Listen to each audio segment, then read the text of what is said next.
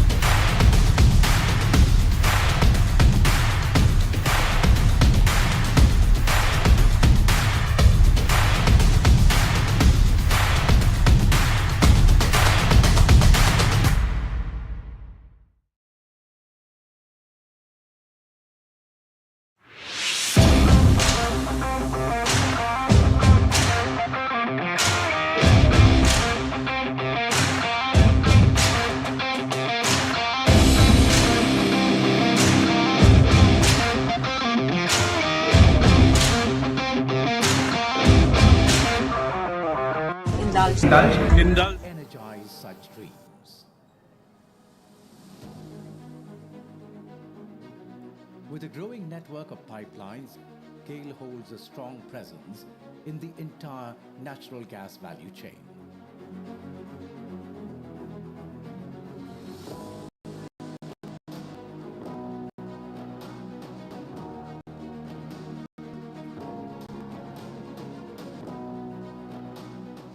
Right from exploration and production, natural gas transmission, processing and distribution, natural gas trading, city gas distribution, LNG shipping, diversifying into hydrogen and renewable energy, and specialty chemicals. Ladies and gentlemen, good morning and welcome to day 2 here at the ThinkEdu Conclave 2024. We begin in a couple of minutes. If I may please request our guests to join us within the hall as we get started. For all our guests within the hall, if I may take the opportunity to please request you to switch your phones to silent mode. Yesterday was an exciting day, and in order to have a memorable experience, we'd highly recommend that you switch your phones to silent mode, and we'd love to have your complete attention.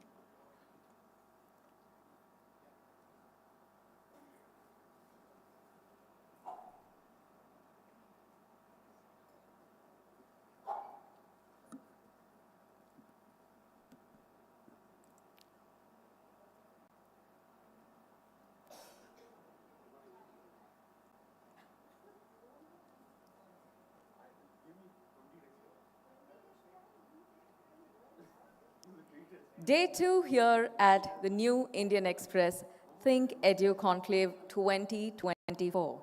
Ladies and gentlemen, good morning, welcome. Thank you so much for joining us here today. We're truly excited to have your presence. Of course, as we get started, I'd like to mention that day 1 featured many interesting conversations, very deep sessions that we had, and of course, from discussing the intricate dynamics of the political landscapes and factors that actually shape the world of education. We also went on to explore the fusion of technology and innovative teaching methods. I think overall, safe to say, day 1 of the ThinkEdu Conclave of 2024 was truly enlightening. Our esteemed speakers not only shared their valuable inputs, but they also inspired our audience with their profound insights and expertise.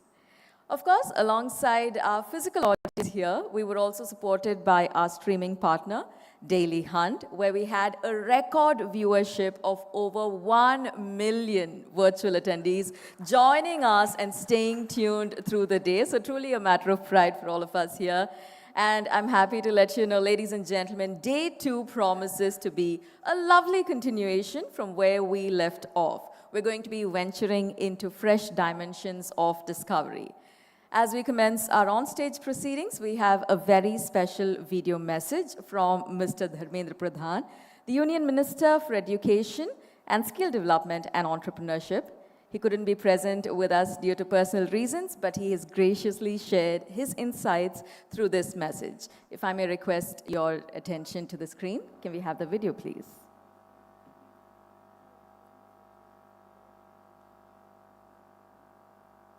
Namaskar. Sri Prabhu Chola ji, Editorial Director, New Indian Express Group, and his team, distinguished guests, participants, education experts, friends from media, and ladies and gentlemen. I am glad to be part of the 12th edition of ThinkEdu Conclave. Friends, we are at an inflection point as the nation rises with aspiration of a Vikasit Bharat rooted in our cultural and civilizational ethos. On 22nd January 2024, the cherished dream of our countrymen got fulfilled with a magnificent Rama Mandir at Ayodhya. On eve of Republic Day, we must remember the direction given by Honorable Prime Minister Shri Narendra Modi ji, Dev se Desh or Ram se Rashtra, God to nation and Ram to the expansion of national consciousness. All our efforts must be in this direction. It is time for a nation which is Samartha, Shakshama, Vaivya or Divya, capable, empowered, grand and divine. Honorable Prime Minister in his vision for this Amrit Kal has emphasized the paramount role of education and skilling. In the National Education Policy 2020, we have built a robust foundation of learning on which the strong edifice of New India will be built. This conclave is aptly named Maha Kumbh, the Convergence edition. It is indeed a churning of intellect to drive a shared purpose to usher in India's Amrit Kal with an education system that empowers, elevates and inspires. Educators, policymakers, technologists, entrepreneurs and most importantly our dynamic student community must come together to explore the interconnectedness of knowledge. Friends, I am glad that this education summit is being held in Tamil Nadu, which has remained a hub of education and knowledge since ancient times. Inaugurating Kashi Tamil Sangamam from Banaras, Honorable Prime Minister had said, we should all be proud that Tamil is one of the oldest languages in the world. National Education Policy 2020 emphasizes on promoting multilingualism and study in all Indian languages. We are ensuring that even at higher education, the courses and textbooks must be accessible to students in their local language. Needless to say, instructions in mother tongue enhance the learning outcome manifold. Tamil Nadu knows these advantages well more than any other states. Today, the world's population is rapidly aging and Bharat is empowered by its youth. We need to prepare a generation in the coming years that will be backbone of the country, providing leadership and direction. Experts suggest that in the coming 25 years, Bharat will lead in the terms of the working age population. Therefore, the eyes of the entire world are set on our youth. We must reap this demographic dividend. We have a 25-year period of Amrit Kal under the visionary leadership of Honorable Prime Minister Shri Narendra Modi ji. We have a vision and sankalp of making India a developed country by 2047. We shall work around the clock in this Amrit Kal in whatever ways we can to achieve the goal of a Vikasit Bharat. This will immensely benefit the youth, ensuring improved health, education, employment, opportunities, and life equality. In Amrit Kal, the role of education institution is crucial. They are the centers of excellence that produce world-class human capital, generate cutting-edge research, create new knowledge, and help find solutions to complex problems. They can act as an agent of socio-economic change that can channelize the energy of the youth towards the goal of Vikasit Bharat and can promote diversity, equality, inclusivity, and well-being in our society. India's education system should not be one that confines students to textbooks, but one that prepares them for the world ahead. They should be exposed to a world where AI and robotics can coexist with Indian knowledge and wisdom, where critical thinking fuels creativity, and where environmental consciousness thrives alongside entrepreneurial zeal. Our young students in schools and colleges today are the ones who will shape their careers and create a new society. They are going to determine how Vikasit Bharat should look like. The youth today are not just the beneficiary of the nation's transformation, but the architects of it. I take this opportunity to congratulate my dear friend Sri Prabhu Chola ji, his team and all the partners in the education conclave. I look forward to the suggestions and inputs in this important conclave. The country under the leadership of Honorable Prime Minister has achieved all-round progress. The future is full of promise and potential. Let us walk the Amrit Kal holding our head high with pride and valor. Our shared commitment to usher in a robust education system that is rooted and futuristic will pave the way for a Vikasit Bharat. Let us build a system that nourishes every intellect, sparks curiosity, and prepares young mind not just for career but for lives and purpose and contribution. Let us capture the India moment. May our youth bask in the glory of our nation, scripting their own success stories and contributing to the task of nation building. I wish you all a happy Republic Day. Thank you, friends. Jai Hind. What a lovely way to start our day, of course, as shared by the Honorable Minister. The Convergence edition, ladies and gentlemen, not only do we explore the diverse facets within the world of education, but we also have a convergence of educators, policymakers, students, all of us coming together, preparing ourselves for the world, equipped with critical thinking and creating success stories. A lot of exciting times ahead of us, and of course, in the near future, in the next couple of minutes, we have exciting sessions taking to the stage. We begin with an interesting one. Now, this is going to be titled Haryana to Harvard, the Unbound Classroom. Taking us through this session, we have musician and educator, none other than Mr. Anil Srinivasan. A loud round of applause, ladies and gentlemen, as we invite our beloved speaker here at the ThinkEdu Conclave across editions. Welcome, Anil. Good morning.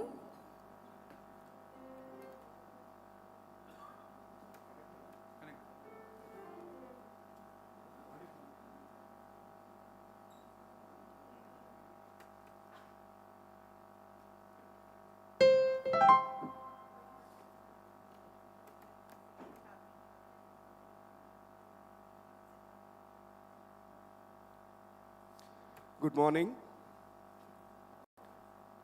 I will try that again. Good morning.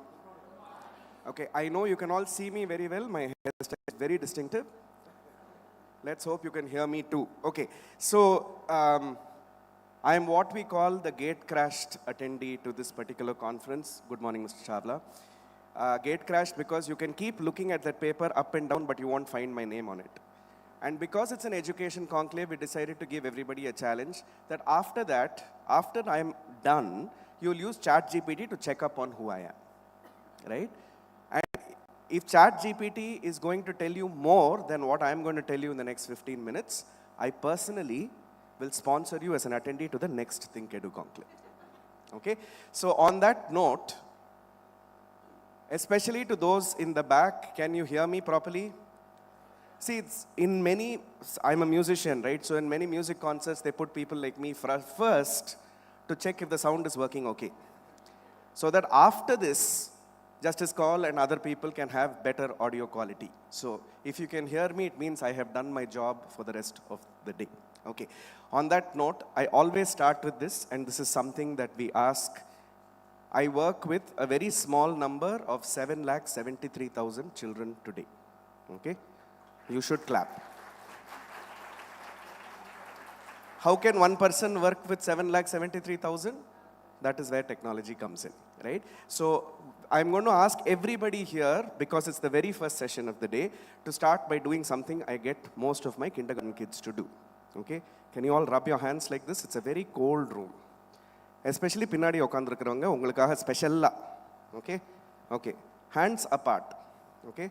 I'm going to count to 3. When I say 3, you clap. 1, 2.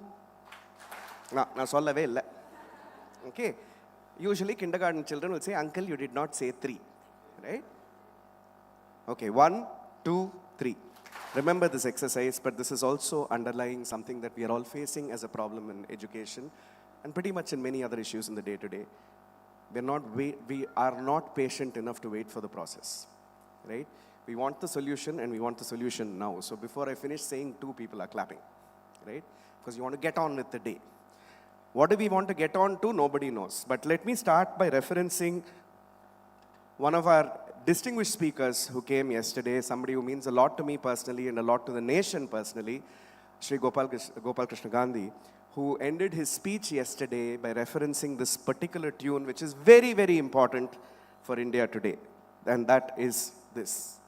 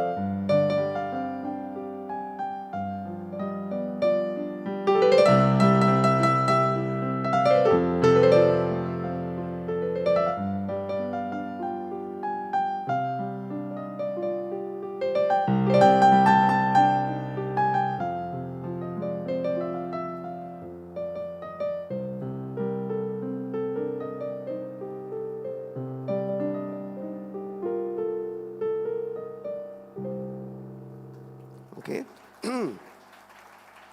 All I will say with this particular one is, while the first line is extremely important to all of us, the second line is even more important to most of us. On this, let me start. I just want to have one slide here, which I wanted to use, if the slides are working.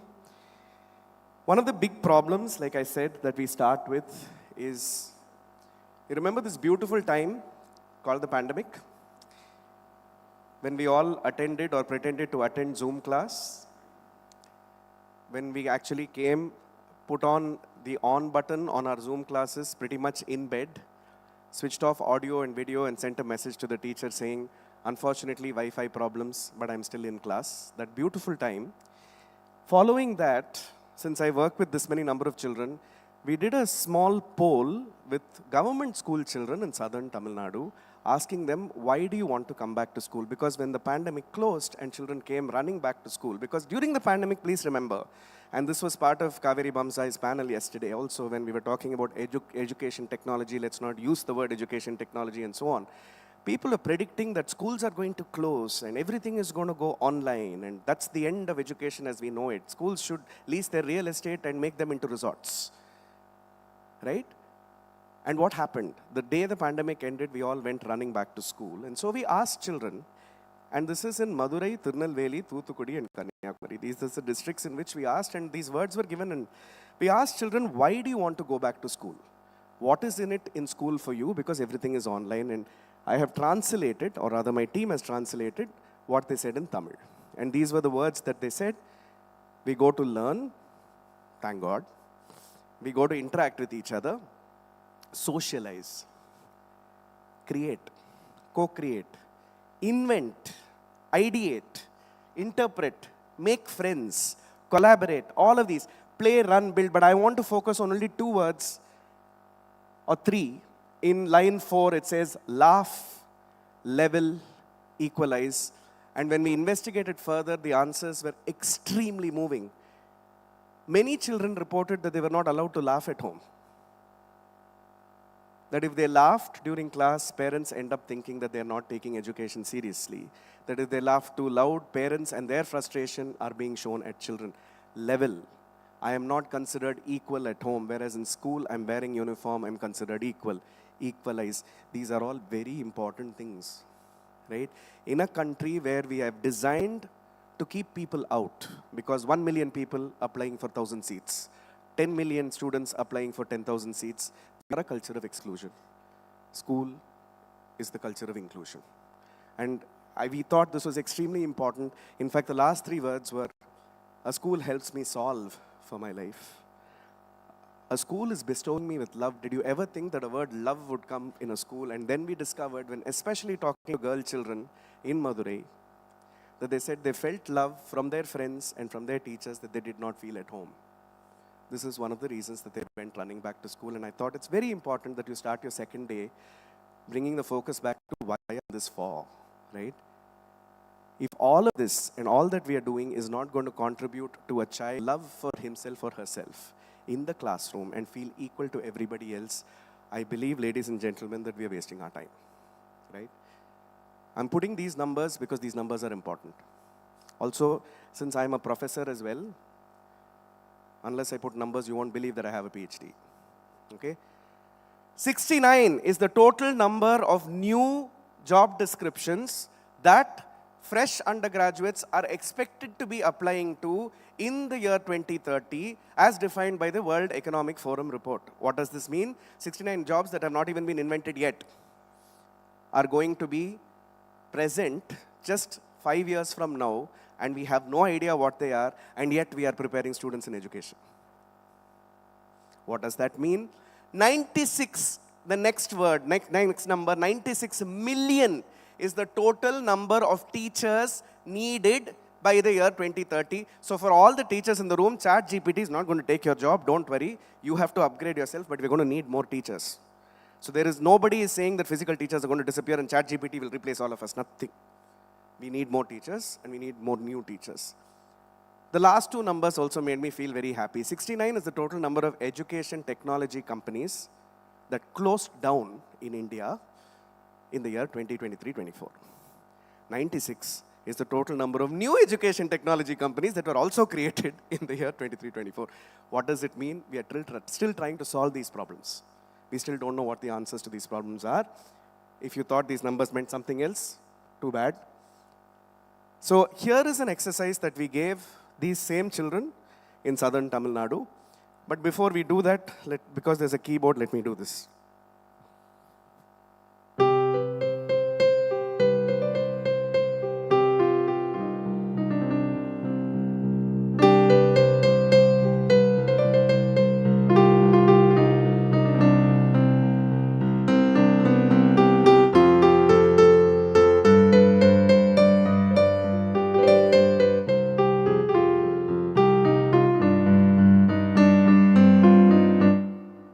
Nanarka,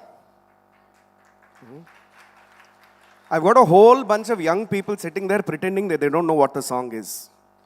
Because I can tell you that many of them were completing the next line in their heads, right? Which film is this from? Excellent. I'm sure if I asked you a question in thermodynamics, second semester, nobody would know the answer. Okay? Which is also underlying part of the problem in education today. We are not learning things experientially. We are learning things factually, which is why we don't remember things. You experience this film in audio visual, you experience this with the beautiful voices of the people you admire, you experience this with the visuals of people that you like to see, and you end up remembering the experience. It's a very important part of education. One of the things that we found, again in the survey we did, by the way, the survey was 31,444 students that we did the survey with, is that experience is the only thing that remains, not factually. One textbook does not work for everybody, right? So we asked children, these are again rural children, rural skill children, rural school children from southern Tamil Nadu, Tirunelveli, Thoothukudi, no technology exposure, nothing. We said, how would you like your classroom to be? And this is the kind of illustrations and models that they developed. Right? A lot of us, especially above the age of 40, with my kind of hairstyle, are pontificating on what education should be. I think it's important that we listen to what the 12-year-old is saying. They want their classrooms to be circular because a circular classroom promotes equality. Rows and columns means that the front row ends up getting more attention than the back row. What a simple insight. My classroom should have everything that I have created along with my classmates around me. Why? Because if I exhibit and display the things that I like and the things that I've created, it makes me feel that the space is for me.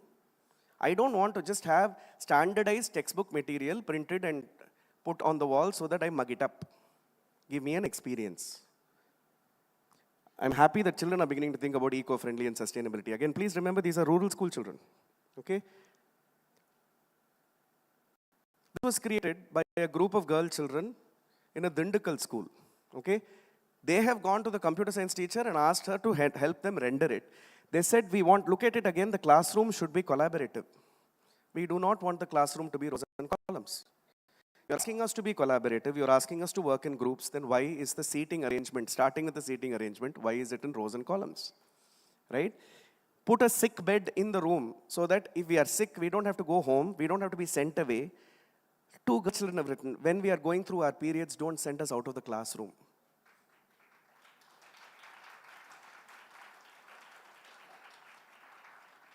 We can stay in the classroom and we can still attend class. Give us a map of the world, don't give us a map only of Tamil Nadu, don't give us a map of only what is defined to us politically. These are children, I did not make this up. Anybody is welcome to come and read the report, okay? And so we started this project where we said, if experience is what is important, experiential learning is what is important. Here is a situation that happened to me, and this became the reason why we started doing this. So in 2021, in the second wave, I almost died, literally. Not because of COVID, I had some other health challenges. And because there were no hospital beds available, they put me in a maternity ward. There were 3 pregnant ladies and me. I really thought this was the end of life. And at that time, I was treated by 2 doctors, one of whom was a childhood friend, like me, had gone through a middle-class life and a middle-class school education. Used to come and hold my hand every day and say, everything will be nice, you're a good person, good things will happen to good people. The second person was a specialist, and I put it in quotes, highly educated, would have been somebody who would have made all our panels proud because he is a PhD from Harvard, he's got an FRCS from Edinburgh, he's got every single degree that you can have.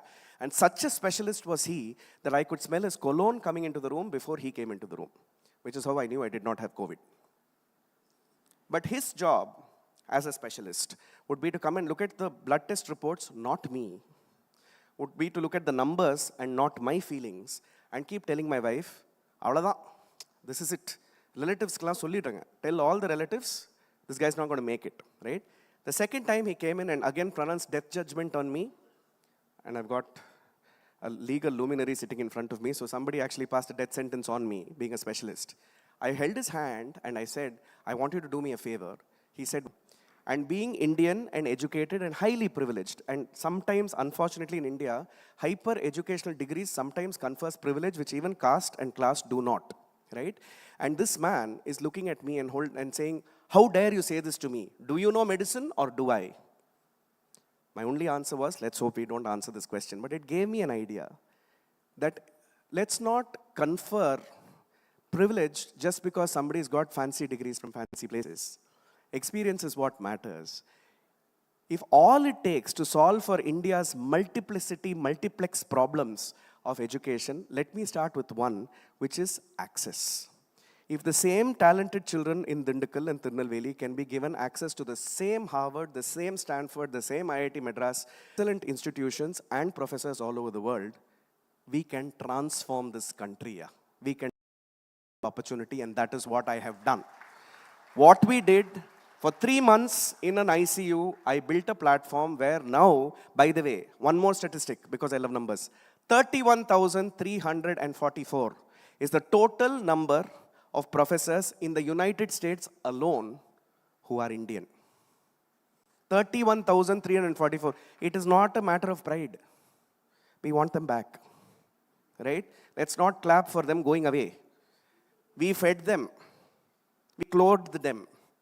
We educated them, and they have now gone away. We need to bring them back. Okay? So one of the things we said is, if we can create simple access through experiential project-based learning, how can we do project-based learning? That same professor who grew up in Tirunelveli, let him help the Tirunelveli kids, but sitting in Toronto, no problem. That's what technology enables, right?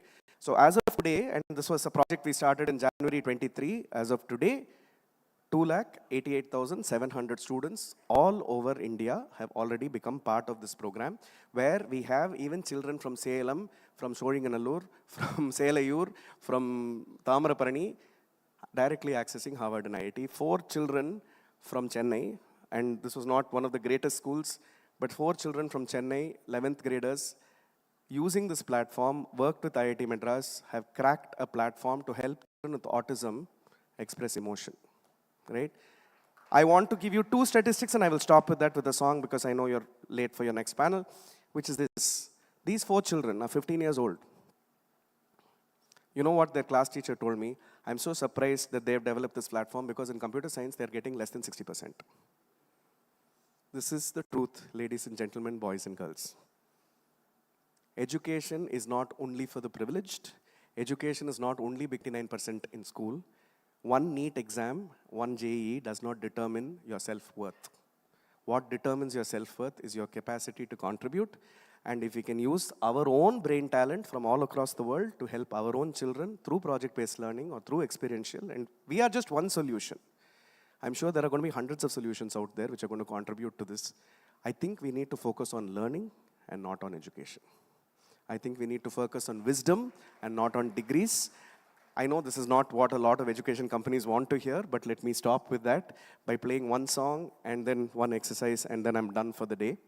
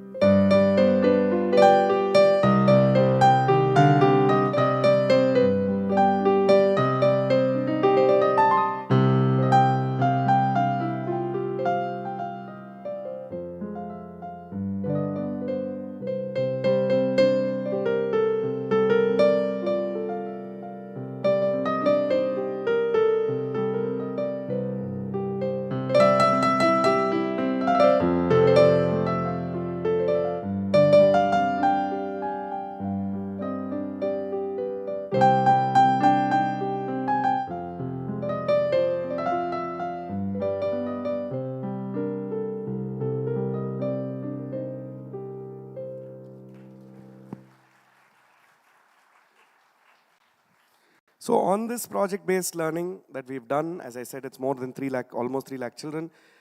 The same girls from Dindigul, 4 girls, have now designed an app for menstrual health. And not only did they design it, by the way, again, 9th class pasanga, 14-year-old, okay? Not computer science students. Not only have they designed it, but the professor from Harvard, who's also from Madurai, who guided them, mentored them through this process, has decided to invest in the app himself. And so it's becoming a reality, right? This is change and it can happen, right? So, because the energy of clapping is so low, maybe we should have brought Nayantara or something, then everybody would have clapped a lot more. Nayantara sonnadhukku ivlo clap. Okay. So can you all just rub your hands together like this one more time for me? You know why I make you do this? Because then you'll keep your phones down. Okay? Hands apart. Mr. Chawla, you have to play the game too. Okay? 1, 2, Yennaya. Okay. 1, 2, 3. Remember this, a group that can clap together, can stay together, and a group that can stay together will change the world. Thank you very much. Thank you so much, sir. And I would say a loud round of applause, but we definitely have that going. Opening out the world of education and, of course, opening out day 2 here at the ThinkEdu Conclave 2024. Ladies and gentlemen, please join me as I invite Mr. Prabhu Chawla to present our speaker, Mr. Anil Srinivasan, with a memento extending our thanks.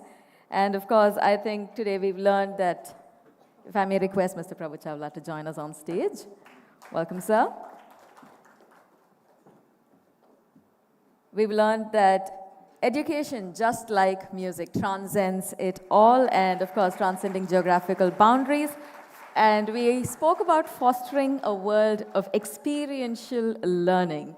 And I would say we would love to close this session with a fantastic photo op. Ladies and gentlemen, the Unbound Classroom, and of course, we had a spectacular demo of that as well, thanks to our speaker.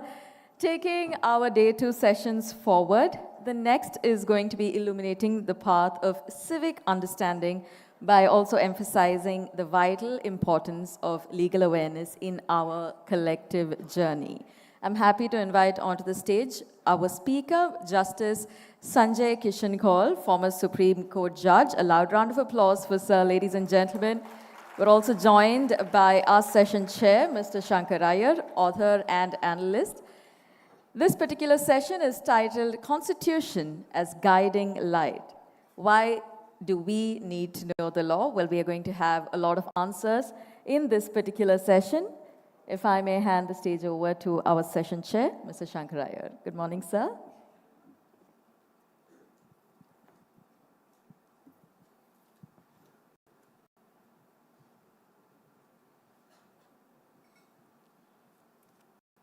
Good morning, everybody. I think I can continue with what Anil Srinivasan had pointed out. The importance of process. And the Constitution is a template for a process of how to hold the country together, how to build a better future, how to enshrine rights. But before we get into the conversation, I wanted to sort of introduce our guest here, our speaker. It's a privilege, sir, to have you here. On the day he retired, Chief Justice Y.V. Chandrachud described him in 5 words, which sort of encompass everything that we expect out of the justice system. He said Justice Kaul is a unique blend of wisdom and compassion. And this is exactly what we expect from the judiciary and the justice system. To me, Justice Kaul sort of is different with a distinction. Some of the judgments that he has given are very interesting. And since we are a media platform, I'll read that part first. In 2008, he upheld the freedom of expression in the M.F. Hussain case. In 2016, the Perumal Murugan case. The overreach by a state or extra activism by the state in opening or filing the curative petition on the Bhopal gas issue. And most recently, in a very considered view on the judgment on abrogation of Article 370, where he stood out by asking for a Truth and Reconciliation Commission. We'll come to that issue in a bit. But I think the first thing that the title of the session, the Constitution as the Guiding Light. So Ambedkar had said in the Constituent Assembly debates, the Constitution is a vehicle of life, and its spirit is always the spirit of age. When in 2024, when we look at the Constitution as a guiding light, there are a number of young people here. How would you sort of present this idea to them? I mean, the Constitution as a guiding light and the importance of the Constitution being the centerpiece of our life. Good morning to everybody. Vanakkam. See, the best of the brains of this country, who had dedicated themselves to the freedom movement, decided to sit together to draft the Constitution. We borrowed from different constitutions. We made the amalgam as one of the most fabulously written constitution. And it was said that if something goes wrong, it's not wrong with the Constitution, it's the way the people work it. Because man was vile or man would be vile. Yes. Yeah. So that was the issue. When we talk about the Constitution as the sentinel non equivae, as the Supreme Court says, the idea is the guiding spirit. So if there are conflicts, if there are differences in thought processes, you must get back to the parent document to see how does it read. And that's what the court's job is. The court's job is to read the Constitution, reread it, when political dispensations or other dispensations don't play ball, if I may say so, to tell them what restricts them.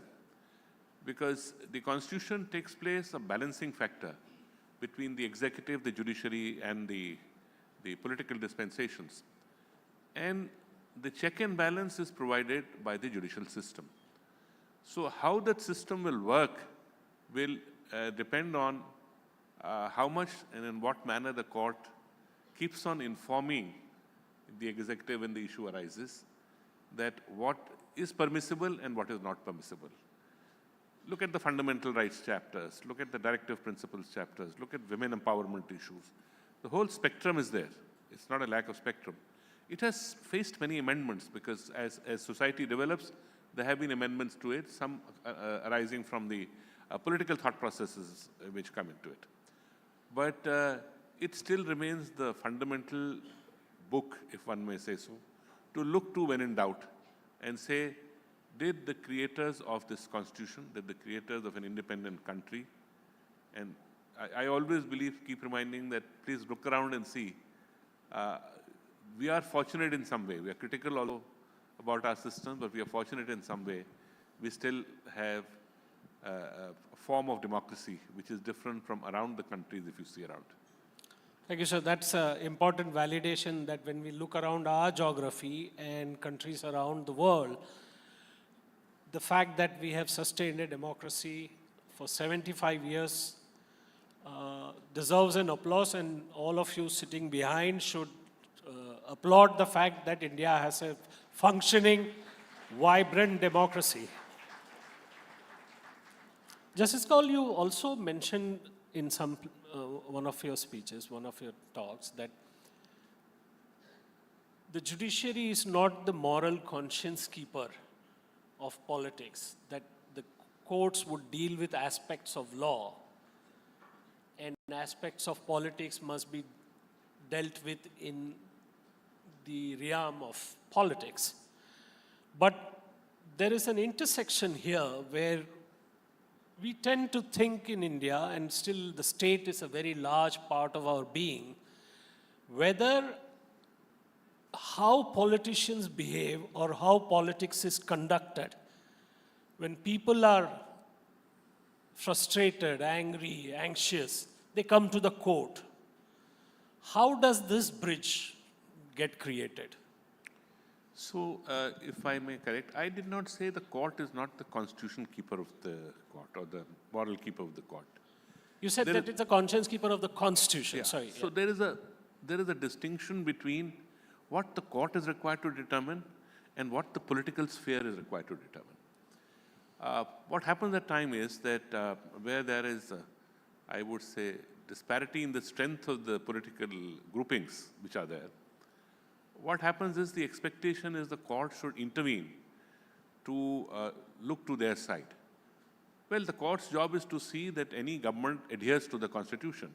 Sometimes there are coalition governments which are not so strong. There may be single party rules as we see today, and we've seen it in the past where the governments are strong. To that extent, the court roles becomes a little more active in ensuring that the fundamentals of the constitution are in place. But it cannot be, what I said is a substitute for the political arena issues which need to be addressed in the political arena alone. That's what I was seeking to emphasize, that we have under this often public interest litigations or some connected matters, a thought process which was developed to help the underprivileged of the society, that should not be utilized to settle the political issues which are there. If there's a legal-political issue, suppose there's an interpretation of it. We've seen this in interplay of the state's role and the role of the central government. The court will certainly step in to take a call and decide what should be the role which each of them should perform. So that's the distinction I'm seeking to carve out, that the political issues should be settled in the political domain. The political legal issues can be determined in the courts. So if I may sort of try and interpret this a little better, is that the point is that the court cannot be expected to play the role of the opposition in a system where the domination is greater. But, and you also spoke about empowering all parts of society to nurture this project, which is the project of nurturing the Constitution. In our system, we always find rights of the oppressed, the deprived, the minorities, the sexual minorities, all of them. The domination of one grouping sort of pushes them to the edge, and they come to the court through PILs, public interest litigation, and others.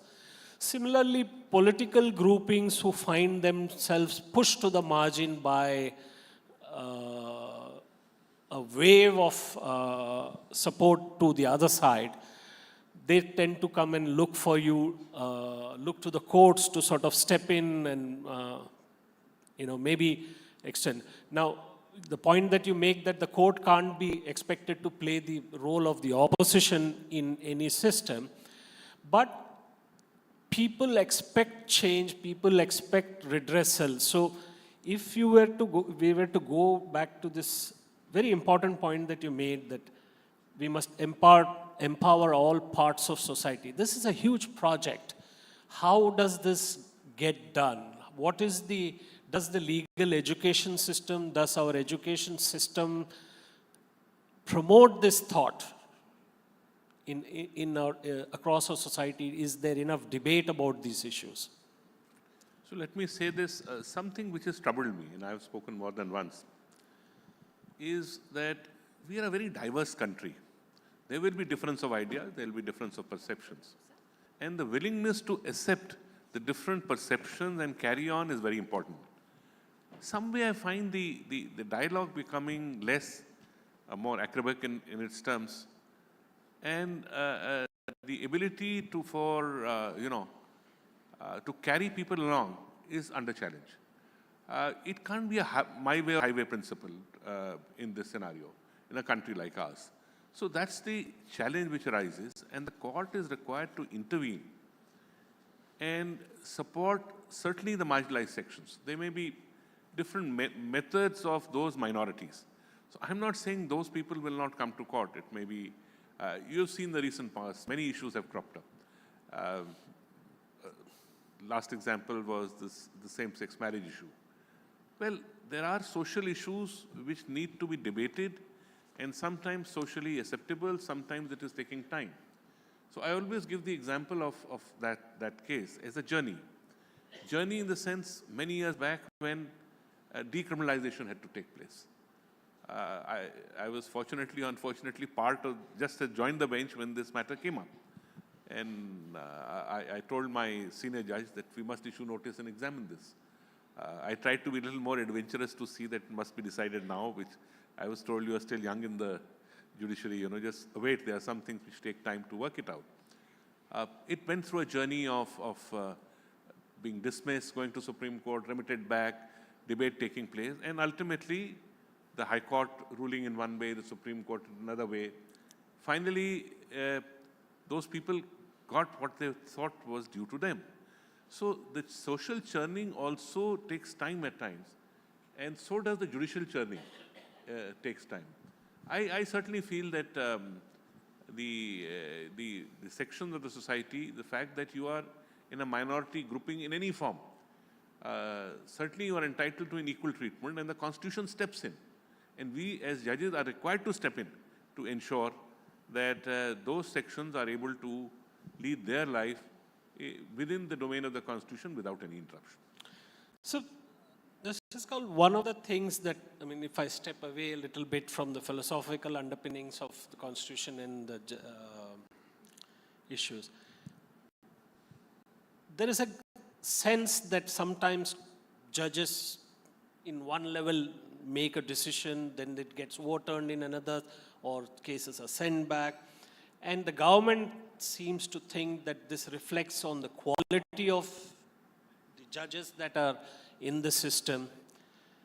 You had, on your retirement, sort of mentioned this in one of the interviews, that probably the way we bring in appoint judges, the way the collegium system works, and you made a very important point that the NJAC, the National Judicial Appointments Commission, could have been made to work, that it could have been tweaked.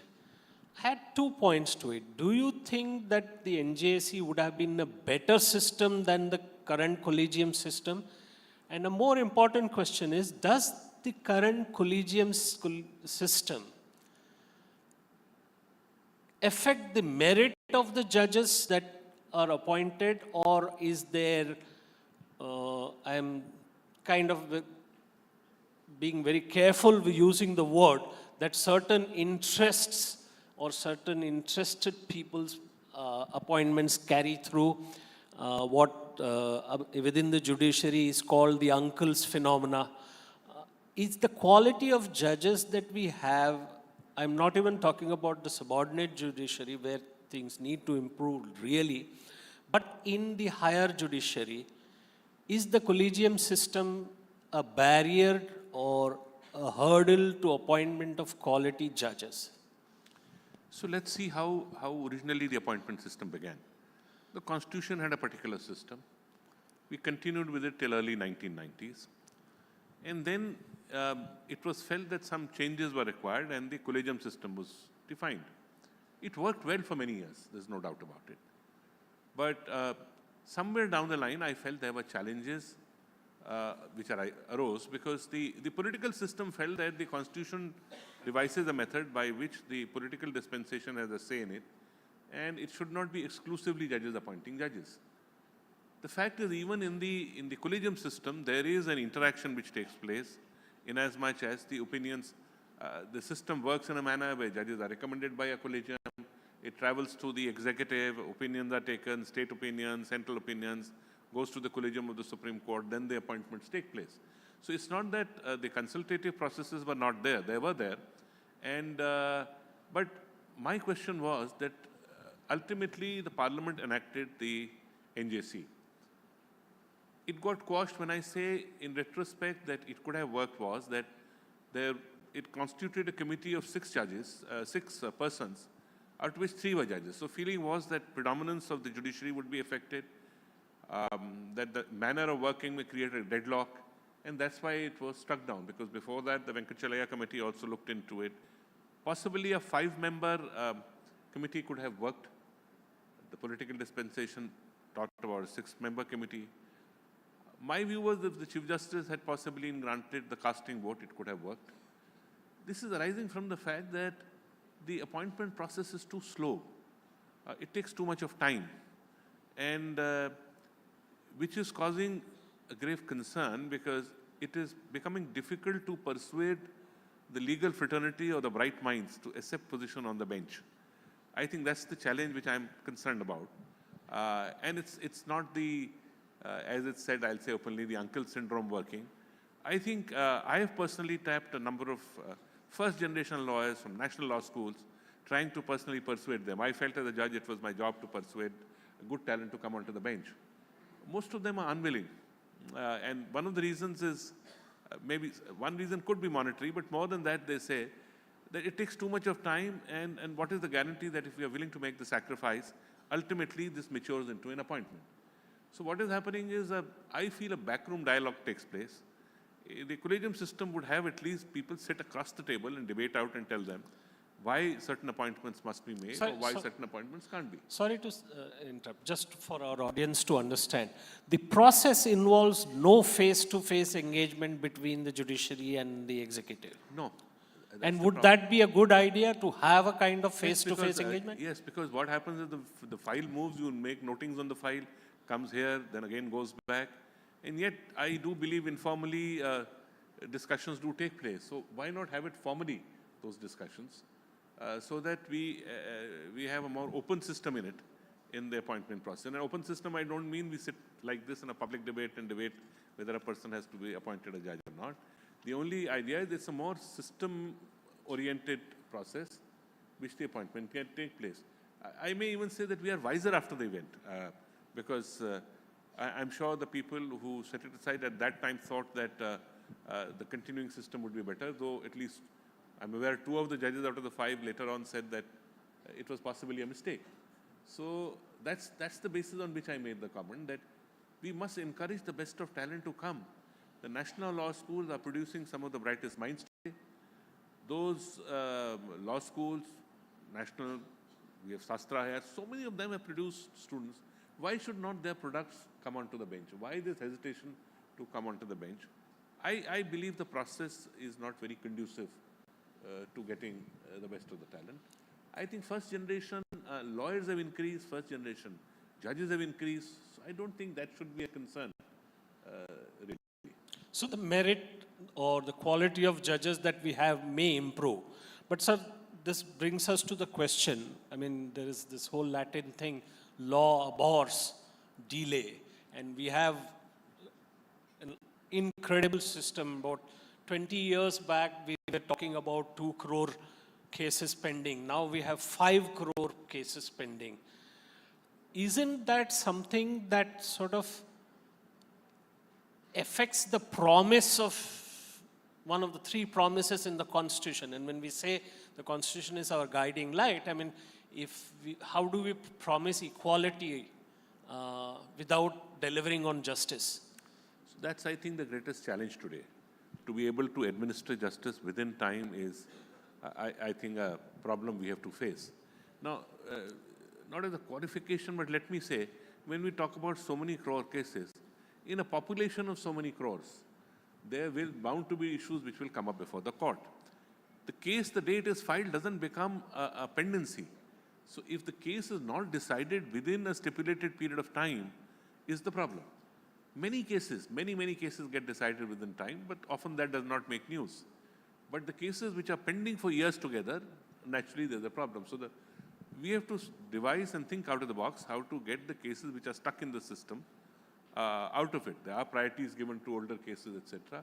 I have been a strong believer in propagating mediation and other alternative methods, not only because they will help in reducing the backlog in court, but also sometimes there are better solutions to a problem because it is something which occurs across the table with the litigants deciding in a sense what they want. It's not that on a basic principle of law the judge imposes on it without them knowing why they got a particular thing and did not get something else. So the American system adopted mediation. In early 80s, they were in a similar problem. Today, less than 3% cases go to trial there. If we expect every case to go to trial, if we expect each case to go through multiple tiers of scrutiny, then I'm afraid this problem is not going to get solved. So we have to think how to make it run in a little different kind of a manner and find solutions to it. The litigant is interested. See, you're talking about technology. I was seeing the previous dialogue. And in an age where everything happens with technology and in future, we can't expect people to wait for years together. That is something which is a concern. I just wanted to highlight one point, sir. I mean, we must be the only country in the world where the government litigates against its own orders, I mean income tax and other. The government is one of the biggest litigators in the country. That I don't know how that persists. There must be some filter system that should be there. And the second more important point, I mean, I remember in his closing remarks on the finalizing of the Constitution, Dr. Ambedkar had said that people may get tired, or he said that new ideologies, new problems will come up in such a way that people will get tired of the idea of a government of the people, by the people, and they just opt for a government for the people, which may be authoritarian, totalitarian, however. Isn't that a threat to the very idea of our democracy? I mean, that when you don't deliver justice in time, the frustrations might go through. And we've seen this play out in our neighborhood. No, certainly when you talk about an expeditious decision of cases, that's a priority and must be done. Yes, I always say I don't know really of a country where government is more than 50% litigant. So let's go to England and see how many litigations would there be by or against the city civil borough or something like that. Here you have to sit, couple of judges sit on every municipal jurisdiction, civic jurisdictions, service jurisdictions. Huge amount of litigation is persons working for the government litigating with the government. So a higher level of dissatisfaction. Now, the government must lessen the litigations. There is no doubt about it, I've been saying. Otherwise, sir, they are not even willing to reveal the number of cases filed by the judges. There are ministries who have refused to file in that system that they've created now for government litigation. So if an endeavor is made, we did make some endeavors to see how to reduce it. But there is a reluctance to accept a view also. So if the same issue is decided, in multiple cases, the same issue will keep on cropping up again and again. I think no officer wants to take a responsibility. They feel they may be, and they have a reason, they feel that a couple of years down the line, they may be in a problem. So you must have a system by which, say, a committee or something, we can judge whether once this one issue is decided, whether other cases should keep on cropping up. Even that was experimented judicially. I remember setting up, requesting, say, the National Highway Authority to set up a committee of the technical people and the judges so that unnecessarily tiers of scrutiny don't come up. I think we have to ultimately restrict how many tiers of scrutiny will the case go through. If there was a court above the Supreme Court, I'm sure many judgments of the Supreme Court would also be set aside.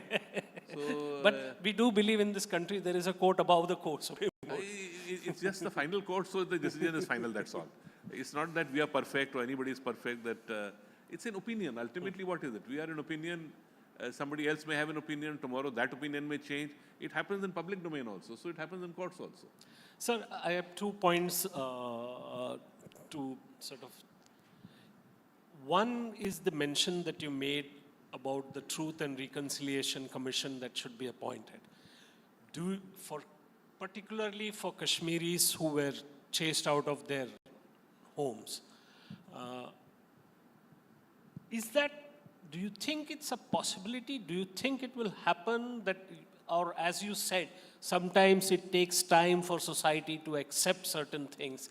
So to accept, and I'm acutely aware of this conversation, a similar conversation happening in North America and in other places, which promoted the idea of slavery for a long time, and now there is a greater demand there for, again, reconciliation, even compensation they're talking about. But is this a possibility in a condition where we are not yet sure, we are uncertain how things will play out in the geopolitical arena in Kashmir? Can people return with dignity to Kashmir? So there are parts of this question. I mean, whether government will do it or not, I can't be a soothsayer, I can't say they'll do it. I've written because I hope that they will do so. Let's see what is the solution. You know, we faced 1984, the problems in 1984. Till today, battles are going on that. The issue was that if you are saying today evidence is not available, other things are not available, proving cases in court is a challenge. The point is somebody must acknowledge that from a part of the country, 4.5 lakhs people almost overnight were compelled to leave. They have a pain, they have an anguish. They may have settled in these 30 years in different parts of the country and different parts of the world. But somebody must acknowledge that something has gone wrong. That itself is a reparation in a sense. Non-acknowledgement continues to, the anguish continues with that. Now, after that, you had the armed services moving in, trying to fight a battle. People who stayed back have their own story to tell. At least have the stories told so that people try to put an end to that issue. Post-partition, it took many, many years for it to settle down. Similarly here, if 30 more years have gone by, this is the only method. That's what I believe. Whether those people will come back to their home in hearth, well, I'm doubtful that everybody is going to come back. That's not how it will occur. But you know, people migrate. People voluntarily migrate from villages to cities for job and other reasons. If the person who went away in a small place where he stayed, if he is able to even come back in security and spend time there, I think that's the solution to the problem. It's not that suddenly one fine day the reparation will take place and all those people who left 30 years and the next generation which is coming is going to come back. But it will help them connect to the roots. I know of people who miss that connection, that they are not able to get back to the roots. That's the challenge, I think. No, sir, my question was a little more wider in the sense that we speak about the individuals making a choice or the families making a choice. Is this situation conducive enough? Will the government do it?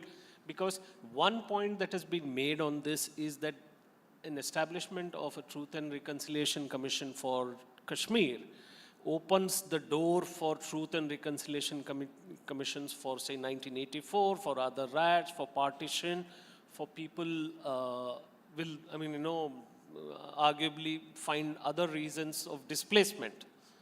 Well, if this, I don't recollect such kind of displacement taking place post-partition from a specified area, as has happened.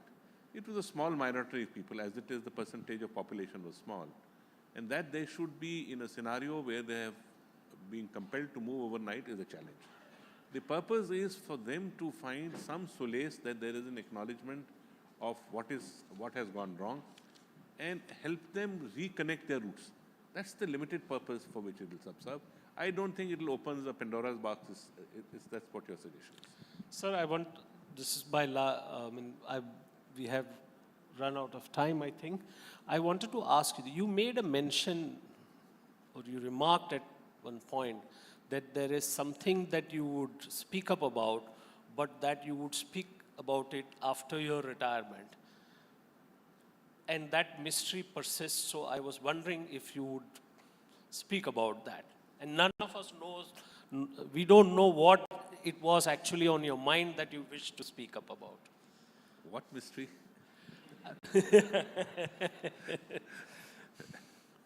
See, there are some things which happen in the system, I believe should not have happened or happened. Everything can't be in public domain. But I only said that, you know, it's a continuous endeavor to find a better and more transparent system.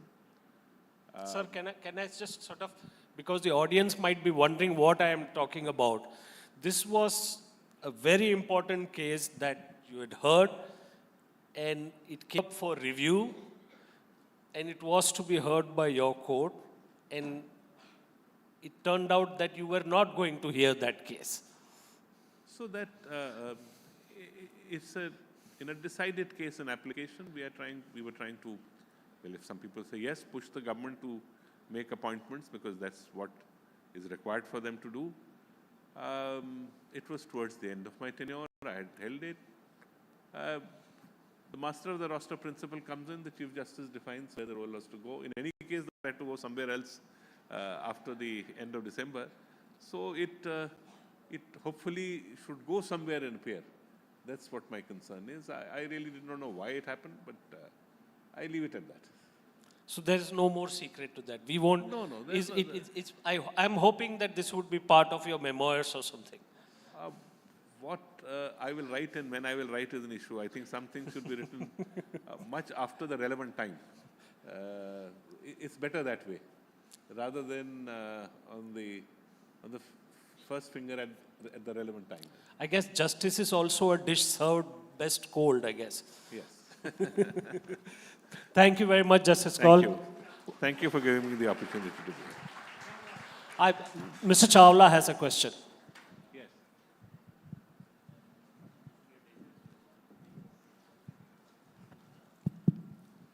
Sorry, Justice Kaul, because this is a question as a journalist I'm asking, because Mr. Shankar here was indulging in academics, I'm indulging in reporting.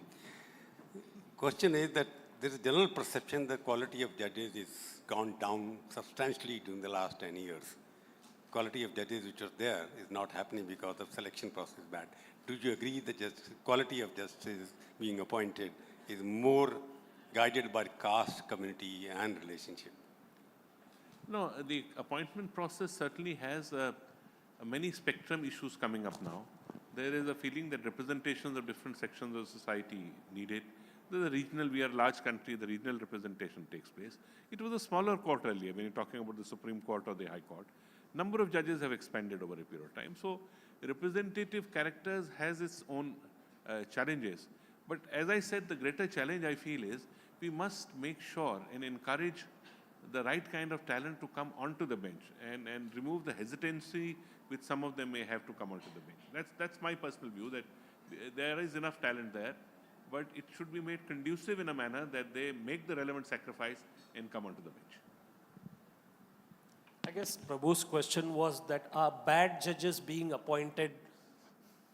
No, I think the check and balances are too many. Yes, there is no perfect system.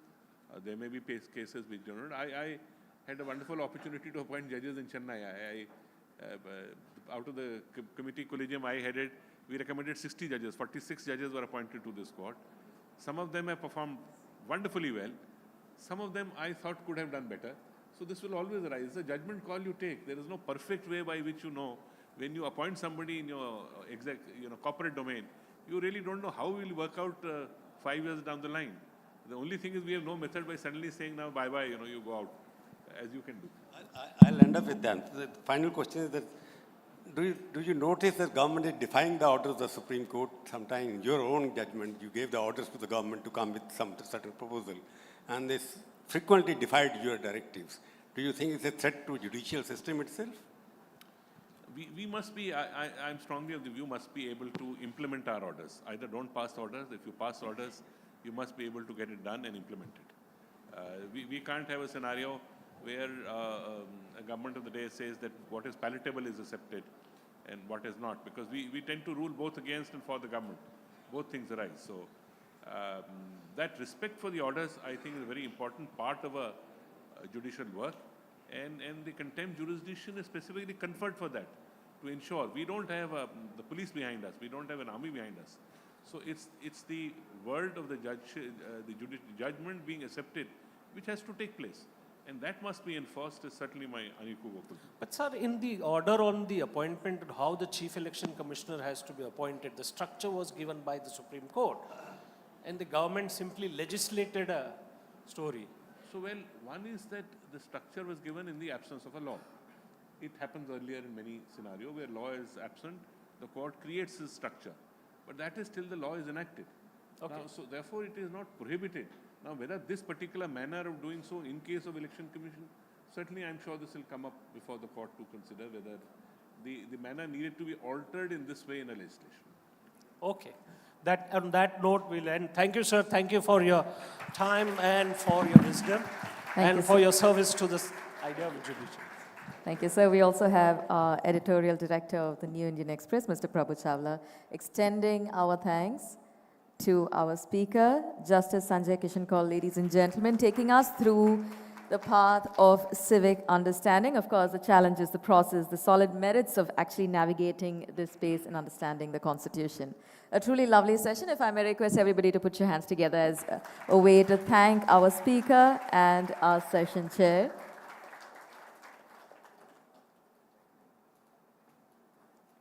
Of course, with this session, I'm sure there are a lot of questions on our minds, and that is just the beginning.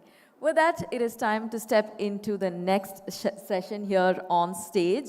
This session is titled Women in STEM, the Right Chemistry.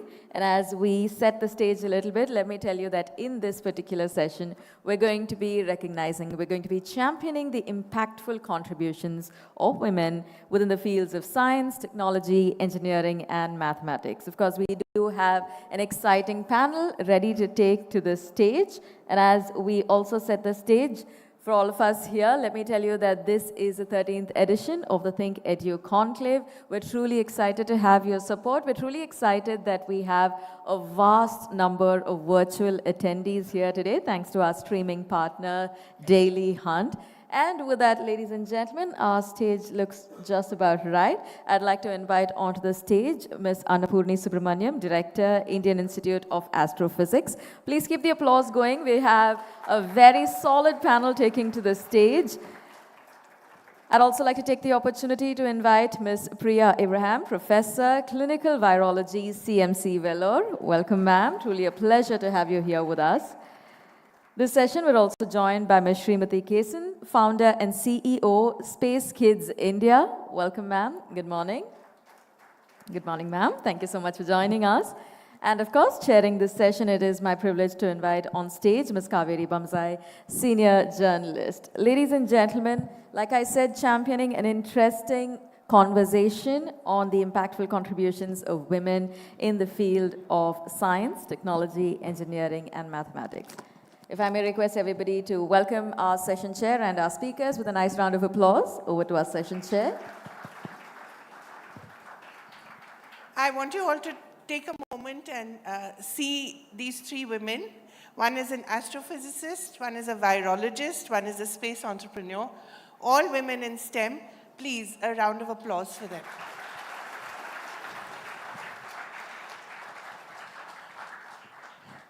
It's such a privilege to be here with all of you. I'm particularly delighted that this panel has happened. I want to begin with you, Priya, because you're the one who's up there on the big screen in the vaccine war. How did you feel when you saw yourself on screen in a way played by Pallavi Joshi? I think a lot of emotions were displayed on that movie. It just brought back a lot of memories of the hard times of the pandemic because we were so thick into it, you know. So it brought back a lot of mixed emotions, I should say. A sense of satisfaction, an accomplishment, and also that, to be very frank, I felt a lot of the other heroes who worked could not be depicted in Only the movie. a woman will say that. Yeah. A man would never say that. I felt that there were many unsung heroes who were not depicted in the movie. That made me a bit sad.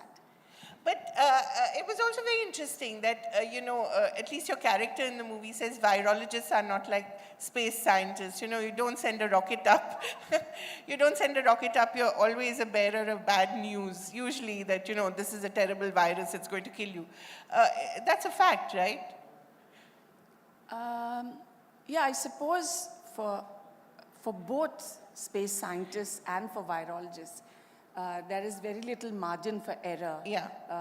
You can't be very sort of brusque and rash about saying we have a virus or we don't have a virus. Or we have a vaccine or we don't have a Yes. vaccine.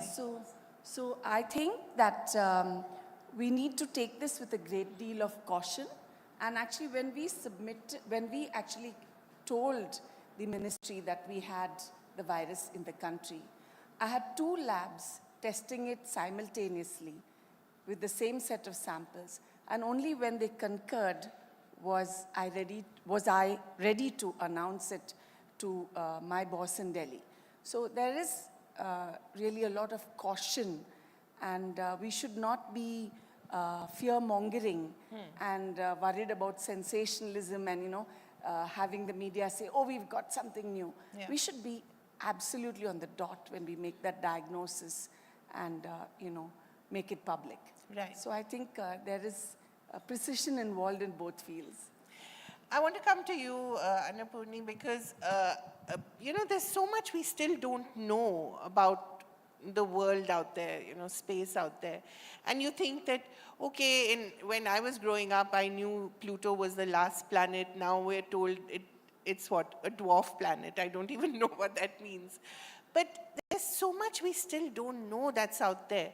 It's both exciting as well as a little nerve-wracking, isn't it, for a scientist? Yeah, so that is what is very fascinating about astrophysics, astronomy and astrophysics and space sciences in general. We are trending into a space of unknown. It's not like you know something and you are stretching it to and extrapolate into something where you know a little bit, but you can go to another one. So here you're plotting something on a 2-axis plane. Both are unknown. So you don't know where to start, where to pinpoint. So you normally start with where you go, but you have to keep an open mind all the time because you can be completely, your ground can completely change. Right. So that realization the scientists always have, but they are also ambitious and ready to take challenges because most of the time we'll be doing something for the very first time. So we can't encounter people who will say that, no, I can't do it because I've never come across it. But that's the day-to-day time thing of we have never come across it. You've never, exactly. No one has done that before. Yeah, right. So that's what's exciting. But Yes. Are you sometimes fearful or is that the challenge? No, it is initially difficult because when you talk about the scales, the numbers, the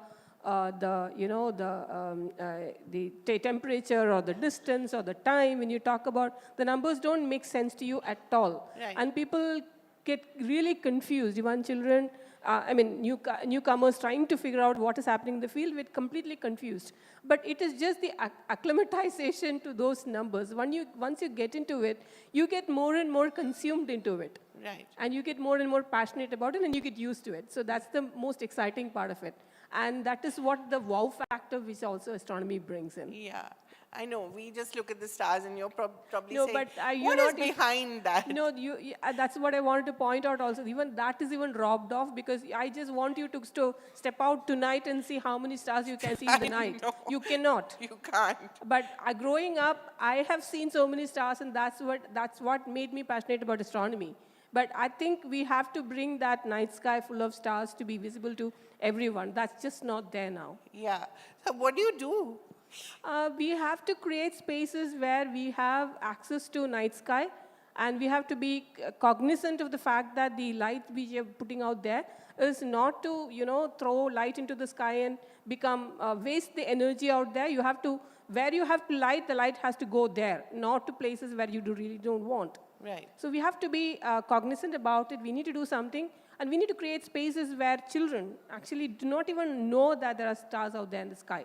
Right. It's in that situation. Right. So we have to create spaces. We have to be cognizant. We have to be, actually it can save a lot of energy. We have to go in that direction. Right. Srimati, I want to bring you in because you've actually been up there, right? You've done a zero gravity flight. Yes. Yeah, so tell me about it and what made you a space entrepreneur? Kaveri, before I start, can I just ask a question to these children sitting behind? Sure. I think we need to awake most of them sitting there. So I think I should stand up. Well, yes. Can I see some girls raising their hands and telling me one name of a scientist, a woman scientist who was behind the Chandrayaan-3? Okay. No Googling. No Googling. Children? Okay. So who is called the Agniputri of India? STEM and women. We are talking and why? Yeah. Why? Because it is not. Boost is the secret of my energy. I get to see Tendulkar. Right. I get to see Dhoni. I get to see everybody. How many of you get to see Tessie Thomas? Yeah. How many of us get to see Dr. Annapurni? Vidya, who? How do, I mean, Priya, sorry. So we are not there in the main picture. Scientist means, you know, we run this competition called Young Scientist India. Sorry, I know you asked me about zero gravity, but I thought this is more important here because we run this competition called Young Scientist India. And you see, when there was a child who was a girl winner in that, the parent comes and tells me, ma'am, I just asked gave permission for my daughter to participate in this competition just because, you know, she wanted to. I don't want her to be an engineer or a scientist because she wants to pursue being a scientist because we were giving a prize of sending the child to Harvard for 3 days.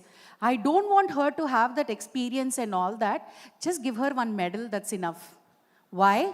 Because she comes from a community where after +2, she has to get married. That is the state of affair. Where is research in the country? See, I started working on satellites and everything. Initially, I was an experiential trainee where I would give, you know, the ambassador for NASA, ESA, and GCTC camps. So I was taking children from India. I was very proud that, you know, oh, wow, I became the ambassador for NASA space camps and everything, so I'm able to take children from here. But continuously taking children there, what am I succeeding in? What is the next goal? What is the next path? It is just, you learn, come back, forget. So I thought we should start building satellites and rockets. So satellites and rockets are a private organization. How can you do that? And who is going to trust you? So that is where I started fighting from the scratch with the system. And I said, it's okay. You don't put my name because I'm not an engineer. I'm not a scientist. I'm a commerce graduate.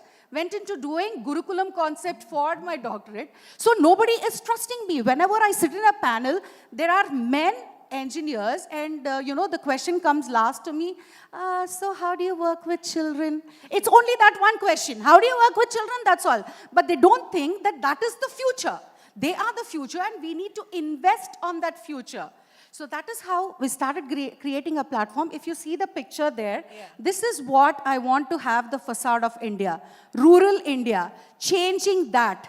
And we have done that by building a satellite with 750 girl children, rural girl children, from Kashmir to Kanyakumari. I was in the ICCU where I don't know whether I was going to come out alive. But I made the project proposal there. I convinced ISRO. I told them we want these girls to be building the satellite. And thanks to Honorable Prime Minister, he gave us a free launch. Otherwise, you know, that is also expensive because InSpace told me, madam, I know you're working for rural children and all that. Free launch mat pucho. Ye free launch nahi ho sakta hai. I said, then how are we going to promote girls? How are we going to bring them on the main forum? Space, yes, Chandrayaan 3, from ISRO, when they work, they get the budgets, but we don't get budgets. I was crying to reach out to Tatas, Adanis, Ambanis. I want these children to come all the way from there to see a rocket launch which is going to inspire. These children are children who are maids children, truck drivers' children. You won't see, I was able to do only about 300 children. I could pull them to Sriharikota to watch their satellite. These are the children. Wow. So, you know, to that satellite to go up in SSLV D1. I could only afford to do this. I carried a begging bowl everywhere I wanted because this is going to create an impression, a lasting impression. So many children wanted to be scientists now. They didn't know that there is something that excites them like this because we don't have role models. We don't have funds for research. Girls' attribution or the thought process in India is still, ladkiyon ko shaadi kar do. But Srimati, it's very interesting that you say that because you yourself got married or were married off, as they say, at 18. Yes. And you were not given a choice. And from what I know, you were an NCC cadet, you played basketball for your state, and you were a really proud sort of on a NCC graduate. And at 18, you were told that you have to get married. And as you said, the sword was replaced by a spatula. And that has been replaced by space now. A spaceship. So your own journey has actually, in a way, mirrored that of what I hope doesn't happen to these girls. There are a lot of children, Kaveri, who actually came to me. They called and they said, there's one other issue also. These children didn't step out of their village ever. This was the first time they were doing They're all it. from Andhra Pradesh? Or? All, Jammu Kashmir to Kanyakumari. wow. All the states, Right. all the states. Sorry, you were saying so? So, you know what happened? They said, मेरे बाजू के घर में एक, you know, one ladki, auntie, they call me auntie, ma'am, didi, everything. So, you know, they raped that girl. God. So my mummy is not allowing me to study this. She's telling me my father, she's forcing my father, get me married. So where are we heading? Yeah. The fear factor.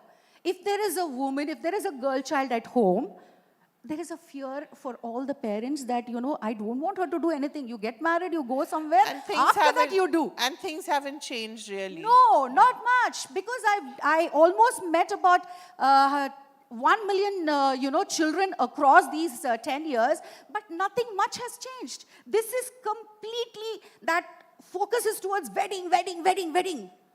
Where is the change? I work with space, but on earth I'm not able to do this change. Priya, I want to put the same question to you. It's important for us to open the door as the first of everything. But to keep the door open as well, I think for women in leadership positions, in science especially, that's very important. But how do you do that? Because you know the challenges better than most. So I'll just go back to my early days when I was, you know, in training. I'm a medical person who moved into laboratory medicine. And when I decided to do a PhD as well. So when I was working, I was hyper-focused. And I want to remind particularly the men in this audience that women actually manage 2 careers. Yes. One at work and one at home. Genetically, men can just switch off when they come to work. But women don't switch off because they know there's a sick child at home. They can't switch off. They don't have they a choice. cannot switch off.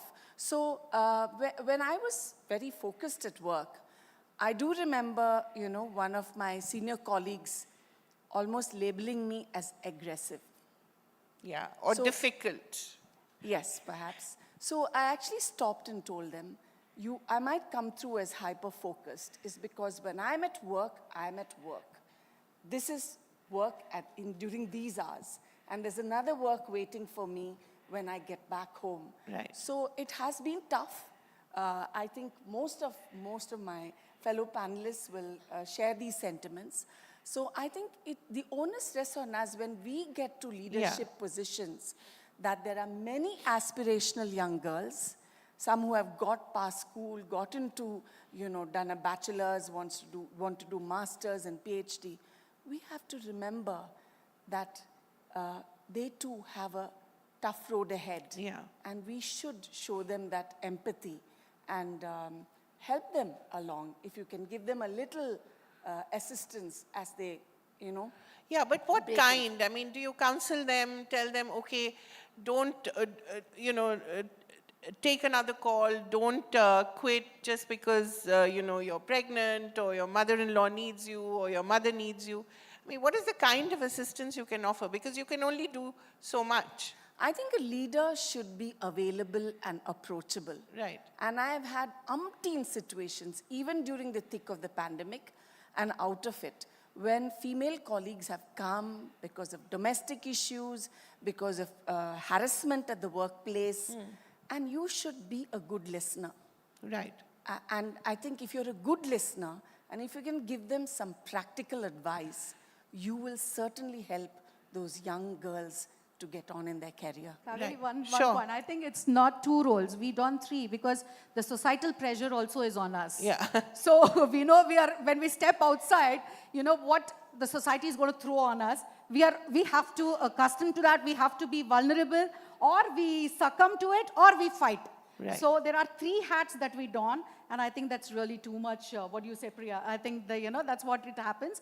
And also one other point is leadership role in STEM is only 2%. Yeah.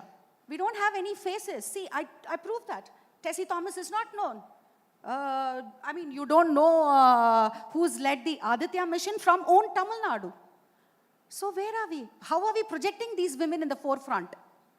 It is just that, she has to be something extraordinary, that one day, that one page in media coverage, That and after picture, that, that's the it. picture of all after the that, sari she's clad forgotten and Yeah. gone. So this is what? This is a motivation. If we are able to motivate the girls to do much better, we need to have a safe zone where she can do research. You know, it's not just earning money. Why are we in the backseat? India is so behind with regards to research. Because we are always focused, study, then work, earn money, have, marriage performed, then set ho gaya, life set ho gaya. So that's what is our perception. When are we going to move forward? Annapurni, what about you? What have your challenges been and how did you overcome them? And what are the kind of life experiences that you can bring to help other women? Yeah, so the most important thing, what I think is that one has to dream and stick to it. And there's nothing called quitting.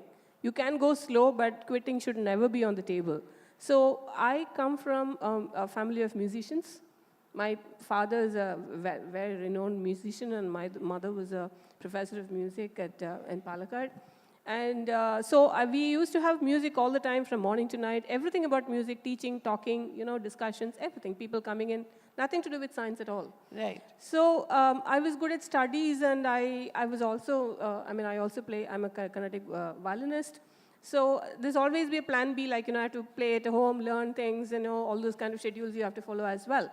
But science always fascinated me, and my parents had nothing, they didn't know anything about it, no guidance, nothing. So just know that if I pass, they'll say yes. If they fail, they'll say yes.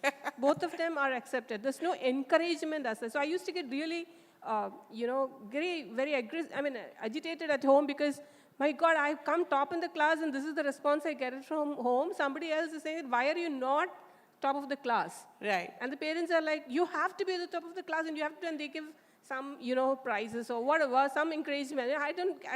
The same thing. If I fail also the same, come top also the same. So I said it doesn't matter. It never disheartened you? No, it never disheartened me, but I thought it was a good thing because I don't have any pressure. It's up to me to do it, right? Right. So I took it that way. So I decided, my dad said, you decide what you want to do, you take it up. But the one thing which I come back to it really scared me to make me perform the best was at the end of my master's, what do I do tomorrow? Sit at home? Yeah. I don't have anything to do. Oh my God, that's just not acceptable for me. I cannot sit at home. And I'll get married. And what will I do? I see my friends getting married and sitting at home. No, that's really something which I cannot do. So and being a prisoner of the great Indian kitchen. So I was scared. And I was so scared that I must pull out all my strength and apply and find out a research position and get a PhD. And get out somewhere. I don't care where it is. But I grew up looking at the stars, and that is what I should do. Eventually, I should reach there. But first thing is physics, and then get out and try to do stars. And then ISC was where I applied, and then I was selected for I was part of the selected. You've been there for a long time, students right? for joined the astronomy program, but I eventually joined Institute of Astrophysics. When I saw that coming, I said, that is it. I have to hold on to it. Nothing doing, I took it up. Right. But there was a challenge at home when I decided to work on nighttime astronomy. My mother suddenly came up and asked me, why don't you study the sun instead of the stars? Study the sun. Sun. And not the stars. And I had no clue why she's so suddenly interested in telling me what I should study. So that you could do it during the day. Exactly. So her thing was, why don't you do it in the day and not in the night? And go to the observatories and stay for a long period of time. Stay away from home. So these kind of things do definitely happen. And the condition was I have to get married. Right. So I also got married early in my PhD career. But the only condition for me was I have to continue PhD, nothing doing, no quitting, nothing. Right. So even my husband was posted elsewhere. I didn't go. I sent the house along with my husband. I stayed in the hostel. And continued. So quitting was never on the cards. When my kids also were there, quitting was never on the cards. I will take them to the observatory, let them sleep on the observing floor itself, telescope floor itself. We'll continue the observations. Eventually, they have to accept or not accept.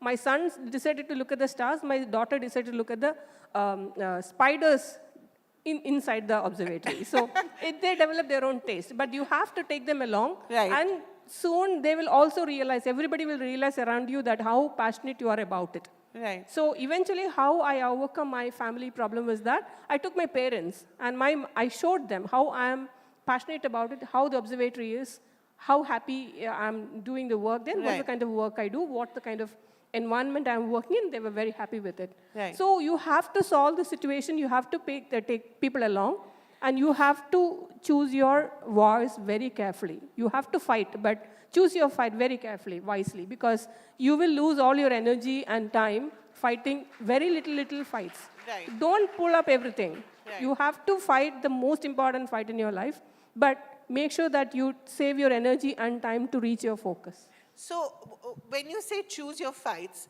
what are the fights that you gave up?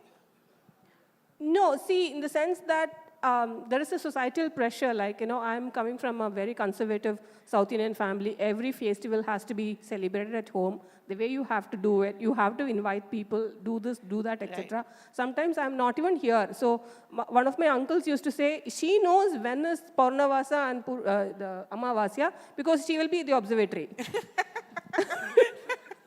So I said, look, I can do whatever I can. You have to accept it. Right. I cannot, so you laid the ground rules. Yeah, but it's not that I completely eliminate everything. I will do it. Right. But it's according to my boundary conditions, not according to your boundary conditions. I will do. And do not come and tell you that this has to be done like this. Do you follow it? No. So don't push it on me. Right. So boundary line is laid there. And I know what culture I need to follow because I am also coming from a traditional thing. Right. I will follow it based on my own conditions and not on your conditions. Wonderful. Yeah. So you were ever labeled difficult or problematic by your colleagues? No, actually I agree with Priya that I was actually a listener. So I'm not aggressive. I also have made a conscious decision. You're not aggressive? No, not in the sense that I don't go pick up the fights or anything. I just listen and try to solve it without silently fighting. aggressive. Yeah, silent aggression. So try to figure out what it is, convince them, and then if I don't convince them, I just walk out. I'm not interested in fighting.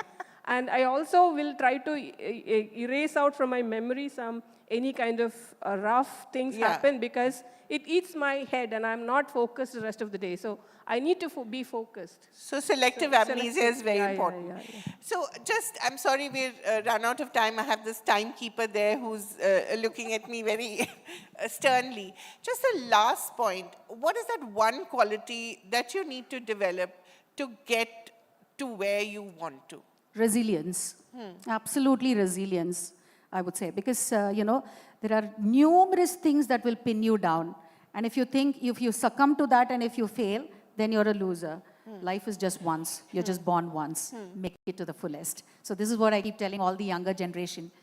Come what may be. Whatever you want to do, you can do it. It is just your way or no way. No way, not even the highway. It's no way. So just be there.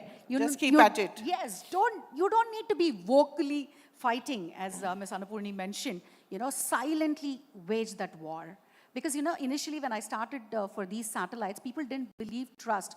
They told me, if you're going to be sending a balloon satellite, you will be behind the bars because you're dealing with children. They don't know calculations. You think you can do this. And they took a bond. Seriously, they took a bond of 10 lakhs. And otherwise, if anything happens to the aircraft or anything, you'll be behind bars. I said, yes, I will do it. I will sign the contract. Because if we don't take that one step, we are pushed behind. Right. Priya, because science is all about accepting failure as well, accepting your limits. Absolutely. So similar to what Srimati said, it requires grit and inner strength. Right. To hang in there, yes, failure is part of the game. Yeah. And success doesn't come overnight. Yeah. So just hang in there and it will eventually meet you. Another advice I would give to young aspirational girls, especially in the field of STEM, is to try and choose a role model, a woman role model in your field. And, you become the mentee and she becomes your mentor. And get some practical advice, along the way. Who was yours? I had a lady pathologist. Okay. Who was very, very sensible. She was an outstanding doctor, but she had heaps of common sense. So I think, attach yourself to a person, right.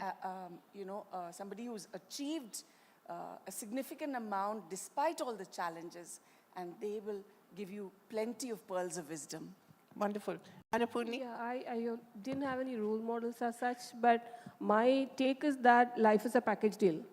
You need to take everybody along. You cannot leave that. You cannot leave your life aside and do your career, or Right. leave You your have to take career and everything everything along. And women can do it. Yeah. We can do it, and we actually learn a lot in the process. Much more than someone who has not taken that path. Right. You get really wiser and able to listen, be empathetic, and more trying to figure out how you can solve the situations, because you're doing it every day in different situations. So take it along. You can do it. You just have to hang on there, and then don't quit. So be at it. Yeah. Wonderful. Don't quit, hang in there, and be resilient. Wonderful advice. I think all of us should take it regardless of which field we're in. Thank you so much, ladies. And please do stand up once, and let's take a nice photo of all three of you together. Thank you so much.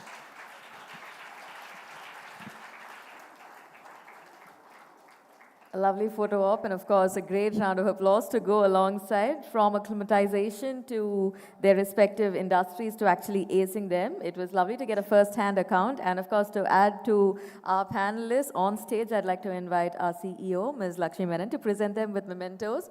And of course, hoping that the applause will go louder as well. Ladies and gentlemen, what it's like to be a woman in the STEM, and of course reminding us that multiple changes need to be underway, starting with the fact that next time when someone asks us who the Agniputri of India is, we're going to strongly say Tessie Thomas, and of course with a loud and proud applause, we'll also announce that she's a Missile Woman of India. Here's hoping to catching up with everything that we need to know, and a very special thanks to our panelists and our session chair for setting the tone for the rest of the day. Thank you very much. A loud round of applause, ladies and gentlemen.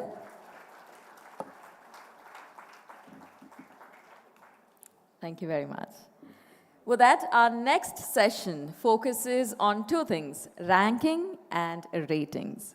Do they matter? Of course, we're going to be exploring the relevance of educational benchmarks, and hopefully we're also going to get a chance to question the impact, the significance of these metrics within the pursuit of knowledge itself. To take us through this session, it is my pleasure to invite our speaker, Mr. Govindan Rangarajan, Director, IISc Bangalore. Welcome, sir. Good morning. It's a pleasure to have you here with us.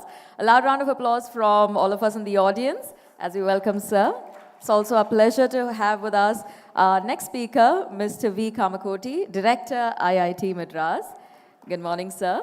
Welcome. Thank you so much for joining us.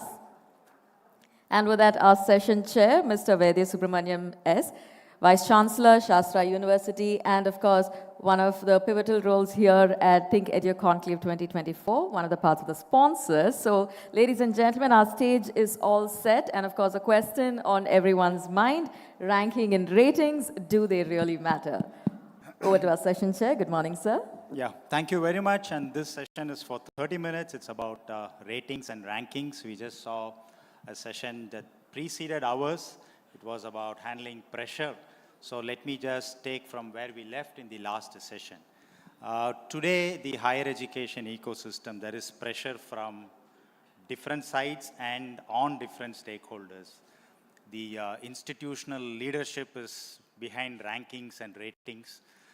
Faculty is behind publications, and students behind jobs. So there is a lot of pressure.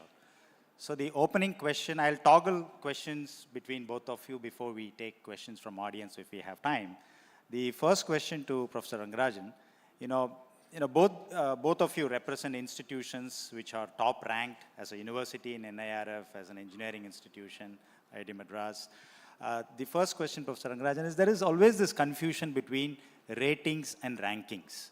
Now, if somebody comes and says, Carl Lewis won the 100 meters, and then contemporary Daley Thompson was a decathlon gold winner. Now, why did he not win the 100 meters, or why Carl Lewis did not win the decathlon? So, but ratings and rankings are two different ball games. But there is this confusion that the best ranked institution should also have the best rating, or vice versa. A good rated institution must also be a top ranked institution. So how do you add clarity to this confusion between ratings and rankings? What's your take on that?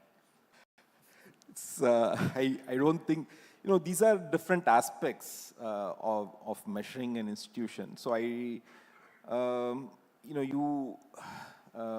rankings, I think, are something which probably more people are focused on because you give some sort of numerical order and a highly rated institution, as you rightly pointed out, may not be the #1 ranked institution also. I think it's more a matter, I would not really, give much importance to these. I think more important is that the institutions should aim for excellence. And it really doesn't matter whether, you are highly rated or ranked. I somehow I fail to see what the whole, importance about distinguishing such things are. So I would say just whatever it is, just focus on excellence. That is the key point which finally matters. But do both of these work towards excellence, or one is better than the other? No. I think both are, in some sense, as I said, different measures. That's all, different way of measuring. So it's safe to assume that there is no point in comparing, rankings versus ratings, because there is a lot of, confusion, a lot of policy chaos, people reporting different media groups, raking this issue. So I think it's better to, begin with that clarity. Thank you very much. And now to the ranking part. Now, I have this feeling, the IITs have actually best represented in both the global rankings, whether it's QS or the Times Higher Education. But within the IITs, some of them have chosen Times Higher Education, some of them have chosen to participate in QS. So how do you actually ration the rankings? Now, why is that a group of IITs decided it's only QS, a different group decided it's only Times Higher Education? Why not all participate in both? So I will, you are a little partial to me. You didn't ask the previous question. Okay. So I agree with Ranga on this. So we are basically going by principles of Bhagavad Gita. We do the karma. This rating, ranking is padam. We don't really bother about it, to be very frank with you. And when we do the karma correctly, we see that the palam comes. And that has been true for both of us. We are leading these two institutions, and we are seeing the results there. That's number one. Second thing is we are an academic institution. We have limited bandwidth. There is a need for looking at data. I fully agree. Ranga also agrees with us that we have to look at data. Data gives us very good insights. But then we look at data for NIRF, we look at data for, so IIT Madras, we decided on QS, because we have been doing QS for concept. But then there are so many Shanghai ranking, that ranking, this Times ranking. I can't put a dean for ranking. We don't have the bandwidth, nor there is an interest. So we want to do one international audit. We consider this like an audit. Somebody is doing, it's a third party. Is it a fair audit? Let me just interrupt that. Is it a fair audit? Because audit has, a very transparent framework. Is it transparent? For NIRF is very transparent. Not NIRF, global. I'm talking just time. QS ranking, see, the point is, again, when we actually look at ranking for ranking, we only start talking about transparency. Okay. Today, QS ranking, we look at some of the parameters that come out. For example, sustainability has been added as a parameter, which is good for us. Is it measurable? It is measurable. We have seen that. So last time, we had a communication gap. So the data was not presented properly from IIT Madras. So we were something like 615 sustainability, but we have a school of sustainability. We do, last year around 300 crores was generated just on sustainability project. So I was wondering what has happened. Then when we actually go through some of the data that they have given, there are a lot of very interesting points that came up. And then this year we made a very concerted attempt to make a website and make these things available for them. The ranks jumped from some 650 to 340 or something like that. So 300 ranks we came ahead of it. Correct. Right. But in this process, it's not just a number there. We did find out some very, very important points about sustainability, where certain processes have to be made in place and how education is being quantified there. So there's a very decent attempt made by QS to bring sustainability as a factor. So this is one example I'm giving you. So ranking in that way, forget the transparency, whether it's correct, wrong, what formula they use. But some very interesting, when we start looking at the data and start populating the submission, we do get very good insight. But that is very important. Since I agree with you that, data really determines where you stand. But is there a collateral damage? Okay, correct me if I'm wrong. That today ranking more or less is becoming a pranking exercise where data is also manufactured because you need to be figured in the top ranked institution. So how do you ensure that there's integrity in the data? Again, Bhagavad Gita. I, as an institute, I'm not behind the number. Okay? I, as an institute, we do good work. Rank is a consequence. If you are going towards the sun, the shadow follows you. Correct? Rank, my sun is my great work that I want to do, good work I want to do. This shadow is the rank. But have you ever done If I leave that good work and start catching the shadow, shadow will go off, I know that. So, but have you, many institutions, ask the questions themselves. If I start doing this, my score in that ranking parameter will improve. Is that a good thing to do? No, it's not. See, there should be certain, that we are very clear. For example, let me give an example. So, today there is citation per paper. Okay. Now, we as an institute, both IIC and we are all working on large-scale interdisciplinary projects. Exactly. So, gone are the days where I see papers with one faculty member and his students. Now we are seeing... Excuse me? You can go ahead.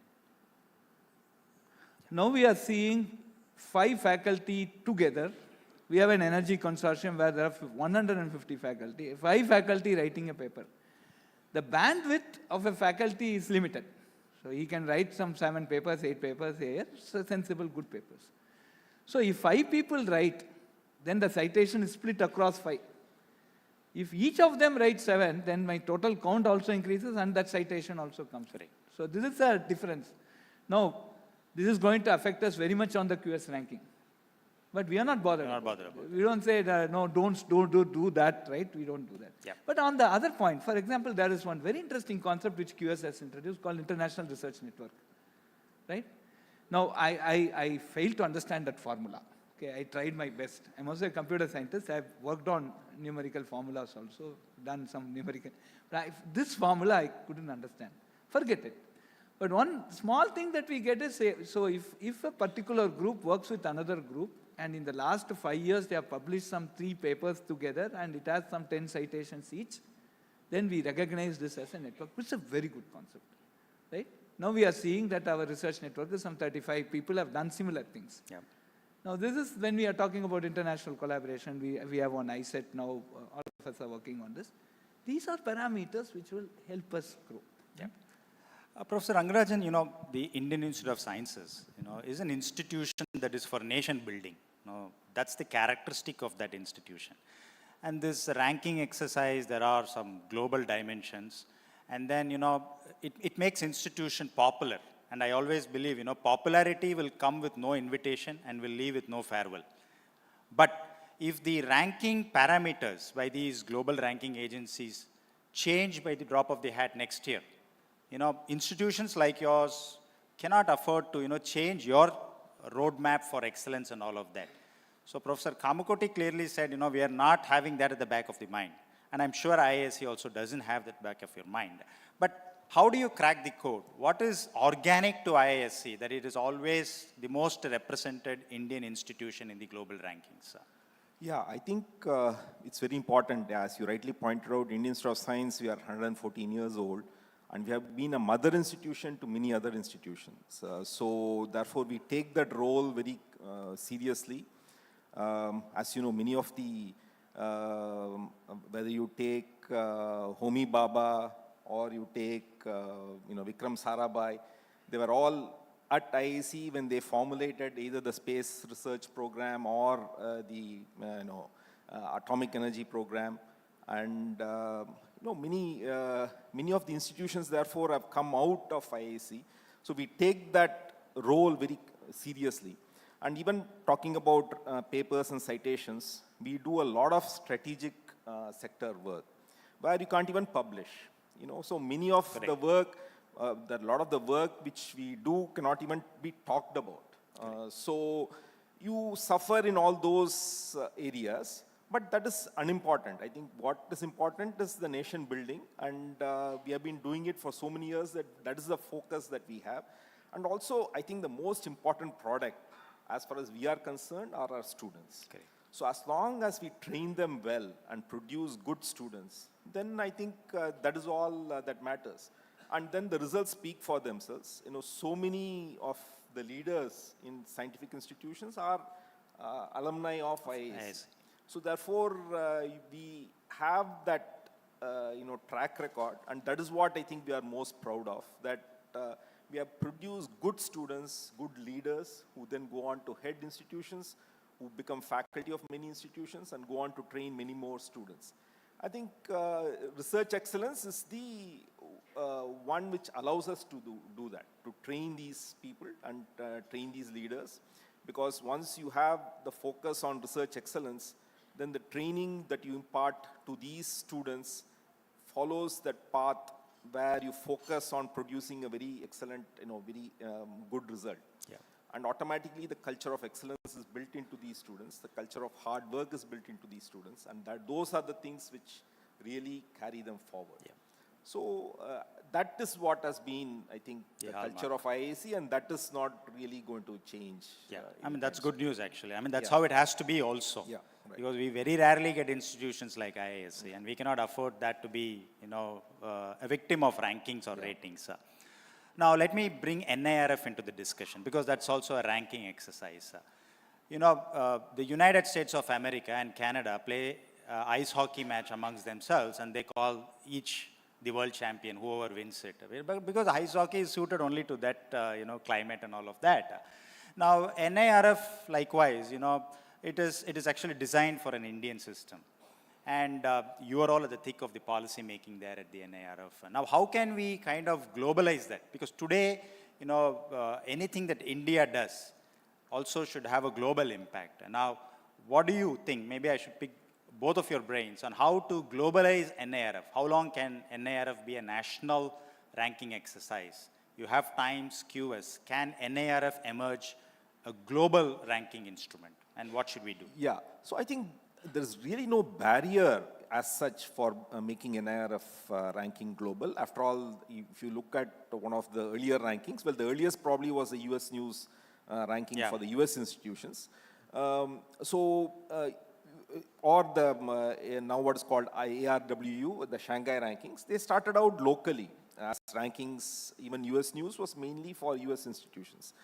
But once you achieve credibility locally, I think more and more people start to look at those rankings, and then you can reach out to a global scale. Because what you need ultimately is, see, there are two approaches. One is what Shanghai rankings take, or the ARW ranking takes, where you only look at parameters which you can gather independent of the institution. Okay. Then you have rankings like QS, where you also need inputs by the institution. Now, if you're going the former route, there's absolutely no barrier, zero barrier for you going globally. All you have to do is whatever parameters you pick, you just evaluate them for all global institutions and publish a global ranking. As long as people find it credible, I think credibility is the key. As long as people find it credible and also matches probably, that's very important. It's a very subtle thing. If the ranking you publish is very opposite to the perception that you have, then I think people discount that ranking. So that's a very strange, because you may have some parameters in your ranking which are picking up on things which may not lead to the perception game. People would always rate Harvard or Princeton or so on, the top ranked institution. And now if your ranking is looking at parameters which doesn't, rate them very high. For example, in computer science, they are not a big institution. Harvard, or Princeton is, but still there are many institutions which are ahead of them in computer science. So if you have something which is more oriented towards computer science or the parameters which are important in computer science, those institutions may not come. So initially there may be skepticism then, what is it we know, we perceive these institutions to be the top institutions, why are they not ranked? So that I think could be one barrier, if you pick, unless you pick the parameters carefully. Some barrier will come when you're expecting institutions to provide data. There, I think much more work is required to convince all the research universities to contribute data. That will probably, what we should do is start regionally, have all the regional institutions in our region take part, then maybe go to Asia and so on, and then expand. As you develop credibility, you expand to the whole world. So the first step is moving regional and then go unless global. you pick the first approach, like the Shanghai rankings, you just base it purely on publicly available data. Then there's no barrier. You can just publish. Okay. Thank you. You have any additional points on how to make it global? One important thing that we must look at is every country has her own DNA. Right? India we have our own, responsibilities. We are the largest democracy. The way we conduct our institute is different from the way the Western world does it. So we have our own commitments, social commitments, etc. So country-specific parameters have to be given and sufficient weightage have to be given. For example, how do you define diversity in India? So if our whole thing is unity in our diversity. Correct. So some people from far northeast come and study in IIT Madras. It's a diverse environment. Correct. Inner come from Germany and come study here. Correct. So these type of things have to be looked at very seriously, and the way institutes are run here. See, our education is very subsidized, right? If you look at postgraduate education, compare it with other universities, it's very subsidized because the type of population that we need to address, the type of social commitments we have are different. Okay, so that is something which we need to bring. So if NIRF has to succeed as an international ranking, there must be some country-specific blocks, which will be given some 50% weightage, and that must also be figured in. Okay, right. then let me pick your brain on that, because that's a very important point. Because Scandinavian countries are very, very small. Morning jog, if you just jog a little farther, you will get into the other country also. Yes. And that is international actually in the world rankings. Sure. Now India is also, you have rightly said, complexities. Now, has NIRF adequately addressed those complexities at the Indian context itself? I feel that, there is still, you will have to do some cross-weightage to remove these distortions. Yeah, so as a system, NIRF, we have been involved with that even at the, formation stage, IIT Madras, IIC, everybody we were involved on that. As a system, it is evolving, right? So this time, there is a sustainability issue brought in, there's an innovation brought in. How do you measure innovation? I'm really surprised. Innovation is getting ranked, right? It's very qualitative. How do you measure it? Innovation can be measured in terms of number of patents that are granted. So it's granted by, so there is a process that is involved in basically getting it. So number of patents is very important there. Then technology transfers that have happened. And then, the startup companies which have exited and become not necessarily unicorns, but, to a stage 2, stage 3 funding. So these are all some of the data that they are basically collecting this time. And there is a measure that is coming. I'm sure over a period of time, this will get evolved, and we will come out with whatever is a common denominator there. And as you have seen over the last 8 years, the whole thing has been evolving, and we are getting more representations done and implemented also. But the innovation data, Professor Rangarajan can also add, the more and more somebody, is uneducated, there is a lot of ideation happening. I mean, we are missing that. We assume that the innovation is happening only in institutions. Are we missing the real innovation outside? That doesn't mean that we've got to rank non-educational institutions. But do we have an innovation measurement framework in place? We have announced the ranking, but are we having a good framework to measure the innovation? In some sense, what this innovation actually says is it's looking at the number of incubated startup in an incubator. Right? For example, IIT Madras incubator, we don't just incubate startups from our own students. We also nurture other university students or other outsiders also to come in. But So that's okay. I mean, if you have a separate ranking for innovative universities. Now, there are many derivative ranking instruments that's coming. Like even if it's Times or QS says emerging universities, Asian universities, BRIC nation and all of that. So can this not be a derivative ranking? Then bring innovation into the mainstream ranking where only few institutions have that capacity. Innovation is now a separate category here. Correct. It's a separate category. So there is a separation that is just done. like research. Just like research is a separate category. Innovation is a separate category, and in the overall also there is a component of innovation that is added into this. So that way innovation has become a separate category. So I'm sure within, we see in the overall ranking institutes that are rated even above 150 are within the top 10 in innovation.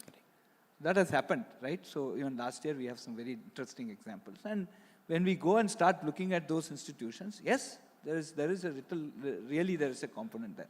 So as Professor Rangarajan mentioned, the credibility is also getting established now. Correct. There is also a cross-verification happening. Like, okay, this institute we did not do, but why it came. So this type of a thing, it is evolving. So I think it's a very good exercise as I find out. Yeah. Professor Rangarajan, you said, ISC is the mother institution. Now, what's your plan to take care of the child institutions? How do you mentor institutions on the ranking and ratings? Because today, even policy decisions are linked with ratings and rankings. As a responsible mother, how are you going to mentor other institutions? I think, I don't think we directly mentor any institution. I think, as I said, it's only our students who go on and be part of these institutions. So the way we can mentor is by setting an example. So directly, because each institution has its own constraints, has its own resources, the geographical location, all these play a very important role. So there is, I think, that is something the institution has to figure out on its own. So the best mentoring that we can provide as Indian Institute of Science is to set an example where we say that, you see, we have sort of weathered all these storms. We were pre-independence, the independence happened, so many, UGC, all these happened after, we were set up long ago. Correct. So we have gone through all these changes and have still kept the excellence on top. So in India, for an institution to maintain its status for 114 years is not a joke. Typically things start declining after some time. So I think that is the best example that we can provide, that you can always maintain that quality and excellence over a long period of time. And I'm sure that. So we'll be Ekalavya institution seeing you, and we will be self-motivated, looking at you staying at the top for almost 110 years plus. Yeah. Now, leadership is also very, very important, and that's going to be my last part. You have both the institutions had illustrious predecessors as directors of the institution. Now, what are you going to expect from your successors later? How are they going to handle the pressure now? Now it's becoming cutthroat competition, not at national level, at global level also. So how are you going to look at your next director? What is that you want to tell your next director? Yeah, I think what is very critical, and I think that is missing in many Indian institutions, but it's happening more and more, and even the government is becoming aware of it, is to have a pipeline. It's very important that you groom, like they do in companies. You have to groom future directors and vice chancellors of these universities. So, for example, what I have personally done is all the deans that I have selected for the various divisions and various roles are all around 50, so that they have enough time, even once my term ends, they have enough runway for them to develop leadership qualities and become serious competitors for these positions. So I think it's very important that we start at an younger age. Often in many institutions, it goes by seniority. Somebody very, who will retire in a few years is made the dean. Then, one is they don't probably have the enthusiasm. They are working out the retirement plans more than what the institution should be doing. But they also, they really cannot contribute because they retire very soon. Yeah. So I think it's very important to give leadership responsibilities to young people. So right in my own institution, Satish Dhawan, who headed both IAC and ISRO simultaneously for 10 years, he became director at 42. Yep.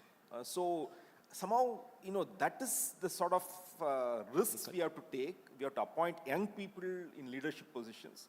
And, you look globally, most of the leaders of big companies are all very young people. Yep. I mean, you look at startups. These are, kids who become CEOs and do so well. So I think we have to trust our youth. I mean, I'm, being, at least in IAC, we have gone down to 50, but other things, we should even go down below. I mean, so that is something which is very important, I think. Yeah. Developing a pipeline, giving them enough opportunities to develop leadership qualities, Correct. and then evaluate them. Yeah, Professor Kama, I know, you might get a second term also because the way IIT Madras is all over. Beyond that, I saw the recent event that you had your 3 previous directors, all of them, addressing, and that was a wonderful event. A lot of inspiration from that. So what is that you will tell your successors? Because that is also linked with rating, ranking, and they need to build institutions for larger purposes. Sure. So as Professor Ranga mentioned, so just to add about mother institutions, 70% of our faculty of IIT Madras had some touch point with IAC. I was a postdoc at IAC, so that's one thing that we derive a lot of inspiration. If you ask what IAC has done to the nation, is what that they have done. So somebody asked, I studied in Venkateshwara College. Somebody asked, IIT Madras is NARF1, what is SVC doing? They said, we are preparing directors for IIT Madras, okay.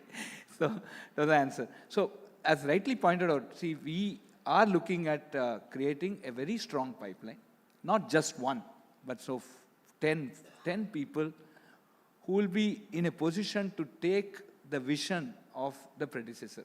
It's very, very important that the vision must not change. An institute cannot afford a change in a vision. Correct. For example, 20 years before Professor Anand decided, I call him grandfather, he decided that we need to do translational work. And that is what IIT Madras is capable of in a very big way. And we started the research park. Today we have 400 companies, $5 billion is the evaluation of the companies. So then 6 years at least he had groomed Professor Bhaskar as a dean. And then that whole tenure of Professor Bhaskar, made a difference. The basic ideas as whatever, there is some basic fabric and that we never changed. And then I was also a dean. I was involved in administration for 6 to 7 years, along with Bhaskar at very close quarters. And COVID did a lot of bad things. One good thing is we had a lot of time to discuss during COVID because no travel, nothing.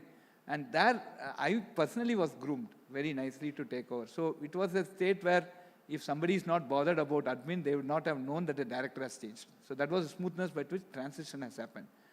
So that is very, very important for any institute. So what we are also doing is that all our deans, we are grooming the deans, take up administrative positions, be in very important committees today. See, we are now in a very large democracy. There is a lot of expectations from our institution, right? So responsibilities. Yeah, responsibilities and expectations. And right from, school education, say, what is our contribution? STEM, all of us are doing a lot of work on STEM, right? So these things have to be, basically, be part and parcel of the dean's work. So that is also coming very much. And we are also very much focusing on getting more women involved in leadership. Good. So women leading IIT, our Zanzibar campus, Preeti has taken over. Yeah. She's an IIT Bombay alumnus, and she did PhD abroad, and she joined our faculty.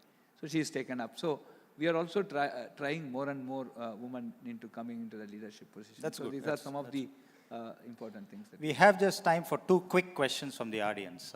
The boy who just raised the hand first, and Anybody who wants to ask the second question, please raise it now so that the mic can reach there. We'll save time. Here, okay. Mic there to the person in the coat there. Yeah. The boy there first, the student. Good morning, gentlemen. So we have seen that IITs have been accessible only for particular students who clear JEE before 4 or 5 years. But recently we have a direct connection with the IITs through BS Data Science program or through other incubation projects. So is there any link with the ratings for the reason? Is there any reason for that? Are you incentivizing, does ranking and ratings incentivize your online programs? No. So we are doing is, so what today United Nations calls as SDG 4, Sustainable Development Goal 4. Every institution has to be adhering to some of the Sustainable Development Goals, and youngsters, if you don't know what are the Sustainable Development Goals, please go and read it from the UN website. So SDG 4 is talking about affordable, equitable, accessible education for all and equal opportunities. And this entire BS Data Science program has been conceived essentially based on that idea. So we are not, it's not linked to any ranking, or actually I don't know, it may have even negative impact on the ranking because we have more students and our faculty to student ratio. I have 25,000 students today, ladies and gentlemen, enrolled in the BS Data Science program. And we have 5,000. But you will have international students also, no? You will gain there. I don't know. So 5,000 students are below poverty line and we are supporting them through scholarship. So this is what we have made as an outreach. So that's a very quick answer to your question. The gentleman there? Can I ask a question? Yeah. This is to you, Professor Rangarajan. You are talking about, both of you said about grooming, about, in leadership position, etc. IIC, for example, doesn't really employ teachers who are pass outs of the institute, say PhD scholars, etc. Why is that so? That is something I've always wondered. You mean inbreeding? I wouldn't say it's a very hard and fast rule, but I think most institutions typically would, we want our students to go elsewhere, because that is part, I think, of the responsibility of all institutions. So to encourage that, we have such rules. And also, you want more fresh ideas to come in. So if you have a professor and that professor's student then again joins a group, it's the same set of ideas. The basic set of ideas don't change. So to promote more innovative ideas, fresh ideas to come in, it's always better that somebody from outside comes to IAC rather than somebody who's already a graduate. That is, if somebody has done, master's or undergraduate degree, it's fine. But it's only at the PhD level we have, because it's basically for that reason. Yeah. Your last question? Yep. Yes. I have 2 questions for you. One is generic, another one is controversy. So which one you choose? No, want to choose? Make it short. Make it, yeah. Why is that IIT is being seen as a gateway to the West? People who get graduated from IIT choose to work for the other countries. Answer. You said Last, DNA is different. Correct. Answer to your question. Last 5 years, the number of people who have gone abroad is 5%. Next. It's a great achievement. It does not come out and open. The next is, how do you counter the controversy of giving priorities to the lecturers belong to a different sect in the society? We have now the national, the central education. Repeat your question. I didn't get it for me. The representation of faculties has to be from the different sect in the society. Inclusive recruitment. Say, inclusive recruitment. Inclusivity. Yeah, now we have, so the Central Education Institution Act, the CA Act, has now mandated certain reservation at every level, and we follow what we call as the roster, right? Roster, it's a central government designed thing, which basically ensures that every community is given that many things. So I'm also very happy to tell you the last 2 years, 2019, it has been implemented. So in the last 4 years of our agreement, we don't have a single backlog in the faculty and staff recruitment. Thank you very much, ladies and gentlemen. Big round of applause. As always, wonderful talking to both of you. Thank you very much. It's also my pleasure at this juncture to invite onto the stage Ms. Santvana Bhattacharya, editor at the New Indian Express Group, to present our speakers with mementos extending our thanks. This conversation, I think, has kind of encouraged us to critically examine the impact and the significance of these metrics, of course, fostering a much nuanced understanding than we currently have. The session titled Rankings and Ratings, Do They Really Matter? A very special round of applause, ladies and gentlemen, for our speakers and our session chair.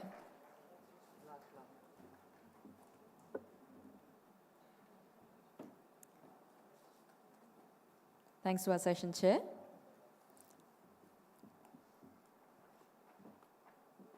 Well, a lovely session. We'd like to end it with a beautiful photo op. Let me also tell you that following this is a session titled Prime Time Party Time, the TV Warriors. I'd like to tell you that during the course of this session, we're going to be delving into the captivating world of television itself. We're going to explore the impact and the influence of news warriors, especially during prime time. Of course, without further ado, please put your hands together as I invite our speakers onto the stage, starting with Ms. Aishwarya Mahadev, National Media Panelist, Indian National Congress. Welcome, ma'am. Good morning.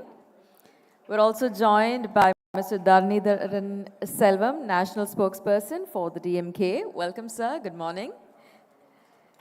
I'd also like to invite onto the stage Mr. Kumbh Satyan, Official Spokesperson for the AIADMK. Welcome, sir. A pleasure to have you here with us. It is also my pleasure to invite Mr. Narayanan Tirupati, Vice President, BJP, Tamil Nadu, to join us as a speaker for this session. Welcome to all our speakers. We have our session chair, Ms. Kaveri Bamsai, doing the honors and driving this particular conversation. Prime time, party time. Ladies and gentlemen, the TV warriors are in the spotlight. Over to our session chair. So the advantage I have with this panel is that they stick to the time limit. They know that they have very little time on television, so I think you're used to speaking in TV-sized bites. Thank you so much for being here, and it's nice to see you off screen. My question actually begins with both Mr. Narayan Tirupati and with Kumbh Satyan. How is it when your parties are no longer allies? How do you quickly change your stance? And do you get a directive from some headquarter, some person in the headquarters saying that now you have to say this about your allies, which you didn't say earlier? No, first of all, we have to understand that this, whatever the alliance, comes only during elections. Yeah. So once the elections are on, alliance is on. Otherwise, we are growing our party, we are talking about our party and about the society. But elections are always seem to be on all the time. I mean, No, and alliances break and, they come together even when it's not election time. So how do you quickly recalibrate your responses? No, that's what I said. Alliances are made only during elections. So definitely we are not worried because the alliance, as far as we are concerned as a national party, the national high command clears the the alliance parties and the strategies, everything. So definitely it is not like other parties that when somebody is ruling here, you have got two different kind of politics. Like ruling party, say if it is DMK, then the Congress, then the VCK, other parties who have fought together, even in their symbols, they have to because they are ruling here. But in our case, it is not so. So we need to understand that also. And again, the 5 years, whatever, especially in Tamil Nadu, except DMK and AIADMK, which are bigger parties, definitely they both are very big compared to other parties.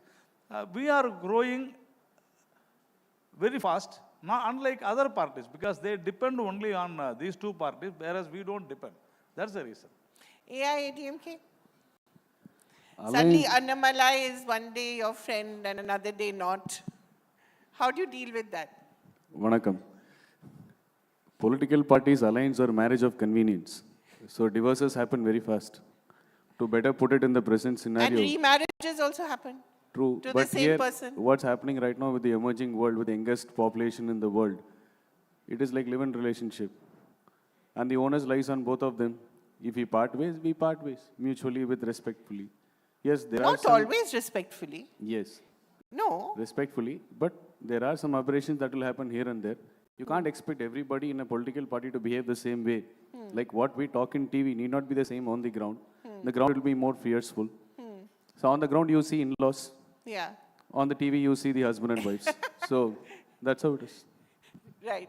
But is it difficult when you meet in person someone who was your friend till yesterday and suddenly becomes your rival? Everybody understands it clearly that the fight is on screens, on the ground, on ideologies. We don't have any personal enmity against each other. Mr. Dharnidharan is here. We fight on the TV very fiercely. I have nothing personal with him, nor he has anything personal towards me. Yeah, I think political maturity is there to a certain extent that you can see on the top brass levels as well. Right. Maybe on the ground, you can't inculcate that kind of knowledge and behavior. But that's the entire political culture. Yeah. I want to come to you and ask you what it's like to be on television. Sometimes, are you prepared all the time for the questions that are thrown at you? When a curveball is thrown at you, do you sometimes make a mistake? You look back and say, oh, I wish I'd said that? I think retrospectively, I always think that I could have given a better answer. But you know, what I'm not happy with the current TV scenario is that the most of the debates do not focus on what people want. We don't speak about public good. We don't speak about spending on healthcare. We don't speak about education. We don't speak about policies. In fact, just before I came to speak, I was reading an article which said about on the day when the price of fuel was increased by about 10 rupees, they analyzed about 25,000 seconds of television debates. On that specific day, 40% of the time, I think it's April 2022, 40% of the time was dedicated for Ukraine, Russia war, 21% on Prime Minister Modi's publicity, 24% on Hindu-Muslim, and only less than 5% on price rise. But as a television debate, what should it focus? It should focus on people's issues. So price rise is one of the bigger issues. It's one of the most important issue. Inflation is an important issue. Unemployment, even like 2 years data I have on television debate, mostly English and Hindi channels, only less than 5% was focused on doing public good, focused on unemployment, focused on but that's also a function growth. of the way parties are, right? I mean, is there no way that you can steer the debate towards these questions? I think debates are decided by the channels. No, if I have a say on what topic they have to choose, then I would You say. can always bring in the real issues, as they say. No, I try to bring in data, but again, you know, most of the anchors, as everyone here would agree, want more masala. Yeah. In fact, when me and Aishwarya go on debate, they somehow want to create. They bring in Kaveri issue and they want to bring and show that there's a problem with Congress and DMK. Right. So they kind of try to not talk about policy, only to So give is the masala. media to be blamed for everything, including creating trouble in politics? No, I'm not blaming media for everything, but what I'm trying to say is the quality of debates, the topics over the years have deteriorated, right? I think that is a problem. Media should be informative, right? It can't be an entertainment channel for people who need political news. It has to inform people. Does it inform? Right now, I don't think so. It informs right now. So, Aishwarya, do you see yourself as an entertainment star or as a political analyst? Honestly, after 6 years of national television, I see myself as a survivor of PTSD and those tiny boxes and having to listen to some of the most infuriating, non-fact related tirades. So I'm a survivor in that aspect. But honestly speaking, ma'am, and yes, the Kaveri issue is very important. You are too. So they do try that a lot between the DMK. And I have a very good allies, not like the other side. But honestly, with TV debates today, and I've seen this for quite a while, there is a systematic deterioration because it has become pandering to what primetime viewers do want to watch. Which is? While, for example, a lot of people would prefer issues of price rise and inflation, or let's say human rights issues that are happening all around, there is a wider market for more primal topics. For example, where a particular place of worship is happening, or who took a dip in which river, and those end up becoming focus. And then when they try to bring a political angle into it, what we have to do and what my party has been doing consistently is we refuse to do it. We say it's either a state prerogative or we say it's a communal issue. We will not engage. You also have a list of anchors whom you don't go to, right? Yes, ma'am, because I think it was a very concerted effort on part of my party where we said, if we see trash on the road, you can engage with it or you can just walk past it. And I think we don't want to be legitimizing hate, because when you are the anchor, you have a certain amount of control over your panel, whether it is muting my mic, which has happened way too many times, or whether it is basically contextually distorting what I'm saying. We do not want to be while we understand journalistic freedom and quote-unquote integrity of some of these anchors, we don't want to co-opt into that system. Because if I'm sitting there and I'm hearing an anchor make some of the most rank statements about people of particular communities, I can choose not to be part of it. And that is what we have done. Because when we cannot control the sort of hate being vitiated through media, we will not engage with it. We will not add to the fodder. And we are in certain ways hitting at their viewership also by doing that. It's a, as they said, a weird form of non-cooperation on part of my party in that regard. Mr. Tirupati, do you also have an informal list of channels and anchors that you don't engage with? No, in fact, last 1.5, 2 years, we boycotted the entire television debate in Tamil Nadu. So it happens because, like she said, we have a lot of experience in Tamil Nadu also. And almost we have seen... Does it help to boycott? Pardon me? Does it help to boycott, to not definitely, be... because see, there is no, we felt that there is no use till they give space. We are talking about the space. It is not the question of how many people are talking. It is the question about what is the discussion, what is the debate, the topic, and how many people are talking for or against. That's the main thing. So the space was not given to BJP, and that's the reason we boycotted. See, it happens. Even DMK has boycotted so many days. So even the ADMK has boycotted. So the thing is that we need to understand that, yes, in Tamil Nadu, to some particular ideology, the media, entire media, if not entire media, at But least you get so much space elsewhere. How much space do you need? No, in the sense, see, space means I'm talking about only the debates. Yeah. Okay, when there is a debate on a particular topic, there should be space equally for and against. That is not happening in Tamil Nadu. That's because of the ideology what the media or the anchors have. And so as far as we are concerned, of course, we don't, personally speaking, I don't want to, avoid any kind of debates because we need to fill in, we need to say what we want to say. But unfortunately, the situation arises. So that is the problem. And almost all parties, regardless of any alliance or, opposition, we boycott debates. And we say, we insist the television companies, televisions, that they should give space and they should not be partial. I want to ask the DMK, when you see issues like Sanatan Dharm suddenly becoming national controversies, does it not bother you? Because these sometimes seem to be totally manufactured. See, I think DMK as a party does not say one thing before the election and one thing after the election. We've been having a consistent ideology that comes from the days of Justice Party or even before. So it's more than a 100-year-old ideology. So when DMK had opposed Sanatan Dharma, we made it very clear that we are not against Hinduism, right? We only said we want equality in Hindu religion. Are we consistent with that? Yes. That is why if you look from 1970s onwards until recently, when our leader made people of all castes could become priests, so we are not doing anything against a specific religion, but we want to make the religion inclusive. So it's as a DMK spokesperson, most of the time it's very easy for me to different things because our stance have been consistent. Because we always wanted equal society, and anything and everything revolves around it. But it doesn't necessarily get projected that way, right?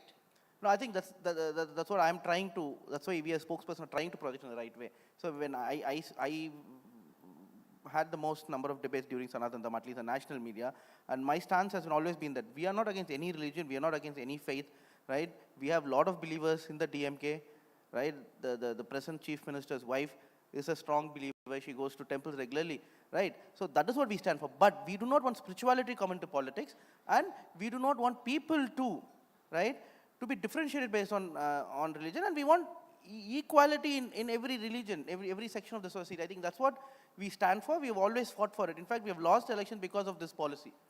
Right? I see On Kumbh equality. Satyan smiling. Why is that? Laughing now, not just smiling. Yeah. No, whenever we go on debates, we are like cat and rats. We always say that the double standards of DMK is well true and exposed. The last 15 minutes, this is another example. Mr. Dharnidharan is crying, saying that the national media are narrative drivers. They are not no more news givers. They are narrative drivers. Let them introspect what's happening in Tamil Nadu. They have impersonators in the name of economists. In the name of... Impersonators? Yeah, impersonators in the name of economists. That's a strong word. Impersonators in the name of healthcare experts. Impersonators in the name of any stream you call it. So the entire media is filled with sleeper cells of DMK. Sleeper cells? Yeah. I've None never of heard the such none of the strong channel words. topics, none of the channels have the free hand to choose their own topic. That's the reality today. That's what's happening here. So let's look at what we are at home. While he says that the national media is driving something different, they are narrative drivers. What needs to be talked is not being talked.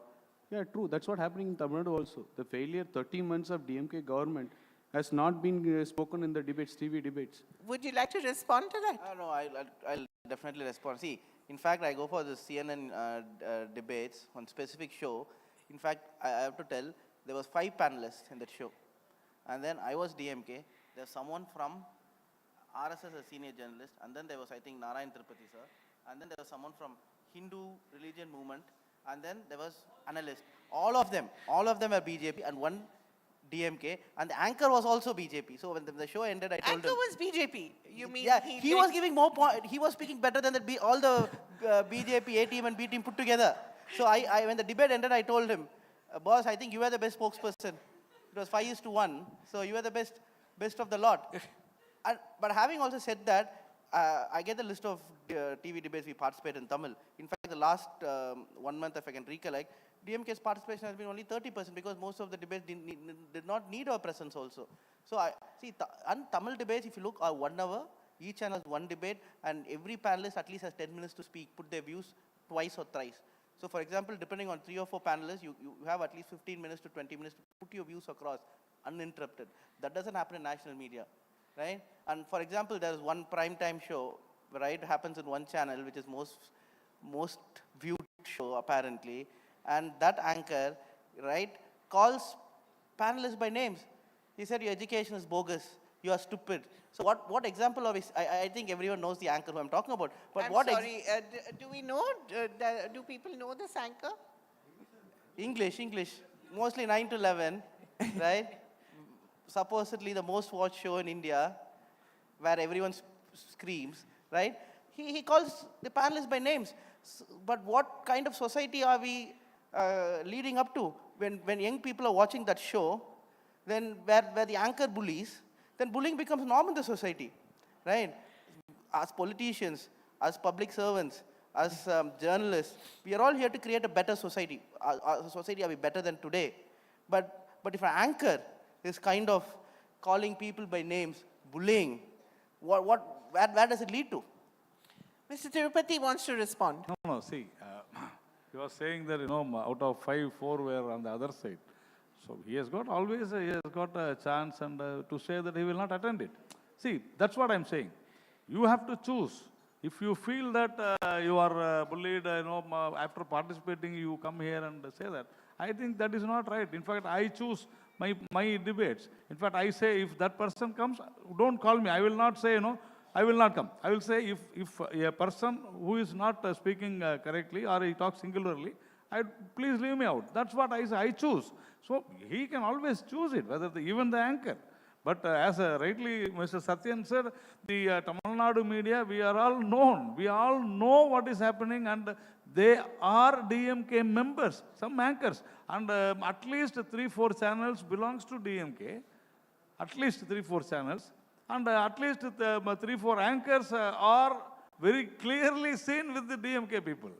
I want to ask the young people, So basically what happens to the BJP in Tamil Nadu is what happens to the opposition across the country. That's what I say. Much what it is. So at least somewhere we see the shoe on the other foot. Yeah, small sir. correction. What happens to AIDMK and BJP?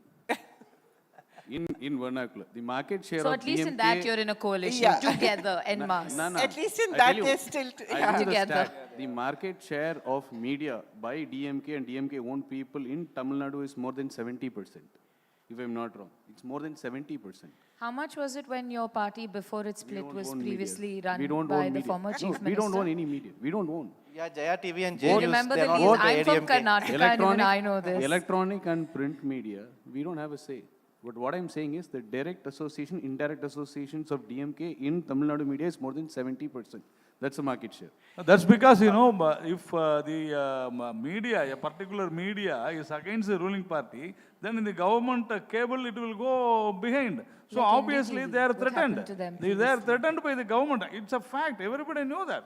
And see, one channel which is operating in the 001 will go to 416 or 418. So people will not watch. That's what is happening in Tamil But I Nadu. think the point Aishwarya made is what happens to you here happens to the rest. No, I don't think so. No, nationally. it is not happening like that. The central government doesn't do it. Can But I? the state government does it.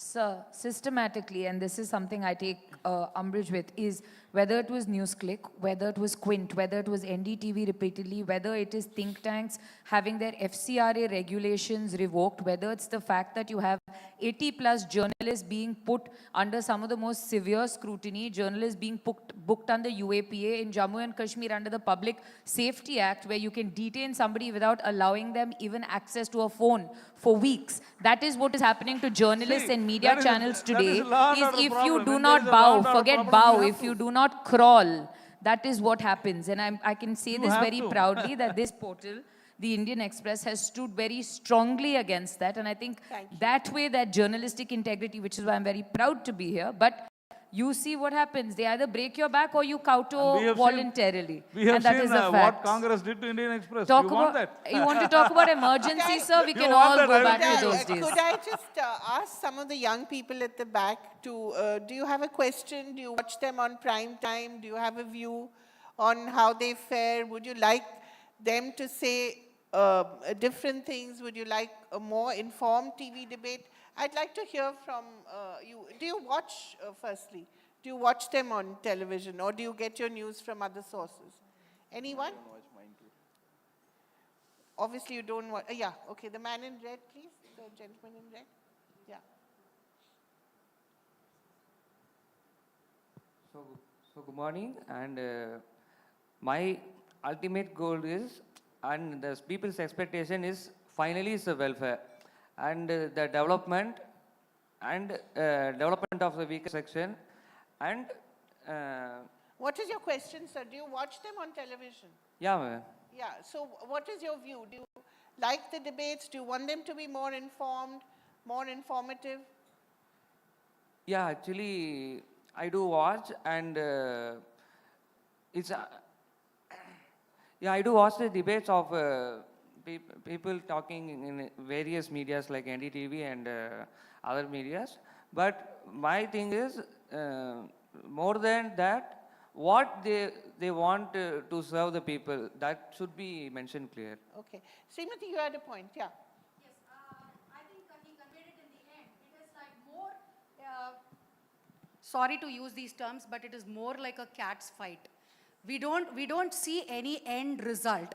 We don't see any innovations happening. We don't see any promotional thing about the country or about any particular innovation being brought about. It is always whether you are right, I am right, why am I right, But why should I be right? They've already blamed the media, right? Yeah. That's left to the media. Do you have think to talk that to they... the No, media. I think even when the media questions something, they have the power to say something against and Exactly. bring out their point. Yeah.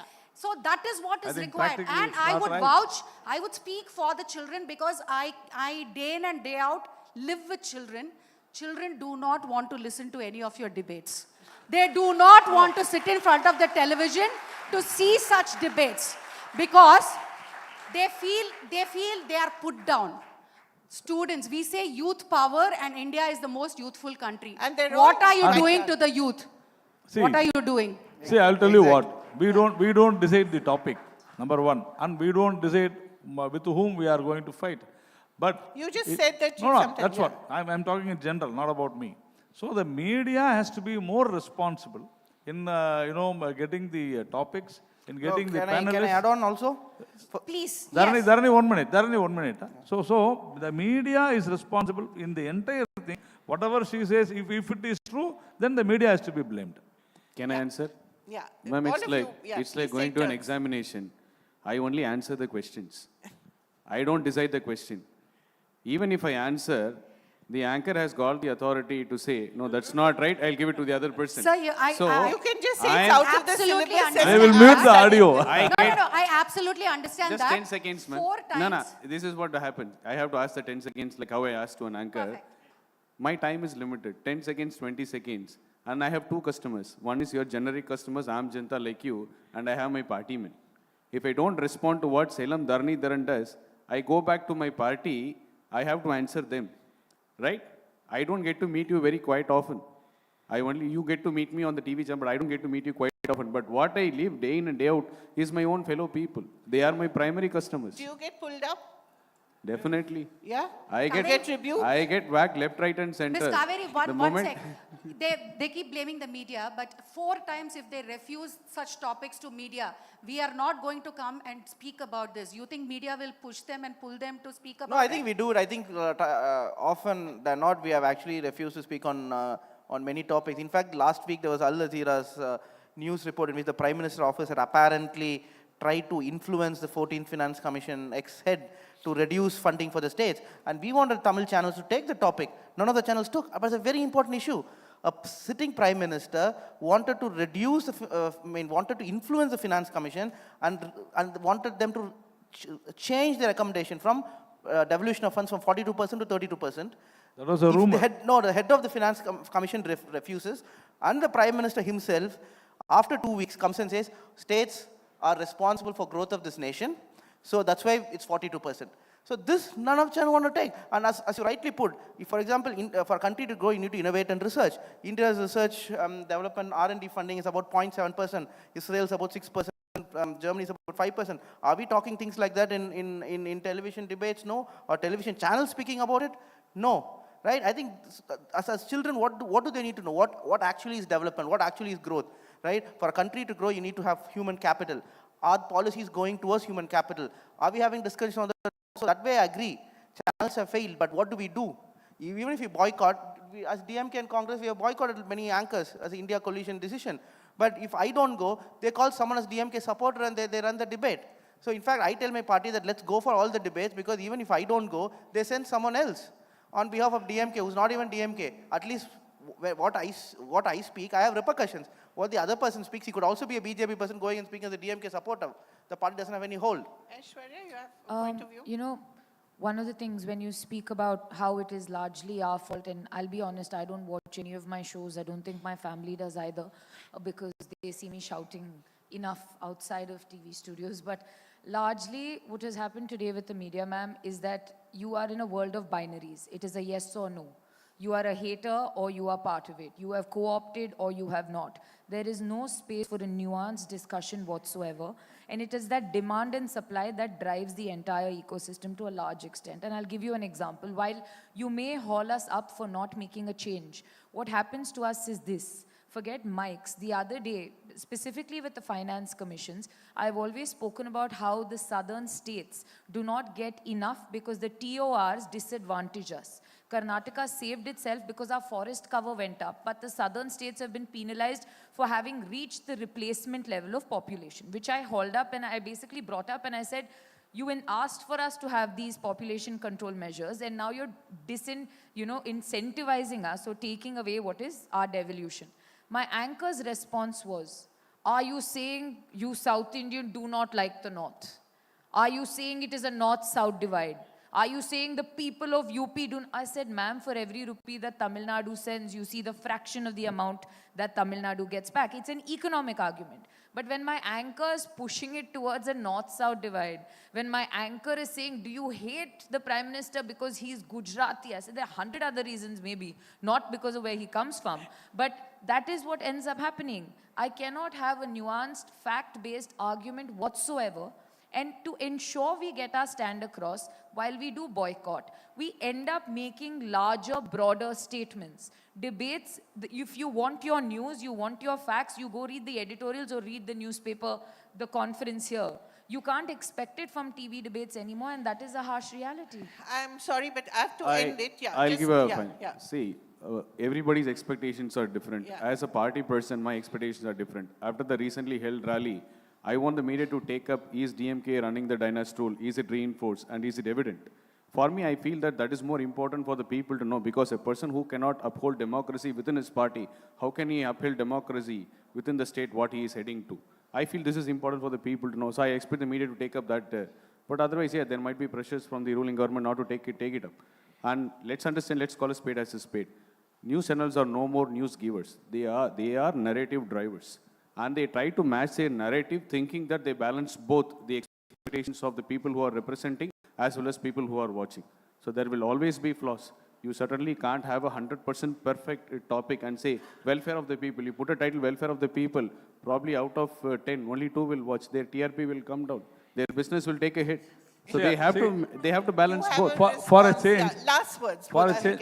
Can I just add on? See, in the last 22 years in Tamil Nadu, DMK is in power in 7 years, and ADMK is in power for 15 years. Right? So what happened to the media then? Why are they not talking about it? On bottom line, before the last word, I want to say this. Problem with media exists across the globe now, for a simple reason that because of internet revolution, for a news to be, let's say, news that's coming out from Burkina Faso, right? If a French AFP is covering it, for every other channel, for New York Times or to into here, to rewrite the news takes less than a minute using AI. So there is no incentive for them to have journalists.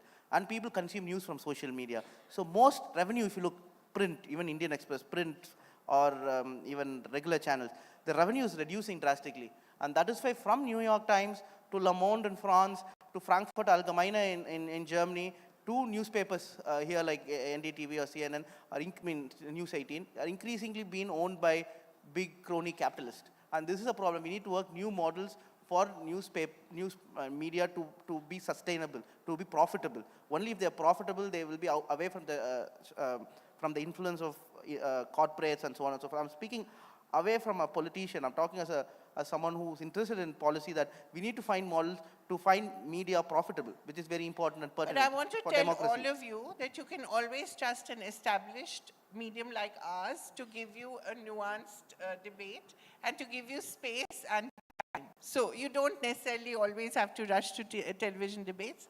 You're most welcome to come here and have your say.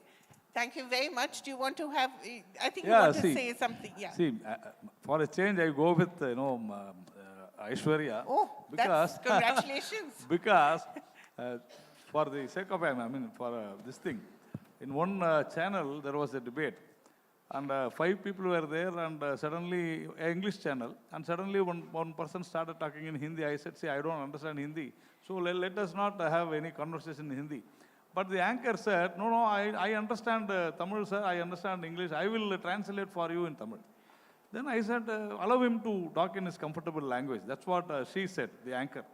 Then I said, okay. After 5-10 minutes, my round came, I started talking in Tamil. Then she asked, then everyone, started shouting, how can you talk in Tamil? Then I said, see, allow me to talk in my comfortable language, okay? So then she said, the anchor says, since you don't have an answer for what we have asked, you are talking in Tamil. So North-South divide, yes, some channels do this. That And should not some be. papers, very good. Thank you so much. Thank you so much. Thank you to our speakers, our Nandri. session chair. Before we draw the session to a close, if I may invite on stage Mr. Prabhu Chola to extend thanks to our speakers and present them with mementos. It's been an enriching session, of course, a very special spotlight on the dynamic personalities that are shaping the primetime entertainment landscape as we know it. And alongside that, we have an upcoming session that's going to take it into a different gear. Before that, ladies and gentlemen, if I may invite all of you to please give a loud round of applause to our speakers. Truly a wonderful session here at the ThinkEdu Conclave 2024. An exciting couple of sessions lined up through the course of the day. Of course, we're also going to take a look at music, medicine, and whatnot, movies. I could go on, but before all of that, as we draw the session to a close, I'd like to extend my heartfelt thanks to all our speakers on stage. We have Mr. Prabhu Chola doing the honors, and of course, a lovely photo op as we draw this session to a close. A loud round of applause, ladies and gentlemen, for, I have to say, the candid conversation that we've witnessed on the stage. Following this session, we take a look at a very interesting topic, a very real topic, combating student suicides. What can institutes do better? Of course, to take us through this particular topic, it's my pleasure to invite onto the stage our session speakers, starting with Dr. Soumitra Pathare, Director, Center for Mental Health, Law and Policy, Pune. Welcome, sir. Good afternoon. A loud round of applause.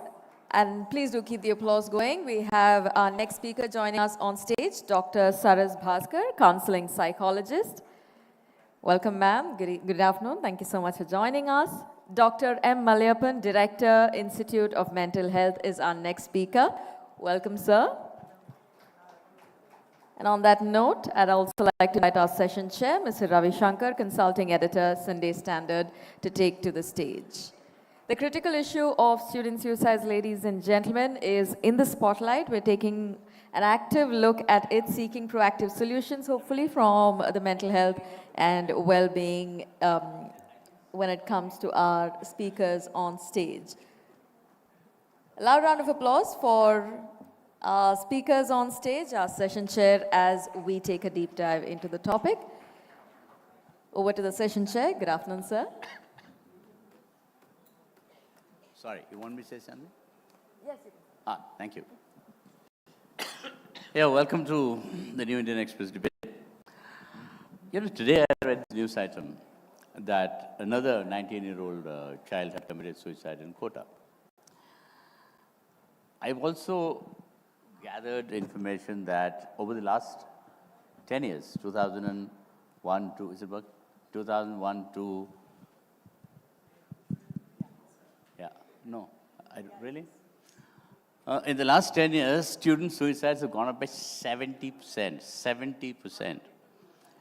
So the stressors which I discover are parental pressure, self-doubt and, the pressure you put on yourself, and, ragging is a huge issue, especially caste-related. And third is, emotional connections, depression, etc., etc. So, how much has changed? Why this increase? I mean, is it because of the economic liberalization, more jobs opening up? I mean, why this increase? I mean, what do you want to ask? I said, what is the reason of the increase in suicides by 70% in 10 years?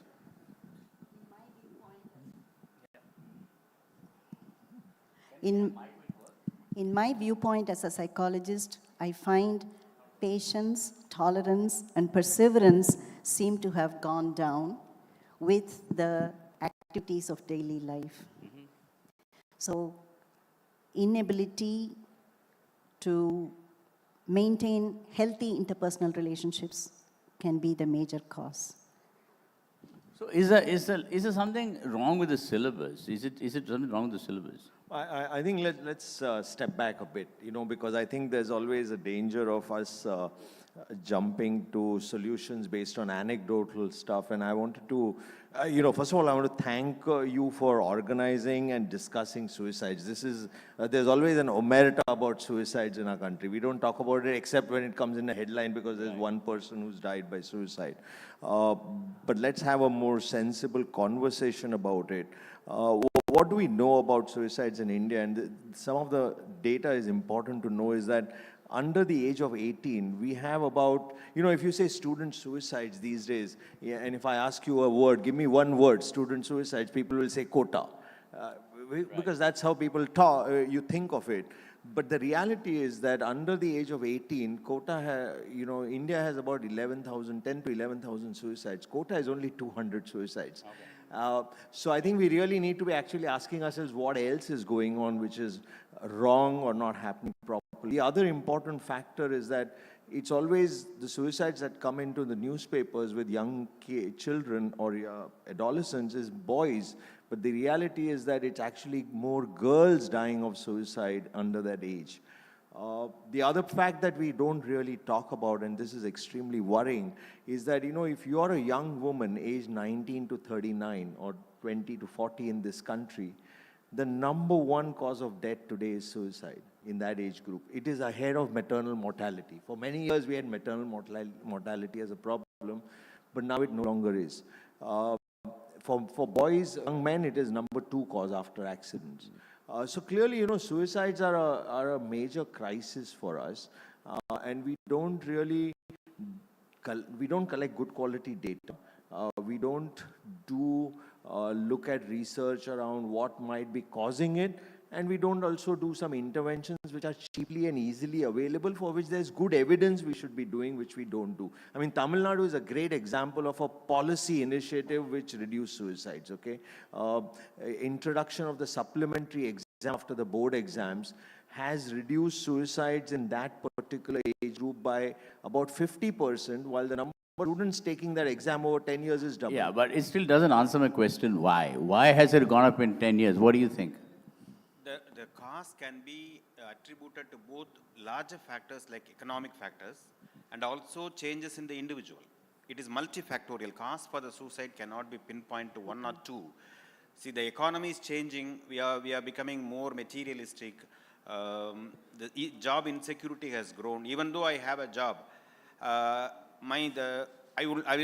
is no assurance that I will stay in the job till my retirement. So the insecurity in the job market, major economical changes happening in the globe has an impact on the individual. And also the individual changes are important. Families have become very small, only 1 kid or 2 kids. And if there is a one kid, both the parents always pamper the kid. Everything is provided. So the kid never experienced any failure in the life or any disappointment in the life. When they go to the high school or college, when they face the loss for the first time, when they face a crisis or disappointment, they don't have the capacity or skills to face it. So these are changes in the individuals and changes in the greater society.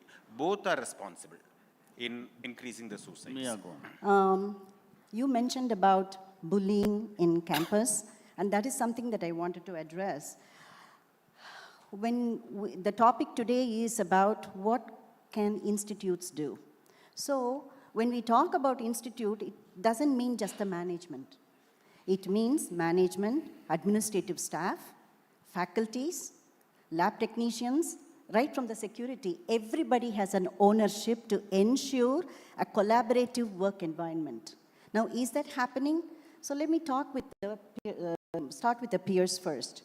Are you okay is a sense of comfort. The friends need not say, I will be there for you, because they may not have solutions to the problems that one may face.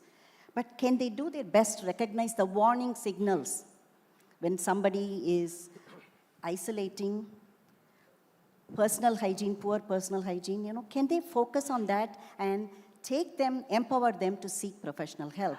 See, most of the institutions in the West have psychologists on campus who are either trained to counsel students who are in distress or teachers who are in distress.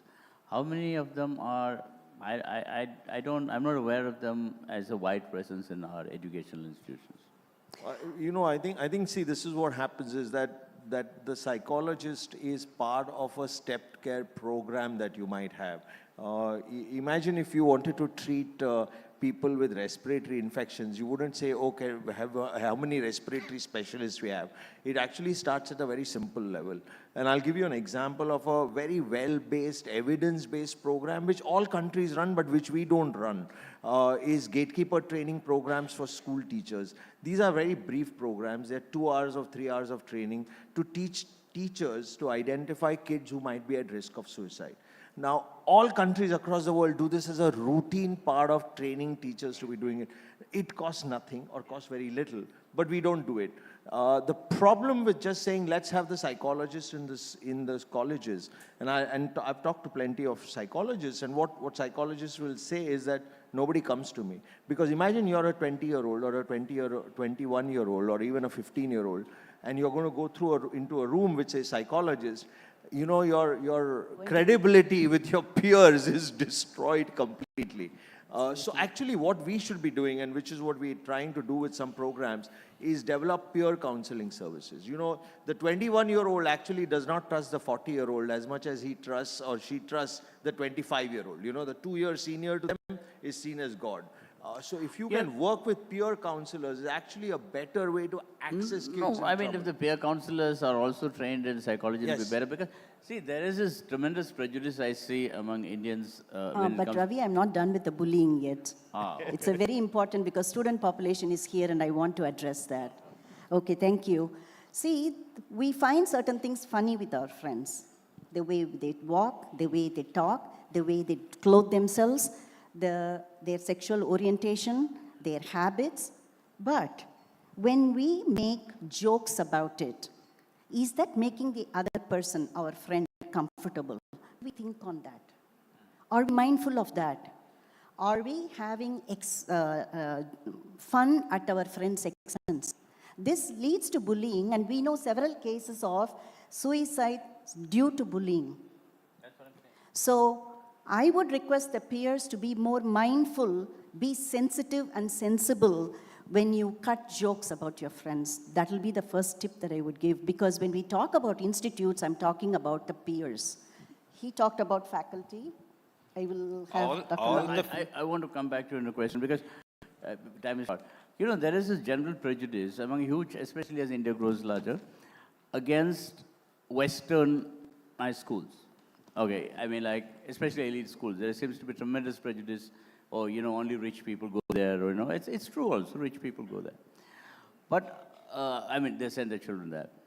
But the fact of the matter is that they have a certain more sensitivity to the mood, the psychology of children. See, for example, the other day at Woodstock, I mean, I live between Missouri and Delhi, so in Woodstock, which is one of the elite schools, they have a psychologist on board. And they have regular counseling for children and for students and for teachers, right? So while I agree with the fact that there is a prejudice kind of, you know, like people think, okay, you go to a psychologist only if you're nuts. Okay, that is another pressure point. But the fact is, how do you incorporate counseling? Because you can see the signs there. I mean, the kid is disturbed. This kid is feeling pressure. It could be kind of, I mean, the second thing I want to come to is parents. So I want to find out whether have you ever thought that it would be practical? Yes. Every school, every college, if have a counseling guidance and counseling center with the counselor, need not be a qualified psychologist. A person can be trained to become a counselor, school counselor or a college counselor. Needs every college, every institution needs a counseling center. Depending upon the number of students, there should be number of counselors. They will be able to address the distress among the students. But that alone is not sufficient. Every student and every faculty should be trained to have a humanness in their communication. After the gadgets in the last 10 years, we don't talk, we text. We see the screen rather than we see the faces. So human communication has to be improved. Every student should be trained to detect sadness or distress in the fellow students. If every student has been modified in that way, for example, one hour a week or 1 hour in a fortnight, if they are trained in that skills, it will be improving the detection of distressed individuals. So every I need to ask him a question. Yeah, go on. Every student has to be, every faculty has to be trained in mentorship, in peership, in counseling, in identifying psychological distress. Every student, every school should and college should have a guidance and counseling center. No, absolutely, and I think it should. I mean, it's up to you guys to kind of take that initiative in the government or education policy. Now, you mentioned girls. Okay. I mean, I read a recent survey that girls are more supportive of parents than boys, especially after marriage or getting a job, etc., etc. While we still have this prejudice that, oh, we should have a boy child kind of a thing. And I also read somewhere that the girls feel more parental pressure and also social pressure, especially the villages, that why do you want to study? We got to marry you off. Or and the girl has her own ambition. It slowly is changing. I mean, the girls want to kind of, because jobs open up and girls are getting more independent and also exposed to media, blah, blah, blah, whatever it is. So does IU's eminent education, is there any real concerted move which has been education, I mean like governmentally baptized or institutionally baptized, to really make girls into a powerhouse of education and this kind of, and that would actually change your gender equations as well? I think, one of the real problems in the area of suicide prevention in India has been a lot of knee-jerk and what appear to be simple and easy solutions being done without actually being driven by any evidence or data. So for example, we have a national suicide prevention strategy. I mean, most people don't know we do have a national suicide prevention strategy, which has not yet been implemented fully. We know that there are UGC guidelines for universities as to what they should be doing to prevent. That's not my question. I'm focusing on girls. That's not the general question. But I'm my focusing question, only on women. so exactly, my point is that what happens is that we pick up, there are interventions which can be done which will address this problem of suicide with girls or with boys in education institutions. I'm looking at gender sensitization, basically suicide, and girls, connecting the aspirations. Basically, but if we just implemented the policies which we've drafted, which have all of that, we would probably be doing better. But the reality is different, no? The reality is different. My first question is, I don't know where you got that survey from, the statistics that girls tend to take their lives out more than boys. National Crime Records Bureau is the only record of suicides nationally in this country. Under the age of 18, girls outnumber boys. Between the ages of 19 and 40, men outnumber women by about 3:1. The scientific studies that I have gone through talk about boys being impulsive and their hormones raging, multiple things happening at the same time. They tend to take their lives faster. I'm quoting Homicide you the national or data. suicide, that is from the research part. You were asking about women. What I feel in my practice, what I've seen in my practice is, women have been empowered so much that they are very strong-headed. They know what they want. Unfortunately, we have not prepared the men on how to handle the empowered women. Absolutely. I mean, I think, are we running out of time? I want to ask you a question. Okay, you want to continue on this particular topic? Equality on anything, discrimination on anything will lead to distress in students. If it is based on gender or economy or intelligence or any other social factors, if there is discrimination, that will cause distress in the students. So we have to, as a society, we have to move towards a culture of equality and non-discrimination. If that is imbibed in the administrators, faculties, students, parents, and in the public, when the society moves towards equality, this gender bias will disappear. No, that's an ideal situation. No, what I was going to ask you was, parental pressure is a huge thing, and it's not new. But, I mean, people committing suicide because they think they haven't done well in school, or they've only got 90% but not 100%, and also because the cutoff thing is also a huge issue. Now, parental pressure, because parents want, I mean, it's almost as the parents are, writing the exams, as if the parents are going to get the job. So how do you sensitize the children or separate them? I mean, syllabus is another thing, the number of books are all a different issue altogether. But the simple human fact that children are individuals on their own right, and they are not in the business, they are not supposed to kind of, succeed to make you feel proud as a primary thing. Make you proud is fine. So have educationists ever addressed this problem, that to sensitize the children that you're people on your own right, you don't really have to study to kind of, make your parents proud of you or to kind of meet their bills when they grow old? Suicide prevention is a very broad category, a very broad area where each and everything is important. Parental attitude and parental approach definitely needs to be addressed. So parents pushing putting pressure on the children will definitely increase their distress level. And vulnerable children may resort to suicide. So changes should occur in all aspects. So maybe you should have a counseling for parents as well. Ravi Shankar, I have some good news for you. Okay. At the school level, we have come up with career guidance assessment for the 9th standard students, 10th, even 12th. So we meet with in the Parents Teachers Association. They invite the parents. We sit them in and tell them about what your child should do to keep your family's pride. No, it is what the child's skills, interests, and abilities are. So career guidance assessments are given, and now a lot of parents are open to sending their children to the choices of their skills, interests, and abilities. That is good news. It's been happening. It'll get better. I'm giving you hope. I think we need to look at the issue of suicides, and we don't even talk about attempted suicides, which is a real, even bigger problem.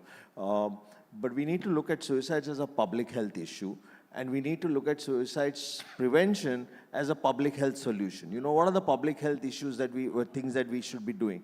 And let me tell you that 1 out of 3 suicides, 1 out of 3 women who die by suicides in this country have a history of gender-based violence. Okay, now if you wanted to really address suicides, you have to address gender-based violence. 1 out of 3 men who die of suicide have a history of alcohol or excessive alcohol consumption. So, you know, if we took a public health perspective on looking at how we are going to bring down suicides, the 2 big things that we need to be intervening in is gender-based violence and alcohol consumption. There is caste-based violence also. There is kind of empowering. But the one thing that I think educational institutes need to do, and having spoken to the directors of so many educational, there is a feeling among the directors that two things that come across and which are myths. One is that only the weak students are going to be dying of suicide. So, you know, if they're attempting suicide or dying of suicide, they're weak in some sort of way, which is not true. And the second thing is that if I don't acknowledge it and I just shut my eyes to it, the problem will go away. Yeah. You know, neither of that happens. So getting directors of institutions to acknowledge and actually put in place systems to prevent it is really the big challenge for suicide prevention today. Okay, now let's look at a political aspect of education. One thing, when you drive through India, especially small town India, the number of English training institutes have mushroomed like crazy. I'm not even mentioning Kota. I'm just talking about even small places like Kordwa, small places. So many of them.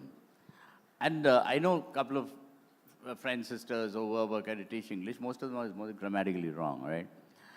Now, I hear cases, I mean, I think a couple of years ago I read a case about a student who had committed suicide because he was made to feel inferior because all his, and he came from a poor family, a rural family, and I think he was a scholarship student, something like that. And because he couldn't speak English, not that anybody tormented him, because he couldn't speak English, he felt he couldn't compete. Now, you can't blame English for that. No. All right? I mean, the thing is that you need English as a vehicle because it is not a colonial language, it is a global language. So you need that connectivity. So so that would, I think, bringing a global language as maybe as a second language, I'm not saying make it the first language, making them more fluent in it could actually stop disappointment, which could lead to suicide. I think the education department here in Tamil Nadu already has approved lectures in Tamil for the medical students so that they can understand the anatomy and the science of it. So I think it is happening what you're talking about, the language that they are comfortable in. Success I don't know about is always rewarded and failure is always downgraded. That culture has to change among the parents, peers, teachers. Whenever a student shines, he is celebrated like anything. Whenever a student fails, he is looked down like anything. This dichotomous thinking should change in the society. Then only there will be, the distress level will come in the students. So major changes are required. Now time, you got a last point?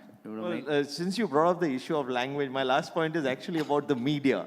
The way media reports suicides is actually contributing to the problem. And we've been trying to sensitize the media to do better responsible reporting of suicides, which is just not happening. We've been monitoring the Indian media for now, like 4 years, giving feedback to them, and there's really no change. There are international guidelines which are routinely flouted by Indian media when they report suicides. Now, why is it important? Because there's research evidence to show that how media reports suicides can reduce or increase suicides by about 2%. What does 2% mean in the context of India is with 200,000 suicides, you're looking at 4,000 suicides. Just getting the media to report suicides more rationally, logically, and following the guidelines will mean 4,000 lives saved. Now that's not costing the media anything. There's a difference between television, which is called media, and we in the No, newspaper I'm talking business, about, we call I'm press. talking about you media, No, about the media is the print whipping, media. The media is the whipping boy for everything these days. So, I mean, yeah, part of it is true. But now that we're winding it, I mean, I'm sure that there are enough young people, I wouldn't say contemplate suicide, but how many of you have said, my God, I've had enough of this? Not a single young person must be very satisfied. Sorry? He has a question, I think. Who has a question? He's raising Yes. his hand. I think you need to give him a mic. Congratulations to the panel for having deliberated this most sensitive topic of suicide and what institutions can do to combat suicide. In fact, it's a responsibility of the entire stakeholders of the institution to take a cudgel against this malaise So what's the question? That's a statement. I am not asking any question because already you have given enough insights. I am only making this observation. Shastra University, Shanmugha College was the first in the entire country to have a dedicated psychologist in the campus. Which year was that? It is 1996, No, 2000. see, universities like Shastra are very advanced in terms of kind of, So at that point of time, to make themselves available for students to air and share their Thank you, sir. actual grievances. I need some questions. Does anybody have questions? Oh yeah, are you young enough to have gone to school? No, yeah, okay. Am I audible? Yes. Yeah, hi sir, myself Sri Hari from Shastra University. I'm doing my MBA. Now my question is, I'm being a proud student of commerce. I have seen multiple parents in multiple places, even in, not even in rural, in town places, where the parents are parents as well as few teachers, I don't want to mention the colleges and the name of it, few teachers are stressing those students who are getting great ranks in order to join in engineering or doctor. They don't have given in the choices of commerce. Whenever the teachers just say, okay, the students are interested in commerce, you can join them, the only perception that says is, commerce is for banks, I don't want my bank. So what is the question? So how do you convince these parents in order to make sure, take choices for the students? No, I think that answer has already been given in terms of communication. So we're really short of time. Thank you so much. It's really been a pleasure. So I am a complete hostage of my dear MC. Thank you. Thank you so much. Thank you. Sir. Thank you very much. Very special thanks to our session speakers. A loud round of applause, ladies and gentlemen. It's also my pleasure to invite onto the stage Ms. Lakshmi Menon to present mementos to our speakers. We've had an exciting couple of sessions from the morning, and of course, I think this session has kind of shown us that there are a few solutions that are already underway, so a little bit of good news right there, and we do have a lot to look forward to. Alongside that, the well-being and mental health approach when it comes to educational institutions are definitely something that we will all be watching, we will all be learning from and hoping better news from. Before we draw the session to a close, we'd like a quick photo op with our guests on stage. For everyone, I'd like to let you know that we now pause our on-stage proceedings. We break for lunch, but please do join us back here at 1:50 sharp. I repeat, 1:50 sharp. We'd love to have your presence back here so we can get the next bunch of sessions going. We have an action-packed second half waiting for you, from music to movies. This is going to be an exciting bunch of sessions. You do not want to miss this. So please join us back here at the ThinkEdu Conclave of 2024 at sharp 1:50.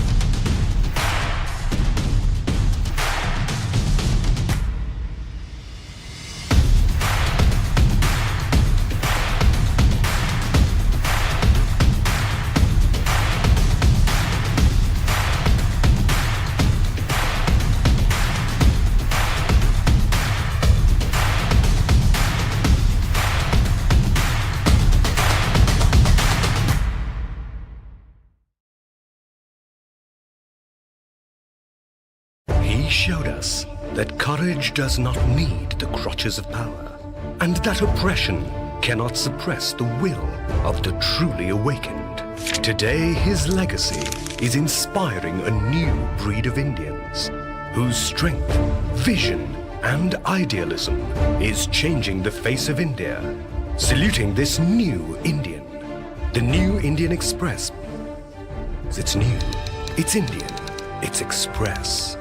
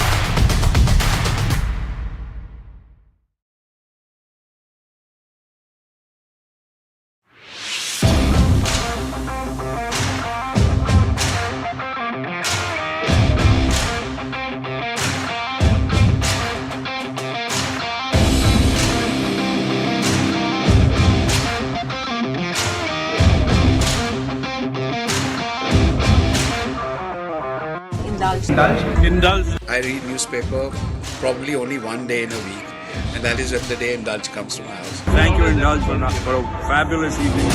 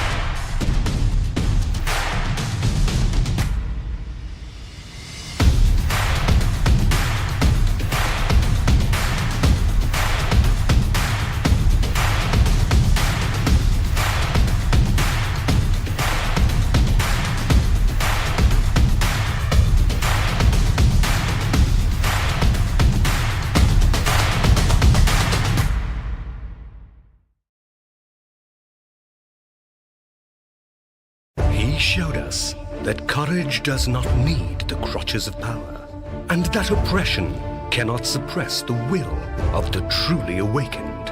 Today, his legacy is inspiring a new breed of Indians whose strength, vision, and idealism is changing the face of India. Saluting this new Indian, the New Indian Express. It's new, it's Indian, it's Express.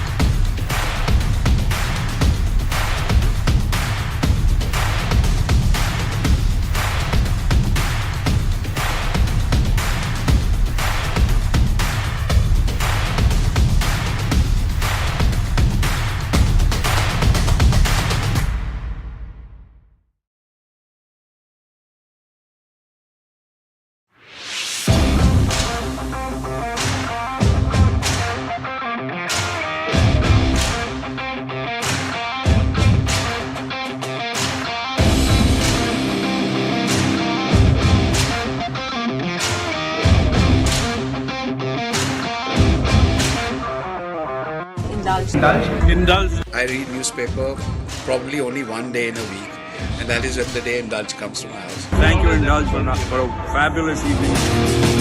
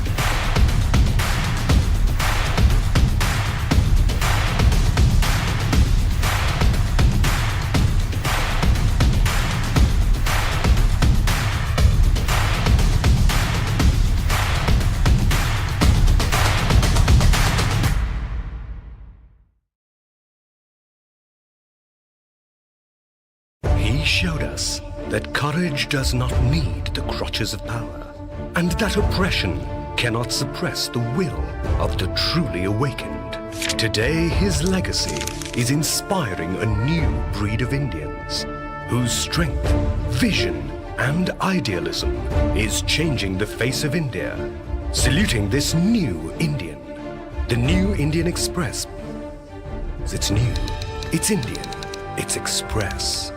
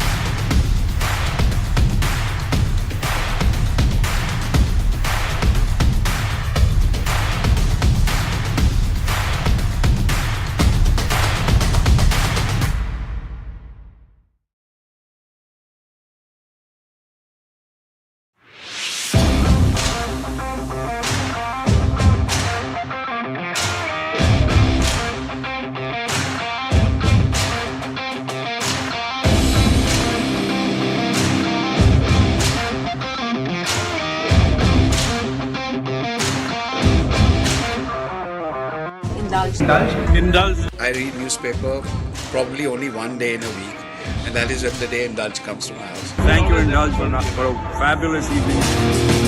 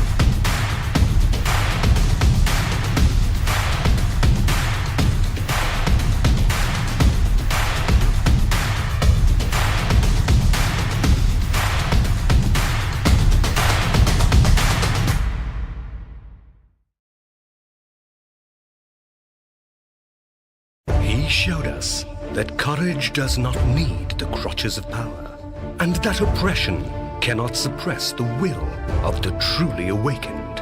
Today, his legacy is inspiring a new breed of Indians whose strength, vision, and idealism is changing the face of India. Saluting this new Indian, the New Indian Express. It's new, it's Indian, it's Express.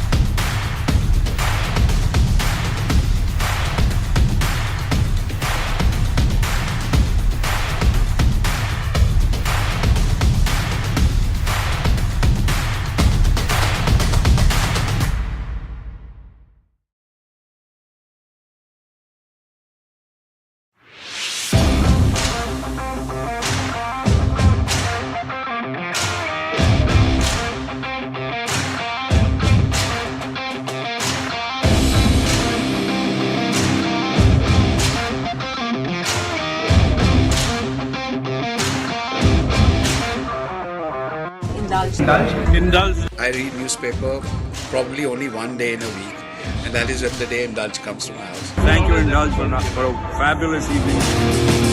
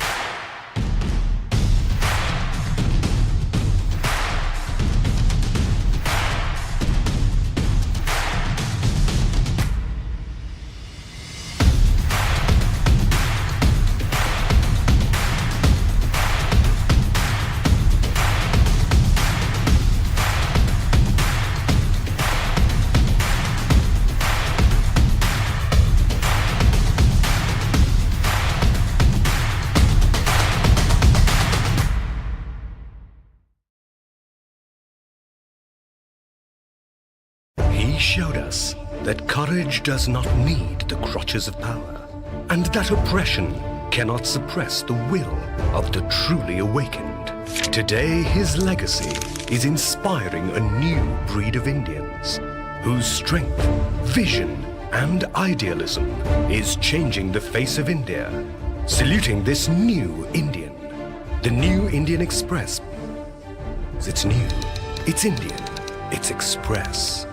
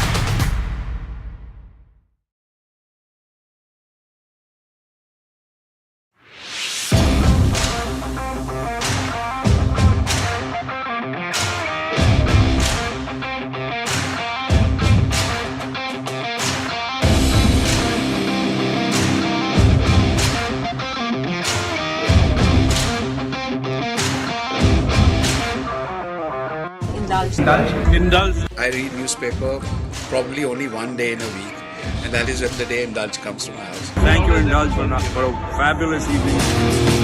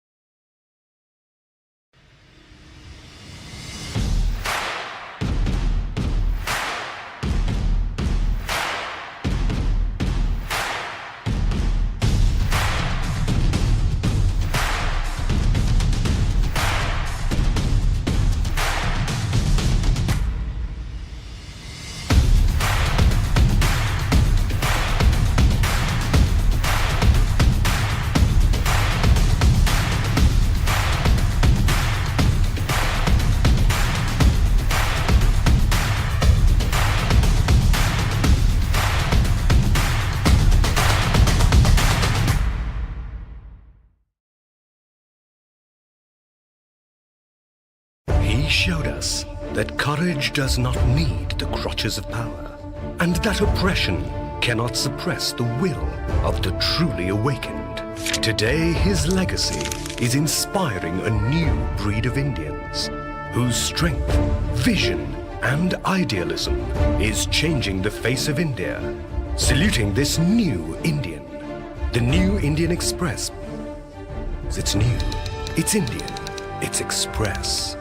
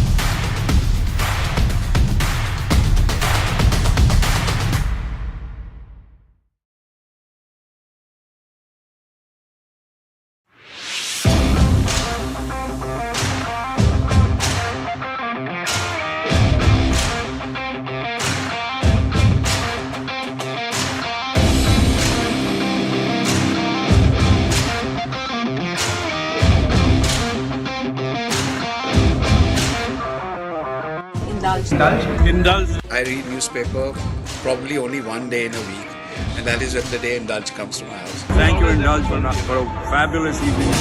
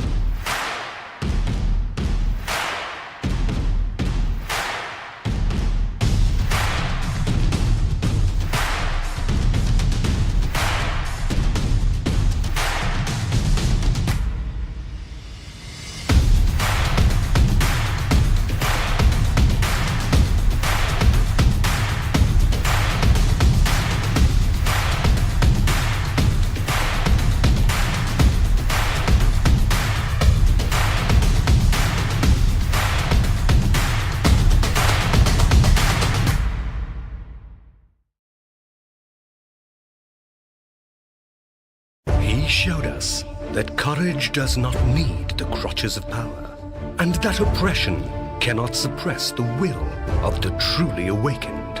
Today, his legacy is inspiring a new breed of Indians whose strength, vision, and idealism is changing the face of India.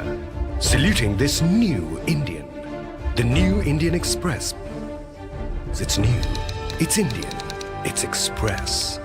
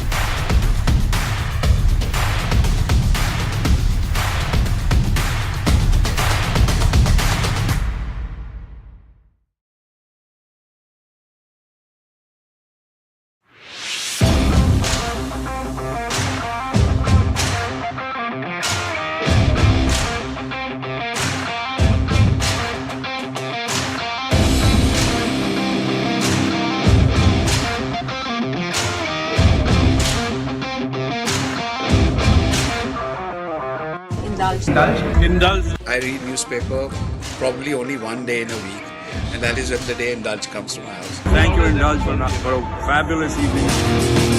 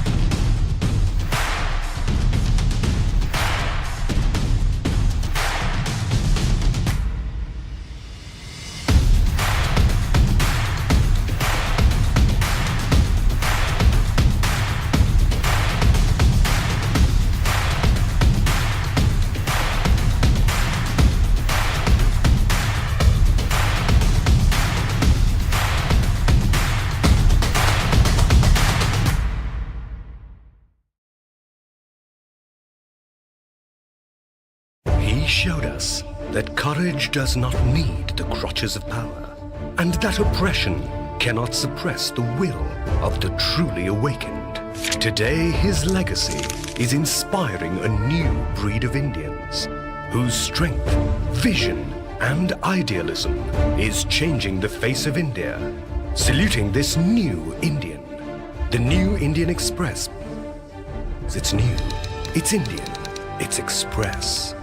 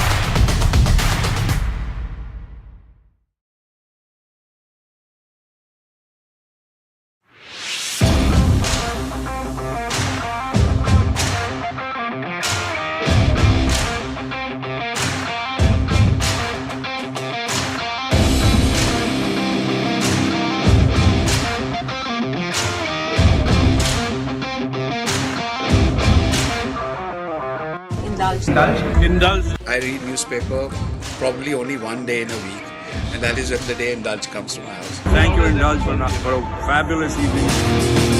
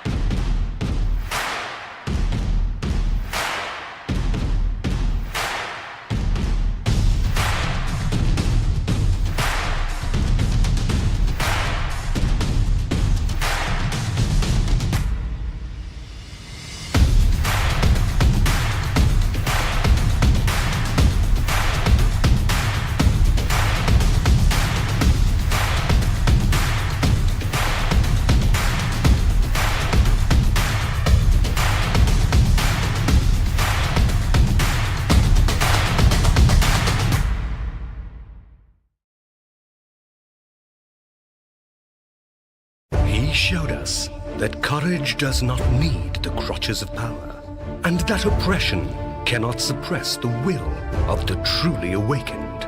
Today, his legacy is inspiring a new breed of Indians whose strength, vision, and idealism is changing the face of India. Saluting this new Indian, the New Indian Express. It's new, it's Indian, it's Express.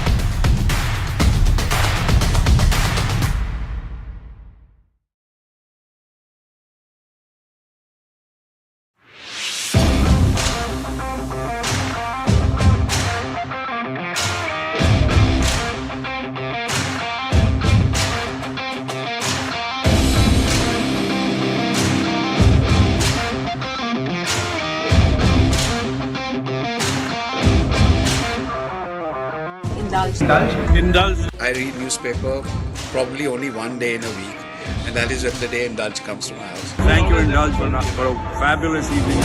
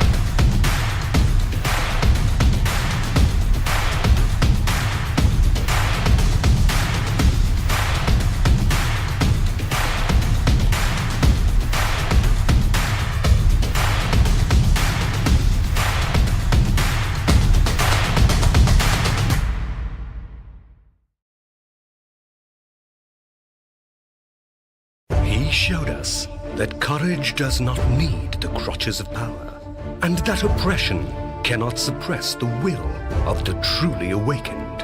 Today, his legacy is inspiring a new breed of Indians whose strength, vision, and idealism is changing the face of India. Saluting this new Indian, the New Indian Express. It's new, it's Indian, it's Express. Please do take your seats and switch your phones to silent mode. We have an exciting couple of sessions, a lot of interesting conversations, and of course, exploring the various factors when it comes to the field of education. If I may please request all our guests who are in the corridor to please do join us within the hall so we can begin our sessions.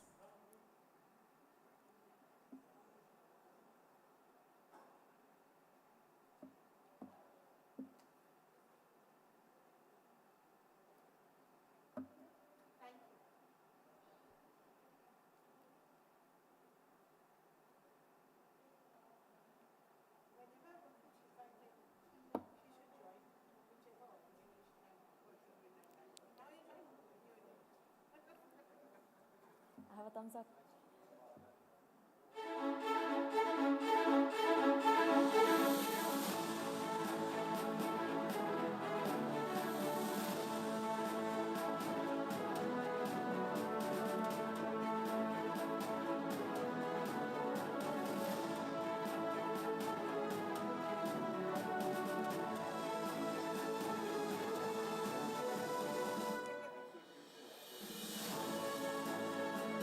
We have our session speaker, our session chair ready to take to the stage. If I may invite all our guests to please join us within the hall.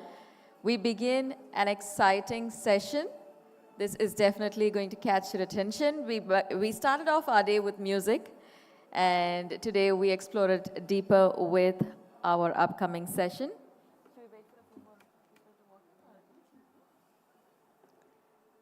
So to join us on a musical journey, I'd like to invite back our guests, our students, policymakers, industry leaders, educators. A session that's titled The Divine Voice. Without further ado, if I may welcome all our delegates and our guests to join us within the hall. We begin our first session post-lunch.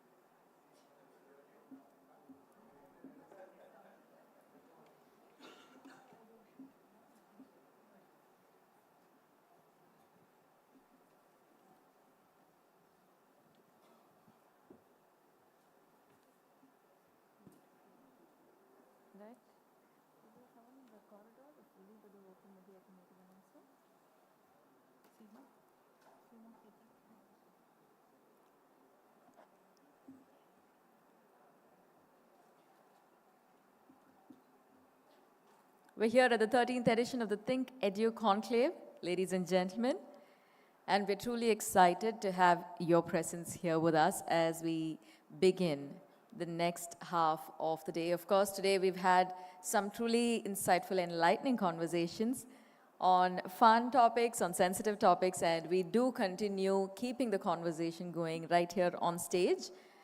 Before we do begin our on-stage proceedings, if I may invite our students and our guests to please do join us within the hall. We'd love to have your complete attention and participation through the course of this session. Welcome back.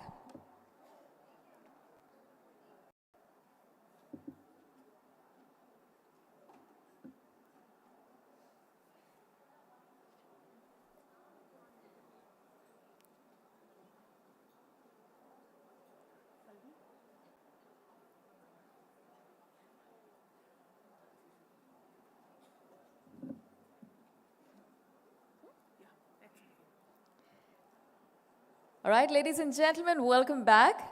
We hope you've had an amazing day so far, because the next couple of sessions are truly going to grab your attention and make sure that you stay engaged and participate throughout, starting with the very first one. This is titled The Divine Voice, a touch of class, and that is basically the only way that I could probably describe our speaker, Ms. Aruna Sairam, a vocalist. A loud round of applause as ma'am joins us on stage, ladies and gentlemen, as we get set to explore the ethereal essence that elevates, that enriches our experience here. Good afternoon, ma'am. Thank you so much for joining us today. Chairing this session, I'd love to invite our chair, Ms. Kaveri Bamzai, senior journalist, to take to the stage and, of course, drive the conversation. A loud round of applause from everybody in the audience. The ThinkEdu Conclave of 2024. We're stepping into the second half of day 2, so we do hope your energy runs through. Over to our session chair. I can't call you Aruna, so I have to call you Arunaji. It is a real privilege to be talking to you. I was just telling her that I've been listening to Aigari Nandini on loop since morning, and it really is so empowering. But it's because of your voice. That voice doesn't come from here, as we were discussing earlier. It comes from somewhere deep within, and it is the most amazing gift. And you're truly divine in that gift. So thank you very much for coming here. I really wanted to take you back to your growing up years and to being in such a fiercely feminine household. What were your early days like? Thank you so much, Kaveri, and thank you for having me here in this wonderful session, where such eminent people have spoken and will speak also.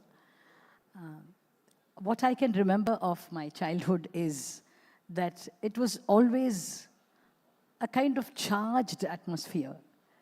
And aside from the usual living habits of eating, sleeping, going to school, and other things, I do remember my mother's presence all over the house in the most undominating way, but she was there always. She would get up in the morning, and while I'm still sleeping, she would walk softly to the Krishna and Radha Vigraha, which was in puja, and she would slowly open the curtain, singing a song to awaken Krishna and offering him a glass of milk. Wow. And she would do it, for me, Krishna was like a sibling. He wasn't like some god sitting somewhere and watching over me. It wasn't like that. Right. So I think this kind of implicit inclusion of divine with the temporal sort of set the stage for a life which really didn't see much difference between the two. Right. And you could always toggle between one and the other seamlessly. Right. Yeah. Which is so lovely. And at that point, it must have been a very unconscious thing for you. But Absolutely. on reflection later, you must have realized what a gift it was. Absolutely. I'm realizing that not everybody gets to have a childhood like that. Exactly. With time, one realizes the greatness of the gifts that you receive. Right. The other aspect, Arunaji, as we were discussing earlier, the whole idea of the female guru, who's sort of become a sort of hidden figure of history, not been given enough prominence, not been actually visibilized. But in your case, you have, managed to do that, and you yourself are an embodiment of that. Talk a little about this idea of the female guru and the lineage you come from. My guru, Srimati T. Brinda, is the 6th generation legacy inheritor of a line of women artists. And her great-great-great-grandmother, Papammal, was a court musician and dancer in the Tanjore court. So you see, every generation, these women were only serving music and dance. So my guru, strangely, was at the cusp of that sociological, socio-economical phenomenon where that system changed into women becoming non-Devadasis and becoming, Right. that So she system was the abolished. bridge. It was in her time that change happened. Right. So I, as a child of 10, and she was a woman of 60 at that time, but with all that, there was a bond between her and me, and which would manifest in her talking to me in the afternoons when she would plait my hair. She would apply oil at 4 o'clock and plait my hair. And then she would say things which I didn't understand then, but now I understood that it was a safe haven for her to express herself to like a grandchild. And she was an amazingly strong woman. I mean, the strength of this woman was so that when she entered a room full of the topmost musicians of the Carnatic firmament or from anywhere, all of them would stand up and give respect to her. That was the esteem with which she was held. So, but at the same time, so simple, so soft, and yet so firm and so contained. I mean, this was an amazing opportunity for me to be with first my mother and then this guru, who was an epitome of what we call today as woman power. Right. And a different kind of emancipation, right? Yes. She was very emancipated, obviously. Absolutely. But yet very bound by tradition and upholding the tradition as well. Absolutely. So that's a very interesting, it has now become a contradiction, but it ought not to be. Yes. And it's actually the best way of living. So talk a little about that, which ought not to be a contradiction, but has become one. May I ask you to rephrase that question? Yeah, in the sense of how emancipated she was and yet upheld tradition. Okay. So the emancipation came from the fact that she was her own person. Yeah. She was never afraid to experiment with what she thought was the right thing to do. Coming from the Dhanamal school, she went and did Gurukula Vasam with a male teacher, which was not heard of then. She lived with her guru and his wife, which never any of her family did. And she sang Ragam, Tanam, Pallavi and those difficult pieces, which none of her family ancestors did. So in her way, she was a trailblazer in terms of the choices she made musically and otherwise. And where she was traditional is that her faith, her rituals that she followed, her belief that she was sent to this earth to make music. That was the Lord's dictum to her. She was born to do this. You know, there she was very traditional. Right. So this was a contradiction which was so smoothly enshrined in her personality. Right. And that's what you picked up. Do you remember some of the things she told you while she was plaiting your hair? Yeah, sure. Sometimes she would sing.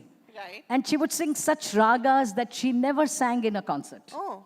Those rare ragas like Hamsanandi or, Pantuvarali, which she never sang in a concert, or a Shanmukha Priya, which she never sang in a concert. Why is that? She made her own, branding, I would say, Right. of certain ragas which she thought she was a master, and she Right. would always sing those ragas in her concert. But so I thought maybe she doesn't know how to sing these ragas, but actually the way she sang a Shanmukha Priya is what I still go back to when I sing Shanmukha Priya. That one time that she sang it. Right. It was so impressive. You the still way. remember it? I carry the essence of it. If you ask me phrase by phrase what she sang, I wouldn't be able to repeat.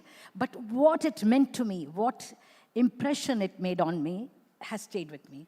And I'm sure that's what comes out when I sing. Can I ask you to? A little bit of that? You mean Shanmukha Priya? Yes. Okay. So, yeah. May I switch on my electronic tanpura, if you don't mind? Not at all. Yeah, just a minute. You carry it with you wherever you go.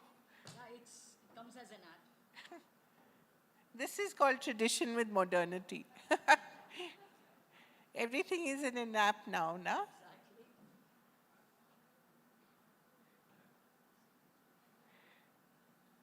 It's so cool to see you do this. And yet this raga is what, thousands of years old?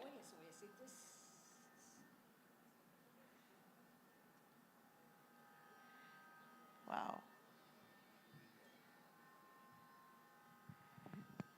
Yeah, Shanmukha Priya, for those who perhaps don't know, is the raga that has been carefully nurtured by our Nadaswara Vidwans in our temples for ever so many centuries. So it's like, if you mean Carnatic music, this is it, that kind of raga. This is the core of This is an essence of that Right. flavor. So,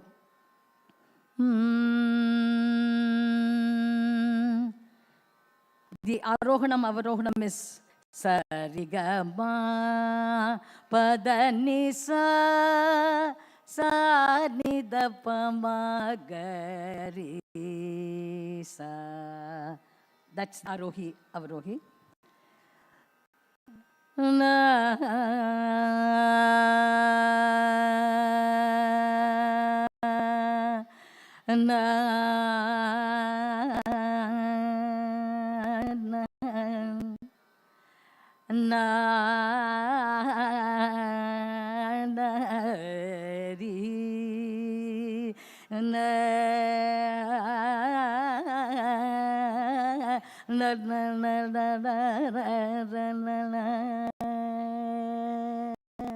Adum tataya dum dum dum tataya dum tataya dum dum tataya dum num num tataya dum dum tataya dum dum dum da num dum dum tataya num dum tataya dum danum danum dum dum danum danum danum danum dum dum da num danum danum dum.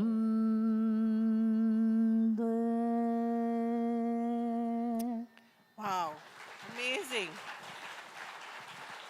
And I remember you saying somewhere that your mother told you there's no such thing as a mood. If someone tells you to sing, you sing. Oh yes, that is a story that I must share. Please tell us that story. Yeah, so this was, this 650 square foot little apartment in Bombay that we lived in, my father, mother, myself, and my brother. And so there was very little space, but bless them, their hearts were very big. So any musician that came to Bombay would eventually find their way into our home because of the friendship, the warmth, the good food. Otherwise, in those days, there weren't many hotels to stay in. And one day came into our house the great musician Ramraj Krishnayar. And at the same time, I had just come back from school. And, I had this habit of asking my mother every now and then to make rava kesari for me. That was a sweet that I just loved. So that day I was in a mood. I was, decided to have the better of the both of us. I said, right now I want Amma you to make rava kesari for me. And Krishnayar is sitting in the front room. How old were you? I must have been in first standard or something. Very young, very young. And then she said, yeah, just a minute, but let's say hello to him. Come and say hello to him, do namaskaram. Then when I went there, he said, Aruna, cholu, cholu. And I used to sing. Kids, you teach them anything, they will sing. So he said, or paatu choluma, or paatu cholu, he said. So I was in a militant mood. I said, no, enakku kesari taralena na paada maate. I said, okay. So my mother this went on, and then she had to take me inside. I was in a bad situation that day. I started rolling on the floor, and I said, without the kesari, I'm not singing. Okay, that day she couldn't do anything. Krishnayar, after some time, she gave him coffee, tiffin, he left. That evening, she sat me down when I was better, and she spoke to me, and she said, this music is a gift to you from Krishna. It's not you. It's not your thing. It's not your voice. It's not you singing. Remember, he is singing.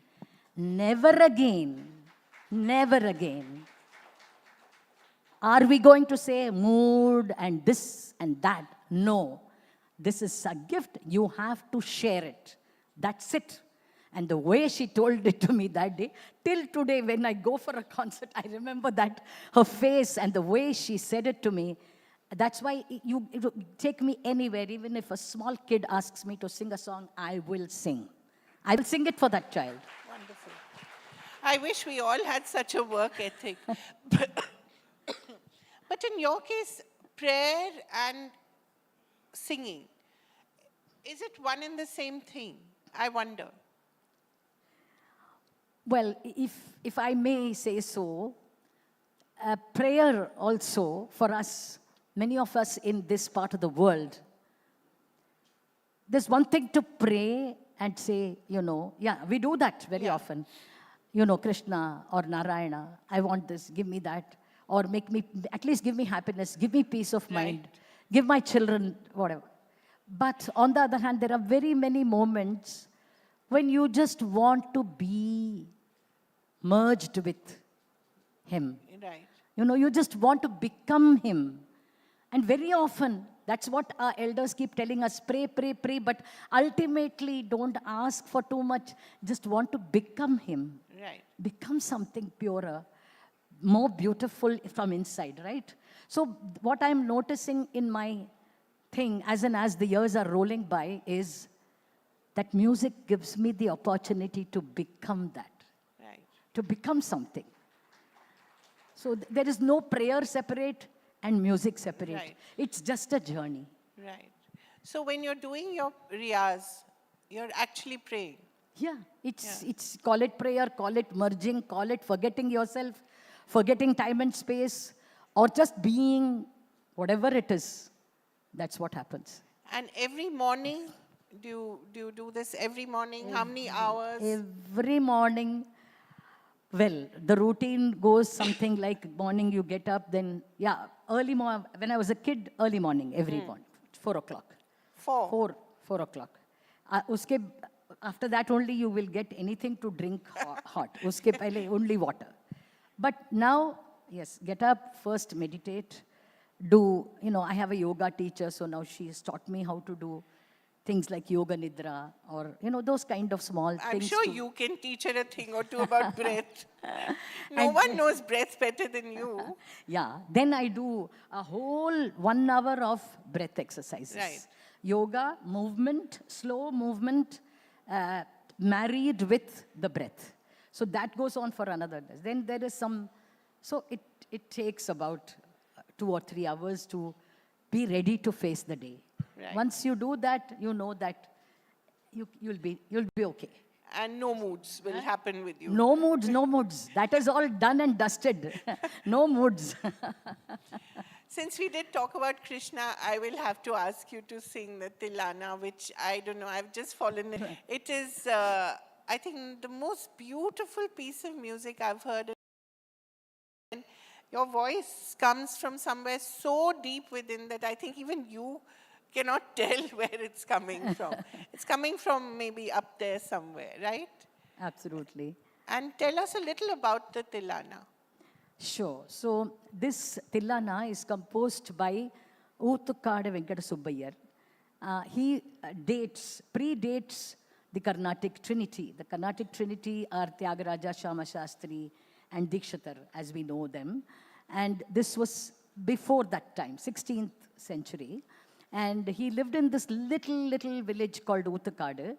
There's a little temple there where that Krishna, the Utsava Murti, is a Kalinga Nartana Tilana who is dancing on the 5 heads of Kaliya. Right. And this composer hosts this Tilana. If you listen to it, you get that imagery of the playway manner in which Krishna plays as well as subjugates Kaliya, and eventually persuades him to, see, according to the story, Krishna doesn't kill the Kaliya. Yeah. Kaliya says, Baba, chhod do, I am going away. I will leave. Who was as charming as Krishna? Yes. Nobody could be, right? Yeah. So that is what is the story about. Right. Yeah. That's why it's so powerful. There's something very seductive and very attractive about it, right? Sure. So when did you first hear it? And now it's really become your thing. Yeah. But when did you first hear it? First, I heard it when, I told you all these great musicians would come home, like Emma Sama and Vrindama and all. So one of those great musicians was Nida Mangalam Krishnamurti Bhagavatar. He was a descendant of the Utukada family. He would again come and stay in our house for 15 days, 20 days, and every day he would do Upanyasam at the local Matunga temple. And you grew up in Matunga? Yeah, of course. You're a Bombay girl. Matunga is where South Indians of Bombay were those days. So Matunga is the place. So there he would, at Bhajana Samaj in fact, he would do this Tilana, and you know what, 2.5 hours, one whole evening would be only Tilana. Wow. Line by line he would sing it, and then he would give imagery and stories around each line of that Tilana. So that is when I first heard it. But like life has its own trajectory, I completely lost track of that Tilana. He hadn't taught me that Tilana. I had only heard it. Years later, when I was already performing and I was a struggler and trying to make my own space in the world of music, one day, miraculously, a gentleman came, handed me a cassette tape. My father was with me. My father-in-law was with me. And he said, can you please record this piece of music immediately? Go to some shop. Those were the cassette days. Right. Record it, but give me back this original. I can't part with it for long. So we immediately went, recorded, gave back the cassette, and that was done. Went home, played it. It was this Tilana. What a story. What a story. What a story. And then it took me a long time to learn, notate, go back to my impressions of it, make my own interpretation. Make your own interpretation. And then, Right. now I sing It's it. yours. Yeah. So if we could just have a little bit of that. Sure. I won't make you sing too much. No, I will just give you a jhalak Yeah. of it, okay?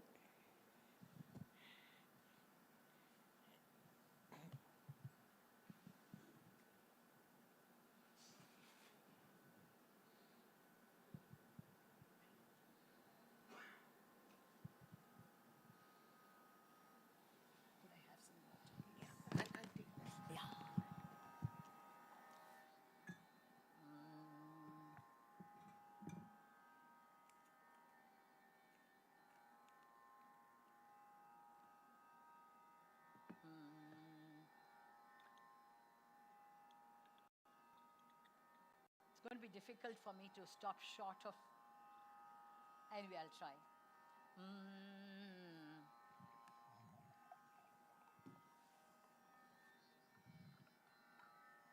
Thank you.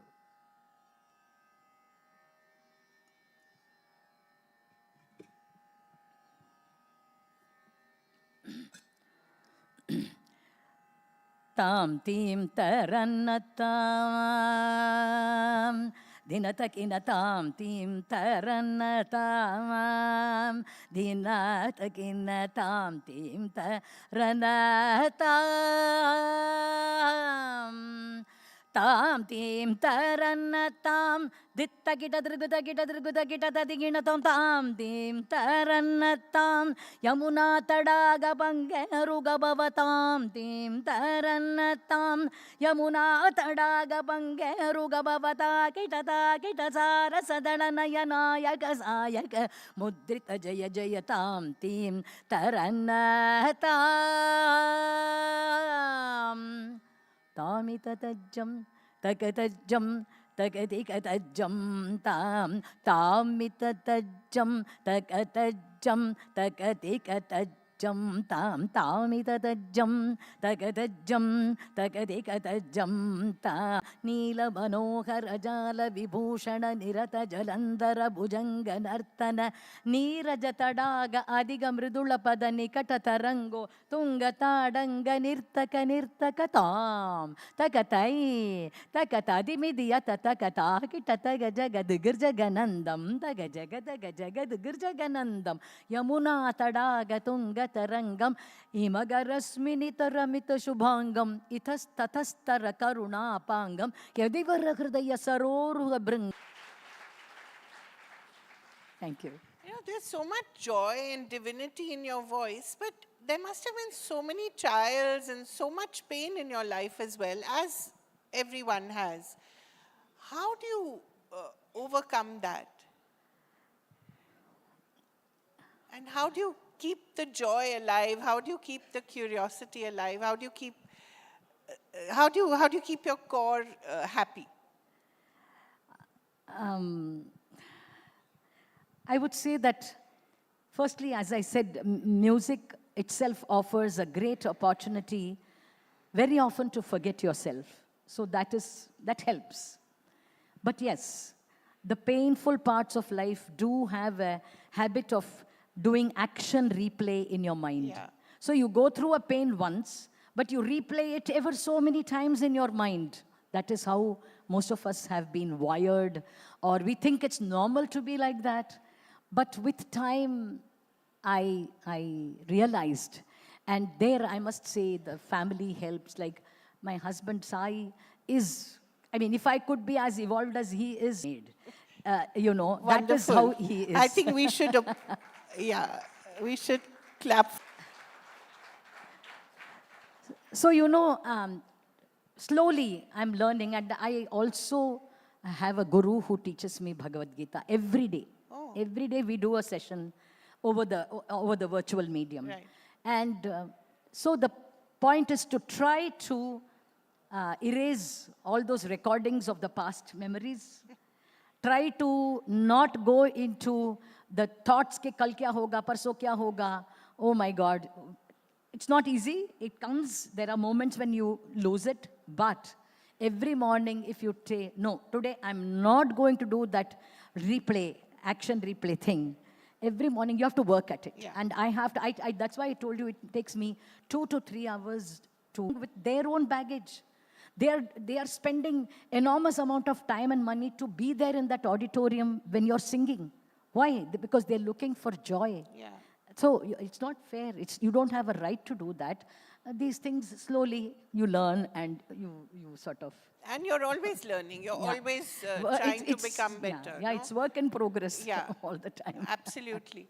So I think just the last couple of questions, the amazing collaborations that you've done as well, whether it's Coke Studio or whether in London, I think. Yes. I mean, how does that happen? They reach out to you, you have an idea. There's so much of fun that you're having with all that as well. And you get a whole new audience as well, I assume. Yeah.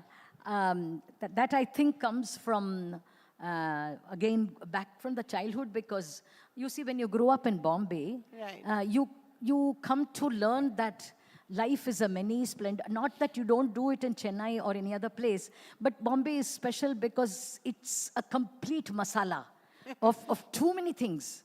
And so you know, like I was in the Western music choir of my school. Oh, Then I used to which go. school was it? I was in JB Vatsha Okay. at Pasi Colony. Right. And then I used to be crazy enough, like if the Ramas did a Govinda Alare dance, I would go and dance with them. You know, I just love the street music. So when you are open to every kind of music, Right. without saying, you know, this is classical and this is Hindustani and this is, no. You learn to give all that up. Then I noticed that when you are open, people of themselves, they come to you. They Right. know, they feel the openness. Right. And they say, come on, let's do something together. And then it happens. Right. Yeah. So even now, whatever music you do or you start, who's the person you remember? Your mother? Your guru? Definitely, Your definitely. The first The voice in your impression head? comes from my mother. But yes, my guru. And I must also here tell you that for me, MS Amma is an icon. Right. For me, beyond all this, you know, she's somewhere always there in my consciousness, because I think she really, when she sang and you came out of that concert hall, you never remembered this was Kambodi, this was Danyashi, or she sang this. No, you just floated out of that concert hall thinking you just went to heaven and came back. you know, you never worried about the details of what she did. And I always feel that should be a good musical experience. Right. So I always aspire to. I think you deliver the same. May I ask you to end by perhaps a tribute to her, perhaps a song Sure. from her that you'd like to sing? Sure. Yeah. Or should I, because as we were chatting just Yeah. before this, you said you loved the Aigiri Nandini, so I can would maybe love sing. that. Sure, I mean, that would be, I think, amazing, and I think it'll charge us for the rest of the year. For me, certainly.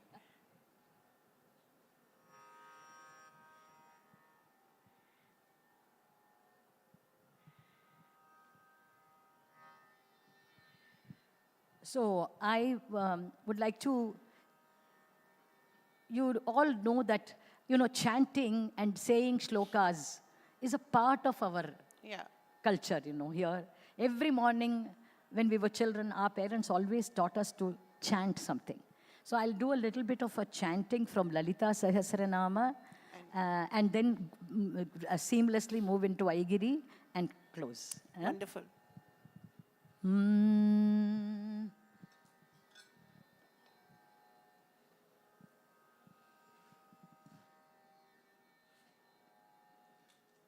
you.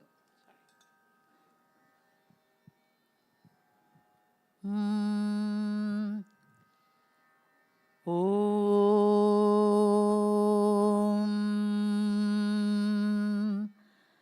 Sindhurarunavigraham Trinayanam Manikyamaulispurattaranayakashekharam Smitamukhimapinavakshoruham Panibhyam Adipurnaratnachashakam Raktotpalam Vibhratim Saumyam Ratnagatastharakthacharanam Dhyayet Paramambikam Shri Mata Shri Maharajñai Shrimat Simhasaneshwari Chidagnigunda Sambhuta Devakarya Samudhyuta Udyatbhanu Sahasrabha Ragaswarupa Pashadhya Krodhakarankushojvala Manorupekshukodanda Panchatanmatra Sayaka Om Ichha Shakti Jnana Shakti Kriya Shakti Swarupini Om Maigiri Nandini Nandita Vishnu Vilasini Jishnu Nute Bhagavati he Kshiti Kantha Kutumbini Bhuri Kutumbini Bhoti Krite Jaya Jaya he Mahishasuramardini Ramyakapardini Shaila Sute Jaya Jaya he Mahishasuramardini Ramyakapardini Shaila Sute Om. Wonderful. Thank you so much. I think this calls for a standing ovation. I'm certainly standing. But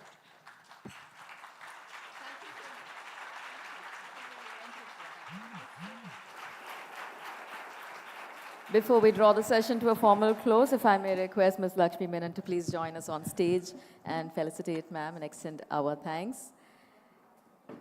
Truly mesmerized. I think very moving session. Of course, we got to witness firsthand the divinity that seamlessly flows through ma'am's voice. And I'd say it is the icing on the cake, but from what I've learned, it's probably the cashew nut and the rava kesari. So a loud round of applause, ladies and gentlemen. Thank you so much, ma'am. We saw a little bit about the responsibility as an artist that you have to your audience. The next session is going to showcase a different type of responsibility, the right prescription, revamping medical education. Of course, for this particular session, it is my absolute pleasure to invite our speakers onto the stage. Please give them a loud round of applause, ladies and gentlemen. Dr. Sharad Kumar Agarwal, National President, Indian Medical Association. Welcome, sir. Good afternoon. It's also my pleasure to invite Dr. S. Sachidanand, former Vice Chancellor, Rajiv Gandhi University of Health Sciences. Good afternoon, sir. A loud round of applause, ladies and gentlemen, for our speakers joining us on stage. I'd also like to invite Dr. Sudha Seshayan, Director, Shastra University. Welcome, ma'am. And of course, chairing this session, once again, I'd like to invite Ms. Kaveri Bamzai. A loud round of applause, ladies and gentlemen, as we step into an exploration of the new era in healthcare. We're hopefully going to be unraveling the transformative approach when it comes to shaping the future of medical training. A lot to look forward to from this session. I'm sure we'll all be making notes. Over to our session chair, Ms. Kaveri. Thank you. I'd like to start with you, Dr. Agarwal, because you recently talked about mixopathy and how, the government should not be emphasizing that, and, you think that they should take their time over that. Talk a little about that. See, there was a suggestion by some Niti Aayog to the government regarding the mixopathy, teaching all kind of pathy at the undergraduate level. But definitely we discuss with the government, and the government is not there, on record they said that they have no planning to bring that other pathy education with the combining with to mix yes, the so disciplines. now there is nothing like that. Only thing what they are telling in the induction program, they are telling the students the entire pathy is available in country. So that is fine with us. So knowing about what are the existing pathy in the country, I don't think that there is any point. But now there is no planning to mixing it with the medical education. I think that's quite a relief. Yes, yes. But medical education is still a hostage to a whole lot of issues, and I think one of the main issues is that perhaps we don't have enough doctors, trained doctors in the country, and trained nurses, in fact. So a little about that, and then I'd like to bring the two of you in as well. See, we all know the deficiency in the medical doctor in our country. Yeah. And as we know that last 10 years and after this regime, lot of new medical college has been brought into this thing. The only thing which we are worried about the quality of medical education. There should be some process, and yes, I'm sure that MC and the government, they are serious about that. We have wrote so many times, and so many times we have met the health minister and the MC. We suggested that the standard of medical education has to be maintained, and all the medical colleges should have a uniform education standard. Otherwise, if we don't fix the standard and standardize the medical education, the output will not be the same. And that is very important, because whoever is coming as a doctor after completing MBBS, they are going into society and treating the patients.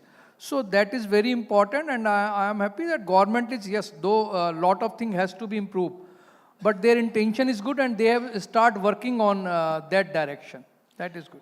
Could I bring you in, sir, and talk about the gaps that are there in the training of doctors and nurses, the two in particular? Yeah. Medical education is at crossroads today. Though we recently had the introduction of a new curriculum, that is competency-based medical education, Yeah. still there are some issues facing medical education. For example, it was 2019 when it was introduced. We need to know how it has fared. We find that still there are gaps between the actual curriculum taught in the medical colleges and the societal needs. So this gap has to be bridged. That is one thing. We need to tailor our curriculum as per the societal needs, in which wherever the present problems that the public is facing, those issues have to be raised, like malnutrition, anemia in women. These are all things which are ever prevalent. We are not addressing those. We are teaching students you are giving them knowledge. Of course, now there are emphasis on skill-based learning as well, competency-based, and that is assessed. But we need to also talk about the current issues that are very relevant, which need to be taught to the students. Right, which are? Tackle these things are not taught. Right. That is tailored to that. Dr. Sudha, where are the gaps? I would like to enlist, to start with, the gaps or issues which are currently prevalent. So I would start by saying, number one, rural India still does not have adequate access to quality healthcare facility.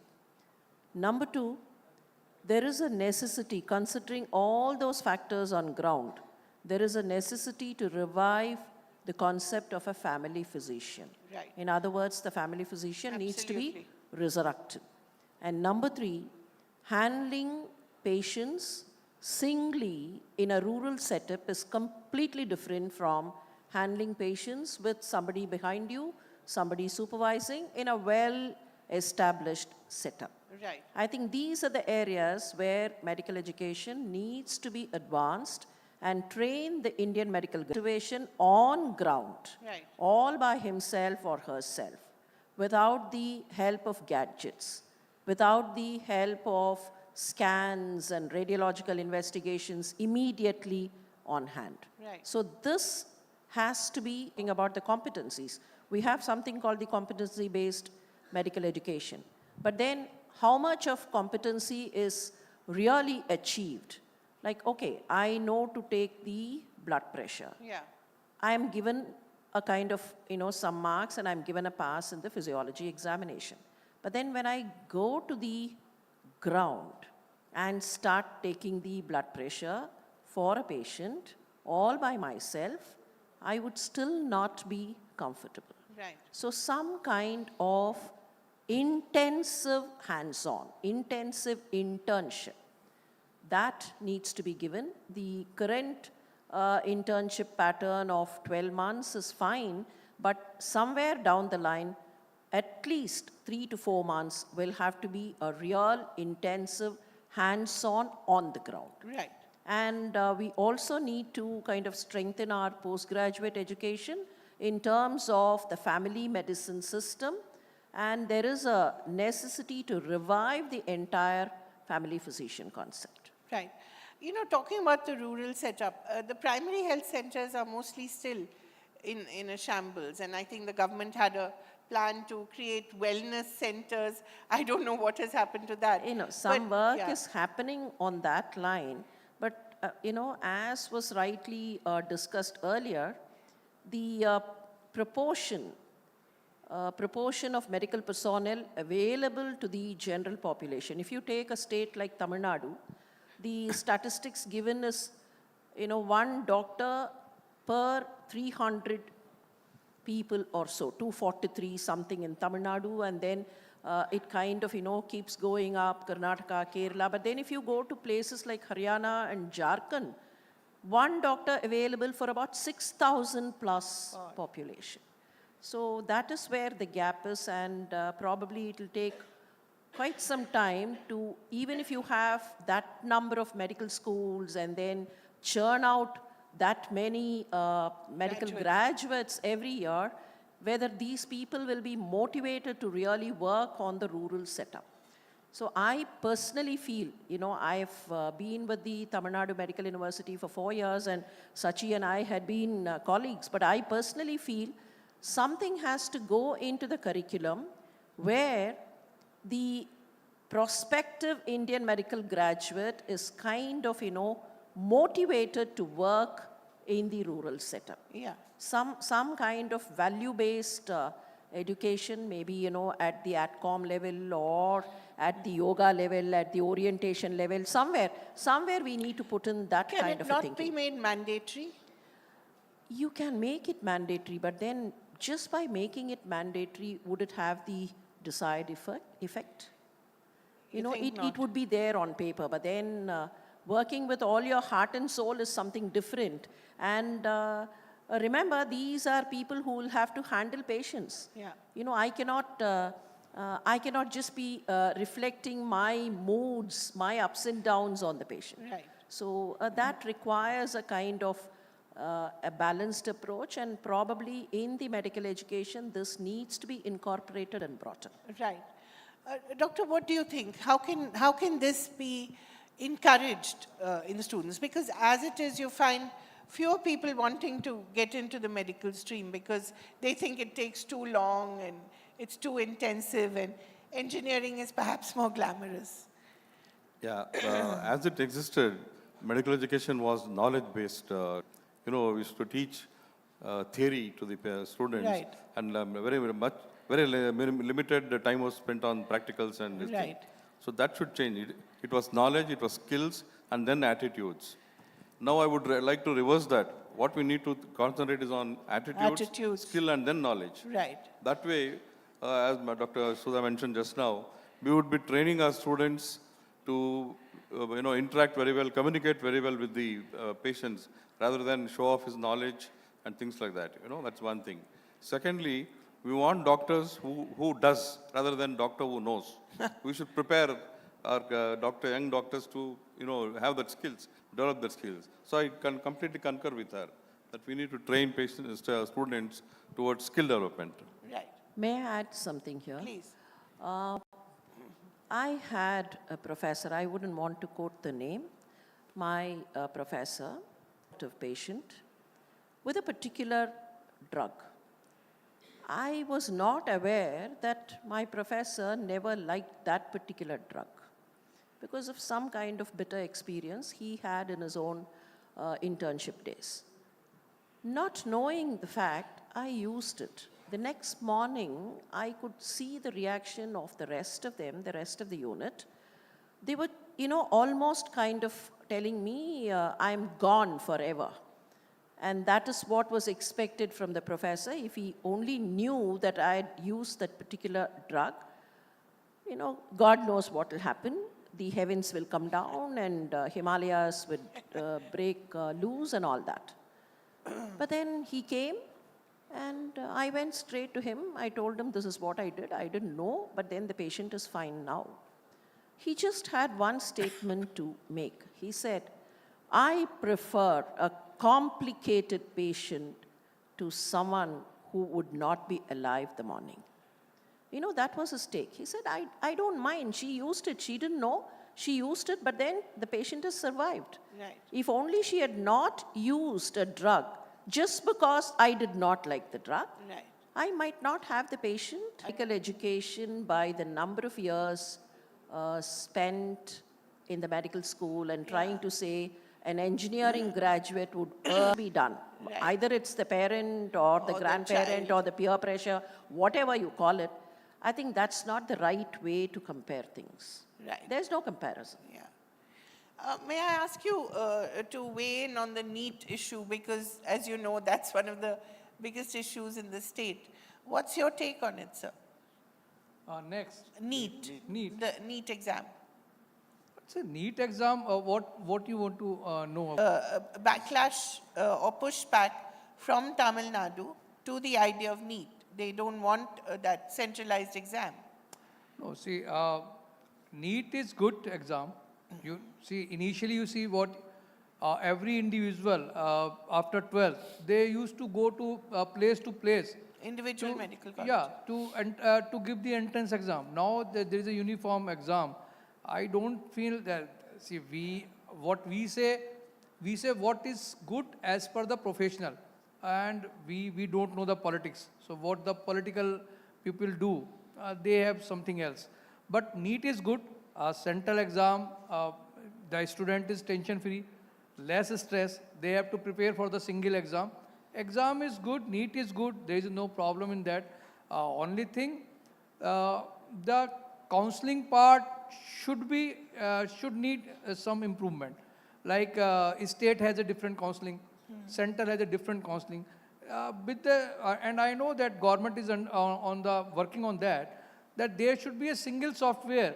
And from there, single counseling, if a student want to take seat in the central quota, from central quota, should be allotted from central quota. If want to take from state quota, should be allotted from. Otherwise, it takes lot of time rather months to get finalized the fill up the seats.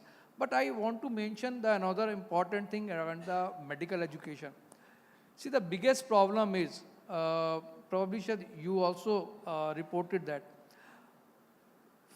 50% medical college, they don't have the sufficient faculties. Right. And that is very important. We are very happy that now we have 711 or 12, whatever, medical colleges producing 110,000 students. These all are the, indicators. You can make so many indicators. But actually, if you see the medical college, they don't comply. After NMC, what happened? On a single application, affidavit, you are allowed to open up the medical college. Initially, there was a necessity to start a hospital for 3 years. Right. Now that has also abolished. Even if you want to open up the medical college, you go and put the application, you will be allowed. You are given the time, okay, you by this time, these are the landmarks which you have to achieve. Nobody is going and checking what is happening till 5 years. I tell you, as a national president, the government medical college, I am talking about the government, not the private. 3 government medical colleges, autonomous medical college students after internship, they were denied to register by the State Medical Council because NMC has suddenly waken up and took the inspection and find that there are a lot of NCs. And the students who have completed the MBBS, completed the internship, were denied for the registration by the State Medical Council. Where they will go? Neither the institute were able to help them or nor anybody else. Those poor students, they came to us in Indian Medical Association office, Delhi, and they were literally weeping in front of me that where do they go? They are on, again, after spending 5 years, they are on the square one. Then I wrote to the health minister, I wrote to the chief minister of that state and the NMC chairman. What is this? Why should they be sufferer? If you want to take, why didn't you took the inspection before the exam? Why are you now doing the inspection and rejecting those medical colleges, and what will those 300 students? But thankfully they listen to the Indian Medical Association and immediately they get everybody registered there. But see, this should not be the individual dependent. There has to be some SOPs. Like they came to the Indian Medical Association and the national president took the... That is absolutely wrong. Yeah. There has to be some SOPs. Yes, these are the landmark. These are the time when we'll go the first checkup, the second checkup, and they should ensure this. You see, you are the newspaper, you do the, some survey across all the corner, not on the one particular state, and see what are the fallacies. They are not having the appropriate faculty there, and slowly and slowly they are keep on, minimizing the eligibility of the faculty per student, because to compensate this shortage. This is also wrong. May I ask you to quickly... I'll go back to NEET and then come to this. As you rightly said, NEET is a good exam. It saves the de-stresses student. It saves the trouble of the student writing many exams, and they write one exam, and it's a level playing field. But my personal opinion is equal importance should be given to board exam as well. Like we had earlier, CET, they used to take 50% marks from the board exam, 50% from the entrance exam. That would eliminate 2 things. One is, it will eliminate the coaching classes. Right. The stress and this thing, money spent on NEET exams, training the students to appear for that will be taken away. Second, importance is also given to board exams. Yeah. Otherwise, students start neglecting that. So this is what is required. NEET is good, one exam is good, give equal importance to board exam. That's true. Secondly, as I said about the faculty deficiency, that's only because that has arisen because of the fact that in the last 10 years or a decade, number of medical colleges have risen. It's almost doubled now. It's about 712 colleges at present, which was around 400 or 350 or something just 10 years ago. So this rapid rise in the medical colleges has given rise to, deficiency of faculty. That is one thing. Secondly, the faculty positions and the teaching profession is not attractive. It is not attractive because the salary given to these doctors are very less. After having put because MD is minimum, MD MS, which means that he'll take around 8.5, 9 years for the doctor to graduate, postgraduate, and then he gets a very less salary. So it is not attractive at all. The NMC and think tank should think about this thing. They should make it more attractive and try to attract more young doctors. That's one thing. Secondly, they should be trained and then allowed to get into the colleges. Right. There is no formal training at all. These two things should be addressed. Yeah. Dr. Sudha, closing thoughts? Yeah. I think NEET, much has been told, and as rightly told by Sachi, it has to be a balance between the qualifying examination and the kind of training, because intelligence is something that can be trained. Right. So questions or, the exam should be based on the qualifying examination or the content that goes into the qualifying examination. Now, with regard to the inspection formalities, the number of medical schools and all that, one major issue is inadequate faculty in almost all the preclinical departments. Like, the preclinical departments, especially anatomy, physiology, biochemistry, microbiology, not many takers. And you would have seen last year in the postgraduate selection, even those who had scored 0 percentile in the NEET were given seats, were given the postgraduate seats in anatomy and physiology. So somewhere the salary will have to be hiked up, number one. Some kind of social security and social status. Dr. Sachi, I would even go on to say the preclinical colleagues are not even respected by their own clinical colleagues. So that's one, kind of a discrepancy that prevails within the system, and that has to be addressed by people who are responsible for running the system. Wonderful. Thank you so much. We're out of time, but thank you very much. I think we've managed to address quite a few things within the short time. Thank you. Thank you so much to all our speakers on stage. A loud round of solutions to fill them in. We're going to be bridging those gaps in the coming years. Exciting times ahead. This session, ladies and gentlemen, the right prescription, revamping medical education, was absolutely comprehensive. And if I may request everyone in the audience to give our speakers and our session chair, and of course, all of them a loud round of applause as we draw the session to a close. Our next session is titled Public Service, a Magnet for Millions. As we set the stage, I'd like to invite our speakers onto our dais. Mr. Alok Ranjan, former IAS officer and author. Welcome, sir. Good afternoon. Thank you so much for joining us. Mr. Albie John, MD of the Metropolitan Transport Corporation. A pleasure to have you here with us, sir. Good evening. It's also my honor to invite onto the stage Mr. Manoj Jindal, CEO, Jila Parishad Thane. Welcome, sir. And chairing this session, back on stage, we have Mr. Now, this is a session that is important for all those people who, no matter what stream of education they're doing, aspire to join the government, IAS, appearing for UPSC and all. So we have three very young and experienced people here. And I'm going to conduct this session as a FAQ for you guys as to... So my first question, if I may, Mr. Ranjan, I'll start with you. Yeah, please. Give us like 2 reasons why people should get into public service, why it is a rewarding career option.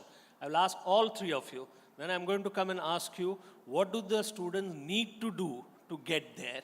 And then we will get into the more deeper negative issues also. Yeah, thank you very much. Yeah. But like a rapid round, we'll do this so that we get more content into the 30 minutes.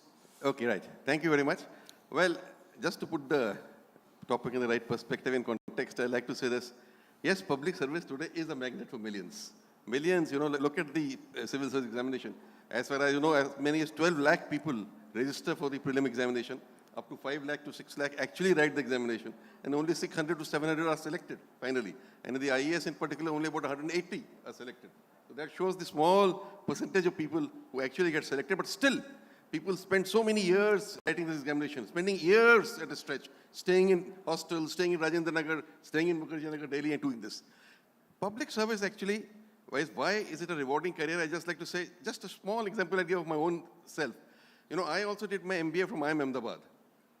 And after that, I got a placement. I got a placement in Mumbai, in a multinational corporation. And I went there and worked there for several months. But then, you know, it came to me from inside that this is not what I want to do in life. I want to do something different. I want to go for public service. I go for civil service. Why? I thought I wanted to make a larger or a more direct. I'm not saying the corporate sector does not make a contribution. It makes a great contribution. But I wanted to make a very direct contribution, you know, to the lives of the people, touch as many lives as possible. And that excited me. That excited me, and that's why, you know, I resigned and wrote the IAS and I got selected and I came into this. So the first thing, why a person should come into public services, the motivation must be, if he is interested in doing something for the citizens, if he is interested in improving the quality of life of the people, if that excites him, then he should come for public service. Mr. John, is that the core of your desire to be in public service, is to make a difference? Yeah. So good evening and thank you for the opportunity.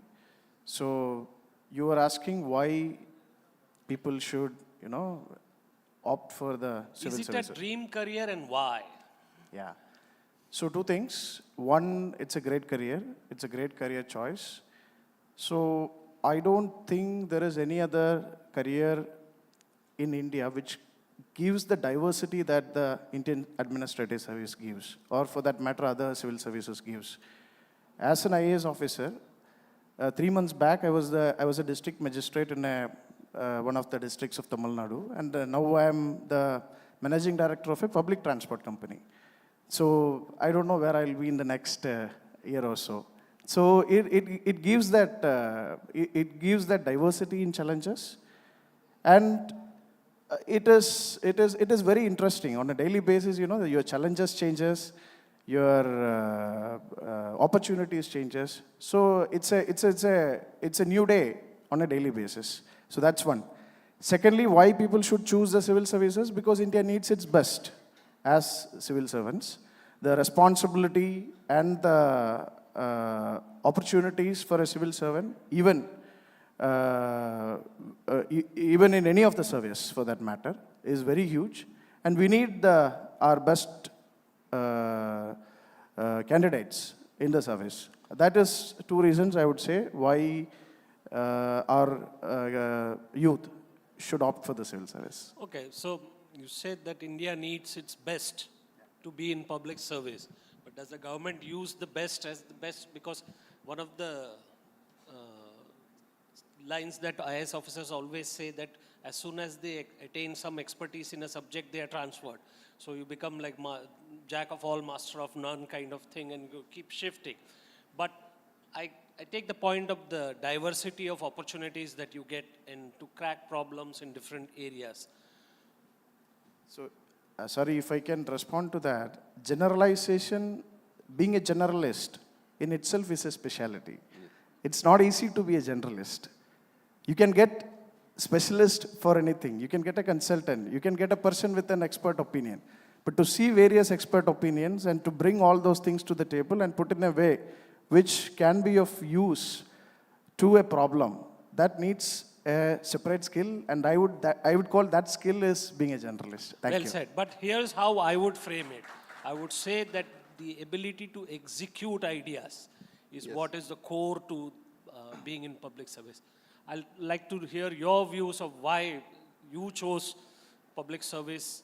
What's your background? So my background is in commerce, sir. I've done bachelor's in commerce actually from abroad. And I also worked in New York for a couple of years. And at that time, the question was whether should I do an MBA, whether should I go into some other corporate role.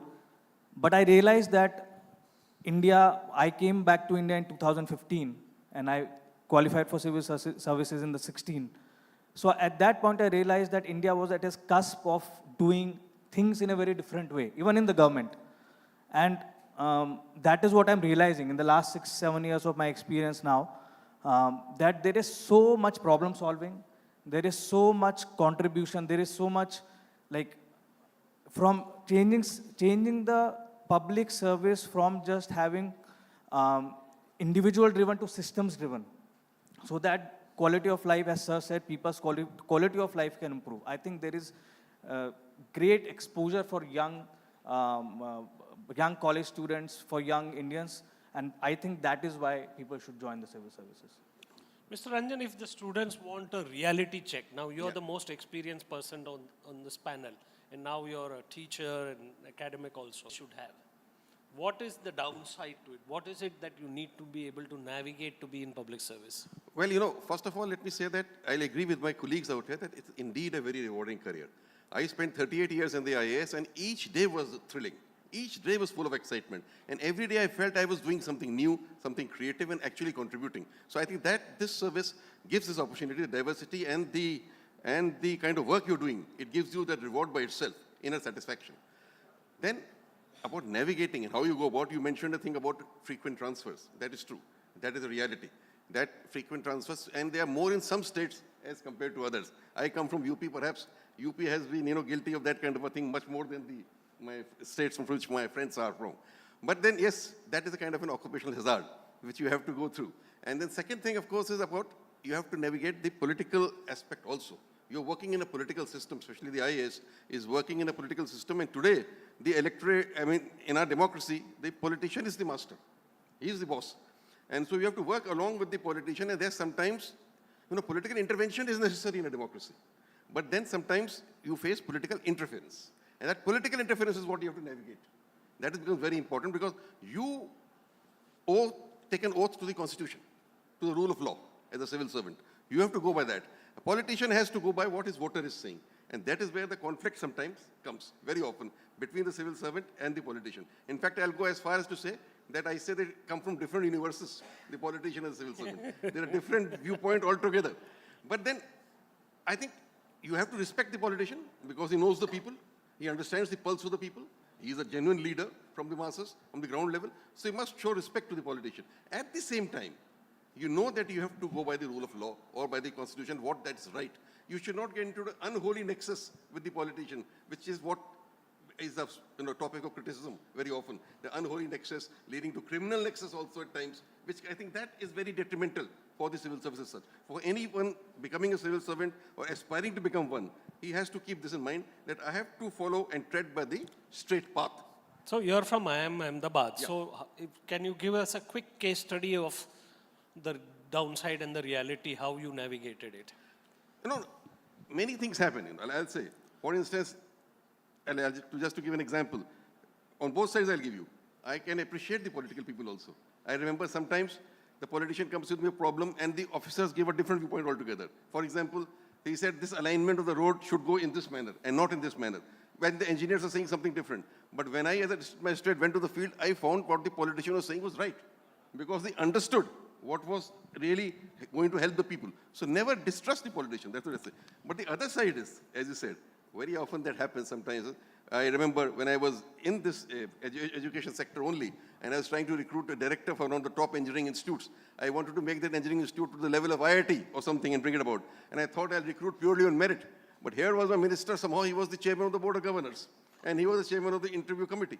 And he had pre-decided whom he wanted to select for various reasons. I was not going to highlight those reasons. But he had decided. I packed my committee with director IIM, director IIT and everything so that we could force upon him the right choice. But no, at the end of the interview, he said, no, nothing doing. And finally, when we insisted, he just banged his fist on the table and said, I'm leaving. Either it's my man or it's nobody. I'm leaving. And then I was stuck, what to do with that situation. But finally, I went around him then. I had to go up to the chief minister.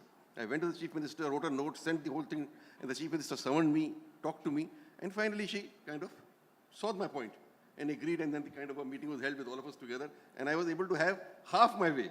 There were two directors. The chief minister finally got a compromise solution. You take one from your side and you take one from the minister's side. So that's the kind of thing that happened. What is your view? Now, you're relatively young to this. What batch are you from? 2013. 2013. Oh, very young. Okay. So what's the learning curve for you? The state of Tamil Nadu gives reasonably good tenures. Like I was telling, I was a DM. I did around 2 years and 6 months as a DM. So, So 2 years and 6 months is a good tenure. It is. Reasonably good tenure, In a yes. particular post, it is. Yeah. 2 to 3 years is a good tenure. Good tenure as in a particular post, yes. So regarding the reality check you're asking, I think we can break it up into two parts. One is regarding the exam, the UPSC exam, and secondly regarding the service. No, we'll come to the qualification later. I want people, the youngsters here who are looking at UPSC, at public service as a career, to know the reality of life. When you get into public service, how do you navigate, say, transition? AIDMK is in power, then DMK comes into power, or in the case of Uttar Pradesh, SP, BSP, now BJP. In Jindal state, of course, you know, it is a little difficult to figure out who's in power at times, but how do you navigate this? What is your experience been in terms of managing the political system? So I think I may not be as wise as Alokranjan sir due to his seniority. But the thing is that what I have seen, and from my little experience, what I see is that as long as you do your job, and you do your job alone, you'll be fine. You do fine. Like our job and our responsibility is to the Constitution, and we are positioned in a particular post to do a particular job. As long as you are good in that, and as long as your allegiance is to the Constitution, it should be fine. There is no problem. But there is one issue which we many times miss is the challenges on a daily basis you feel. It is very stressful to be in the IAS or to be running departments or to be running a district. The challenges and issues will come on a daily basis, and it is stressful at times also. So that is the reality I think we should face. When we see the stories of toppers clearing the exam and give speeches and all that, many a times we don't see what is awaiting you on the other end of the So table. what you're saying is that it's not a cushy job. I would not say that, yeah. Okay. But this is what you are signing up for. These are the challenges Yeah, which is there. that's precisely the idea. Students, youngsters should know what they're signing up for. There should not be any illusion that they are going to sort of get into and there will be a powerful post, because a government position comes with its own trappings of power. 4 people are around you, somebody is saluting you. When you're Jilla Parishad, you're the king of the Jilla. So what is your experience been? So my experience has generally been very positive. First of all, political neutrality is very, very important in our career, because in fact it is looked up by politicians. If we are political neutral, it is actually liked by the political leadership, because they know we are interested in our work, we are interested in delivering what we have to deliver for schemes, for whatever the programs of the government are. So our priority, and for young students, I think in a lot of popular TV series, you will see politicians, it is showcased in this TV series that there is this constant struggle or battle between the bureaucrats and the politicians, but it is not that.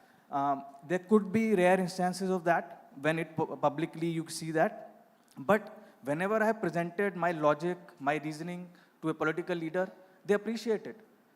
But it has to be logical, it has to be backed by facts, it has to be backed by some government orders, and then a way is sought in order to do the public good.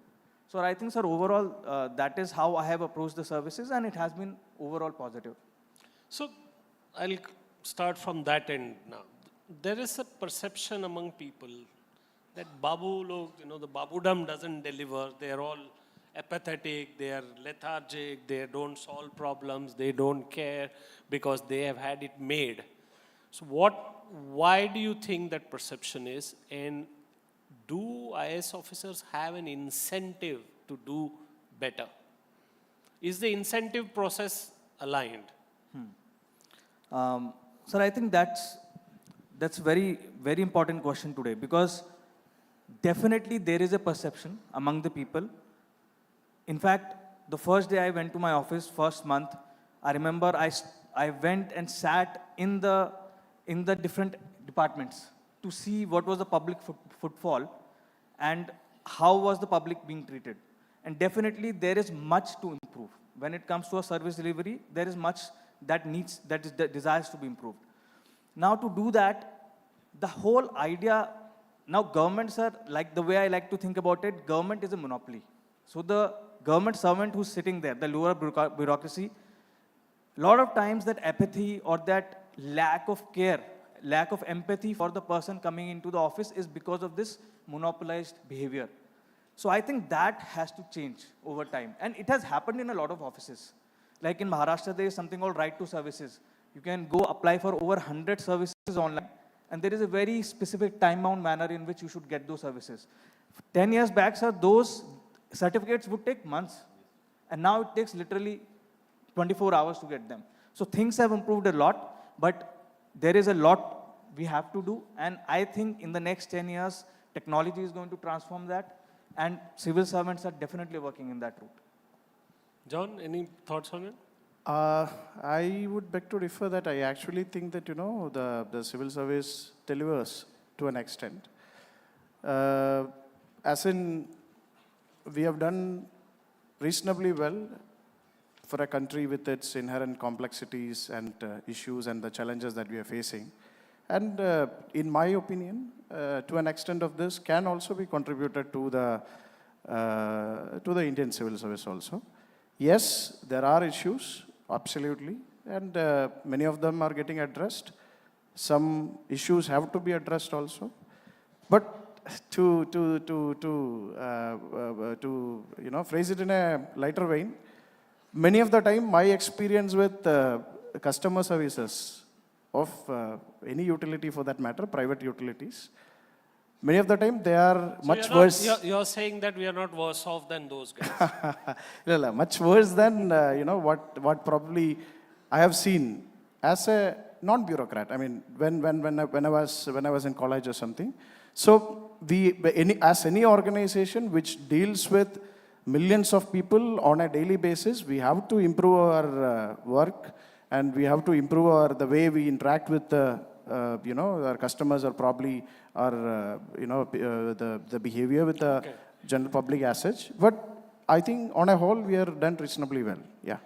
Mr. Alok Ranjan, I'm not going to ask you to say with that where the bureaucracy lacks. You've seen it up close and personal. There is a feeling that IS officers do not get the room to deliver. I want you to quickly respond to that, whether in your career, in your long career, and you've been Chief Secretary of UP, and you know the largest state, the most populous state. What is that one key that needs to be changed in the service rules for IS officers to be able to deliver? Actually, let's put it that way. It's not that they don't get room to deliver. They do get room to deliver, and a lot of IS officers have been delivering a lot also in whichever job or assignment they've taken up. But there are certain issues certainly that do come up here and there which inhibit the ability of the IS officer to deliver. As I mentioned, the political interference, this aspect which I mentioned at the beginning, very often this aspect inhibits the officer from doing his best possible. That kind of pressure which are there on him, that kind of pulls and shoves which he is not able to really get out the best or what he really wants to bring out, what he's really aiming for. But still, I would say that in my 38 years of career, and even in a state like Uttar Pradesh, where I spent 33 years, is a highly politicized state, I could deliver. I felt satisfaction every day that whatever I wanted to do, I could do, maybe not 100%, but 70 to 80%, I could do what I wanted to do, because the politician or the system itself does not stop you from doing many things. They interfere only in some areas. Where they interfere, there may be some issues. Secondly, just to highlight, one point which does happen is, as the management people will understand, that you need to deliver the right man in the right place or the right team. So very often the IAS officer is heading a team, but he is not able to decide his team. He doesn't get the right candidate. Team is decided by somebody else. People are posted from the government or on deputation, or the whole team is decided. So that sometimes also does not allow you to deliver to the extent that you would want to deliver. These are some of the issues, but then you can find your way out of it. If you are committed, if you are dedicated, if you want to do things, if self-motivated. And now, let me tell you, there is an incentive in the system. People in any cadre, in my cadre also UP, good officers have been generally getting what is known as prominent postings. Others may not be getting. Even at the highest level of promotions, not everybody is getting automatic promotion. At the secretary level to Government of India, not more than 30% of our batch is getting promoted. So these things have happened. So I'm going to ask you quick, like a rapid fire, one Guru Mantra you can give the students to crack the UPSC. One Guru Mantra each. I'll start with you, Jindal. From my end, sir, I think it has to be discipline. You have to be extremely disciplined. If you are disciplined, if you have a good routine, if you follow that discipline consistently, I'm very sure that you have very high chances of qualifying for civil services. And disciplined about what? Discipline about continuously focusing on what is the task before you. And that is, if you are appearing for civil services, you have to study. You have to study the entire syllabus. You have to finish the entire syllabus. You have to test yourself. You have to be critical about your own abilities, whether you can crack this or not. So you have to be very honest to yourself. So this discipline, if you have, definitely you have a very good chance. Okay, George. One Guru Mantra. So my advice will be to not just to listen to the toppers or the people who have actually qualified the exam, including me. So people who have qualified the exam or got into this side of the stage have that survivor bias that anything is possible. If I was able to make it, like anybody can make it. Yes, anybody can make it, but not everyone makes it also. So we always see the topper stories alone, but we need to also hear people who could not actually make it and to understand what was the reason and what was the reason for the failure, and probably to learn from them also. And one more thing that is that we always need to have a backup option also. Like many of the time, people who are preparing for the civil services get into this loop of appearing again and again, applying again and again, and doing the exam like 6 or 7 times. So we need to have a backup option, and probably a couple of times or 3 times, whatever you are going to give a shot at the exam, you decide, give your best, be disciplined, give your best in these attempts, and if at all things don't work out, it may not work out. As we were saying, out of the 1.5 million people who are appearing on a given year, only around 1,000 people clear the exam. So if for some reason, either due to us or sometimes due to a stroke of bad luck, if you're not clearing, we always should have a backup option. That's what I would say. So backup option. Alok Ranjan ji, how many times is a good time? Now I'm going to rephrase the question. How many times is a good, should they appear twice, thrice? No, actually, this is a very good question that you asked. I've been noticing that many people are spending 5 years, 6 years, 7 years writing the civil service examination, and they're losing their entire youth preparing for the examination, where they can be productively employed anywhere else in the economy and for the country's development. In my time, when I wrote the IS in 1978, we were allowed only 3 attempts, and that's how it should be. Not more than 3 attempts. Second thing is about the age also. I don't think there should be an upper limit. In my time, it was 21 to 26. At best, you can have 21 to 28, but not beyond that. You are wasting people. I've seen people 7 years, 6 years writing the examination and not doing anything else, and then they're not fit for any other job also. That's the kind of thing. And what you said about what they should do, number one, they should be sure they want to join the civil services, not just by the way. It's not a by the way examination. It's not the toughest examinations going on everywhere. Second, you must have the will to succeed. You must believe in yourself that you can do it. Third, it needs dedicated and focused hard work, and at least for a year. You can't have your feet in 2 boats. Like I resigned from my job. I strongly believe that you can't write a civil service examination along with the job. Many can do it, but it is difficult. It's very, very difficult. Then you have to find time outside your job to spend half your night burning the midnight oil. Otherwise, spend time exclusively preparing at least for 1 attempt. After that, you can do whatever you want to do. Okay, I'm a hostage of my session chairperson, but I'll take 3 questions. No? No question? We're running behind time. 1 question. Okay, 1 question from 1 student who's, if you're appearing for UPSC, then you get to ask the question. Yes, I am appearing. Okay. Ask your question. My question is more than preparation. I'm asking about the civil services in general. So with the next 25 years to come, and with the increased need of specialization and all those things and civil services reforms, according to you, what are all the crucial civil services reforms which are going to come in the future to reform the civil services to make it, to deliver the services to the people? Jiddal, this is your question. You got 90 seconds. You want to know about the civil services reforms? Yeah, like Correct. we had Mission Karma Yogi on that. on that roadmap? I think civil services have been going through a lot of reforms. I think what is going to happen in the next 20-25 years is civil servants are going to right now play even a more important role in the governance system that we have.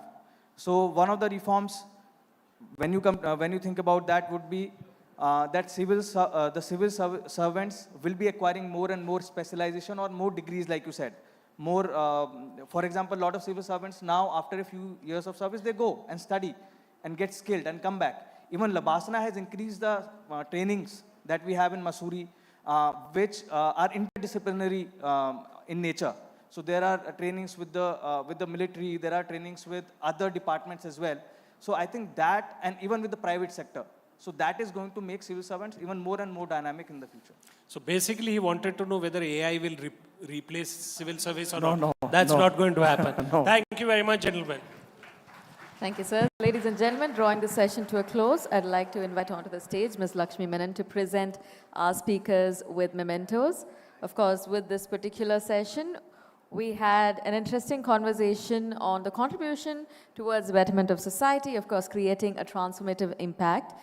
And our speakers, their personal experiences have truly brought to the forefront the various ways in which we can move forward. A loud round of applause for our speakers, our session chair, ladies and gentlemen. A truly interesting session.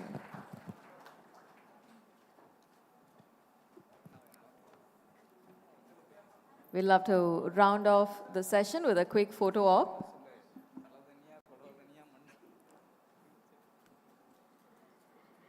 Our next session is on getting the economy right, the rise of India. Of course, we do have our session chair continuing on stage, Mr. Shankar Iyer. Joining us is Speaker Mr. V. Anant Nageshwaran, Chief Economic Advisor, Government of India. This particular session, we aim to unveil the economic trajectory and explore the pivotal factors that propel our country towards unprecedented growth. A round of applause, ladies and gentlemen.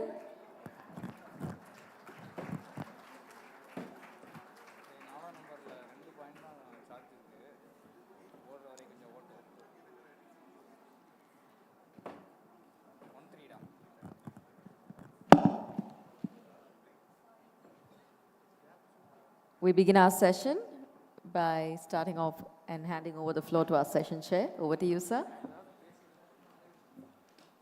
Thank you. For all the students there, here's a tip-off. Dr. Anant Nageshwaran is a PhD in economics.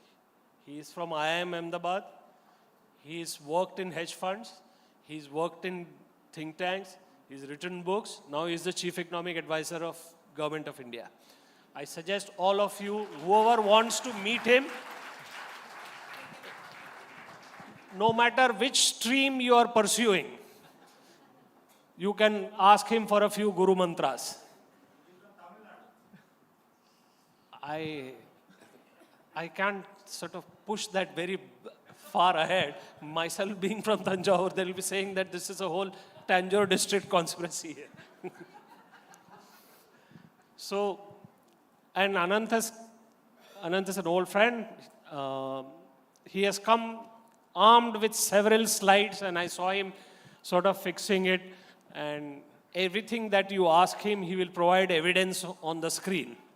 But Anant, we'll try and stay away from I want people to know, is this thing that the rising India is, how true is it? How big is it? I know we've grown 7+% GDP. How would you sort of make the youngsters here and the audience understand what is the magnitude of this moment? Thank you, Shankar, and very happy to be here. I know that you have a flight to catch, and therefore you want quick-fire answers. So let me try to give you point by point. We are not only doing well in absolute terms, we are also doing better than others. And if in next financial year, 24-25, we also grow at 7%, as RBI governor has said somewhere in Davos, That would be the 4th consecutive year we would have grown at 7 or above after COVID. So it is one thing for India to grow at 8 to 9% as it did between 2004 and 8 when the world economy was booming. But to grow at 7% when the world economy is struggling and there are so many geopolitical uncertainties for 4 consecutive years post-COVID, I think that is a creditable And in a world where China is not growing. And in a world where rest of Asia is struggling, including China, I think it is indeed a creditable achievement because 1 unit of growth in this situation is much more valuable than 1 unit of growth when the whole world is doing much better. So there used to be this thing that India contributes 0.2%. 25 years back, I heard that. What is India's contribution to global growth now? I think it is now heading towards 10%, and by the end of the decade, it would be close to 1/6 of global GDP would be coming from Indian growth alone. And by the end of the decade, what would be our GDP be roughly? This is something that I have been sticking my neck out and saying, although I don't believe that numbers are the be-all and end-all. But I think $7 trillion at current exchange rate in 7 years. It's so easy to remember, 7 in 7. 7 in 7 years. It's so possible. every year we will add $1 trillion to our GDP. No, every year we're talking about adding about $500 billion. $500 billion. Okay. Yeah. So now, obviously in the absolute terms and in the relative terms, India is the fastest large economy, fastest growing large economy, fastest growing free market democracy, all the things are there. But parts of India, large parts of India don't feel so. The feel good is not sort of there. For instance, as someone who looks at these numbers, the thing that struck me is that the GDP grew by 7.3%, but private financial consumption, which is consumption by people like us, grew by 4.2 or 4.3%. The other thing is, if you're in the markets, if you are people who are running companies in the products that are at the edge, the frontier of the consumption basket, small motorcycles or things. So they seem to be suggesting. Yesterday I heard somebody say that this festival quarter was among the worst in several years in terms of inventory, in terms of sales. Now, that might be one point of view.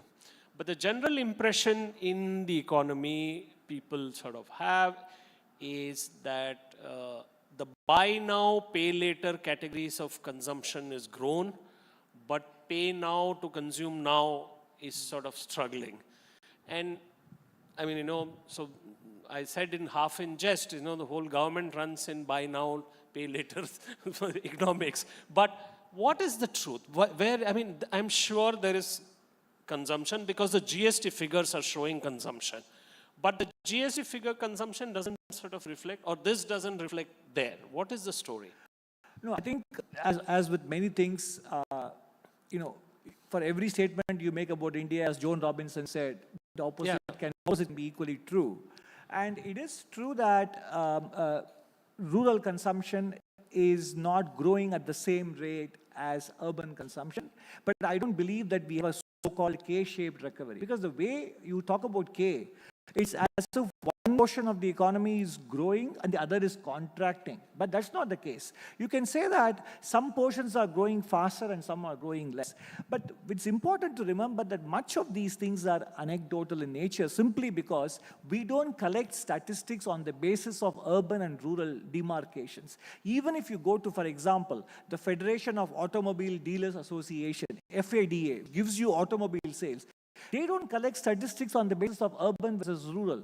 So when the two-wheeler sales, people say two-wheeler sales is a proxy for rural consumption. It is not picking up. The moment you say, no, look at the recent data, last 3 months it is picking up quite well. Then they turn around and say, no, but two-wheeler sales, which are in affordable category, are not picking up. Then you go to FADA and ask them, can you give me that kind of breakdown? They don't have that kind of breakdown. So many of these statements are also based on very anecdotal samples that are happening. But that said, I do track some of these indicators from a company that is based out of Tamil Nadu, Kavin Care, etc. So within rural India, discretionary consumption spending, for example, a haircut may be necessary after some periodic intervals, but a facial and some kind of hair coloring, etc., are all discretionary spending. This will get you into trouble. You know, there's a lot of part of the audience which will not agree with you. No. What they're saying is some of these expenses are postponable. So therefore, they say that they do see pickup in these kinds of expenditure also, where ordinary consumers who want to undertake an expenditure which they can afford to postpone, they are not postponing. And as I mentioned earlier, two-wheeler sales, even at the lower price category, is beginning to rise. And yes, rural real wages have been just about matching the inflation rate, but in the last couple of quarters, they are beginning to rise above the inflation rate. And therefore, I feel that this gap that we have witnessed, or which we are hearing about from anecdotal stories about urban consumption versus rural consumption, is probably getting closer. Let me also add one last point before I let you come up to the next question. The Indian Institute of Urban Development said in a 2014 report that 35% of the area that is currently considered as urban is because of rural areas redesignated as urban in 2001 to 10. So the expansion of urban land space, 1/3 happened because of rural spaces getting relabeled. So when you talk of urban consumption doing well, remember there are still large parts of rural area which are counted as urban, so they are doing well. So this entire dichotomy between urban and rural may not be as pervasive as is being made out to be, while there may be pockets of it. Yeah. Fair enough. There are two other data points that I want to sort of just to explain where the economy is. The central question for us is, why is that feel-good factor not palpable in certain geographies? No, but if you look at the fact that last 4 years, you have had participation of people from tier 2, tier 3 cities and rural portions in the stock market, etc. It couldn't have happened unless there was wealth generation happening in those cities as well. It is no longer confined to the metros. So my point is, for every statement, we can always find some evidence in the country in some pockets where the diffusion is not happening. But it is true that the large portions of the country, because the government is giving them free education, free food, and also affordable housing. So many of their basic parameters are indeed taken care of, and that is why you see in the multidimensional poverty index, you see such a large decline in the multidimensional poverty index. Because the disposable income that is left in the hands of the people now, because the government is taking care of many essential needs, is more than what it used to be. So here's the contrast, the contradiction or the contrarian argument to this, is that on one level, the government says we have moved 250 million people out of multidimensional poverty line. The government says we are growing at 7+%. The government says that consumption has gone up, so many more mobile phones, so many more people on data, so much data is consumed. And that all of that is true. And yet, the political response to this economic growth is 81 crore people getting free ration, 10 crore gas cylinders under the Ujjwala scheme, I think 3 crore, 2.5 to 3 crores PM Awas Yojana, about 26 million people are registered, 26 crore people are registered on the National Rural Employment. And every election, every party is saying that we will give free cylinder, free this, free that. Is there a divergence between how the politicians or the political parties perceive the economy to be and how we perceive the economy? I think again, this is a special topic in and of itself for a discussion. I don't think you can compress it within half an hour conversation. I am aware, okay, acutely, but no, I think yes. Your point is well taken. That if there is such a palpable improvement in the economic performance, then do we need all these? I think it is fair to ask, but I think. There are some segments of the population that are still making the transition to better opportunities because they now have these essential things taken care of. But at what point you draw the line, at what point you I mean, I can understand maybe 40 crore need, but if free rationalization, should it be 80 crore? I mean, that's the question. And you know, they have increased procurement price, they have increased there is now the PM Kisan is PM scheme plus top up, the gas cylinder LPG is top up. So there is this question that is coming is how much can this be done? I would say one thing. Shankar, you have been in this journalism business for 30 years, right? So 40 years. 40 years. 40 years. So I have been a chief economic advisor only for 2 years. Okay. So you have a 20 times head start over me. So I would simply say that therefore you have a very great question here, and let's move on. No, so I mean, you know, I am a believer that in 2 years back, I wrote in the New Indian Express that Destination India, the $1 trillion dream sort of unrolls, and that. At that time, I was asked, why am I saying? Just like when I wrote a book on Aadhaar and called it the 12-digit revolution, people said, what revolution? And now people are saying that, okay, it's the question is that can you be, so this has been, the government has spent 60, 67, 68 lakh crores in the last 7 years on infrastructure that has pushed growth. We see metros everywhere, we see roads. The change is very visible. There is no question about it. People who are traveling by Vande Bharat, celebrating being on Vande Bharat, which is another interesting. But can this be done? I mean, how far can you sort of move this story? Can you go on being funding, and CRISIL says that Government of India is going to spend 142 lakh crores in the next 7 years. Is that fundable? Is it doable? What needs to be done? What's your snapshot? Let me just quickly show certain things to the audience here in terms of the infrastructure spending, which we talked about, which Shankar has been talking about.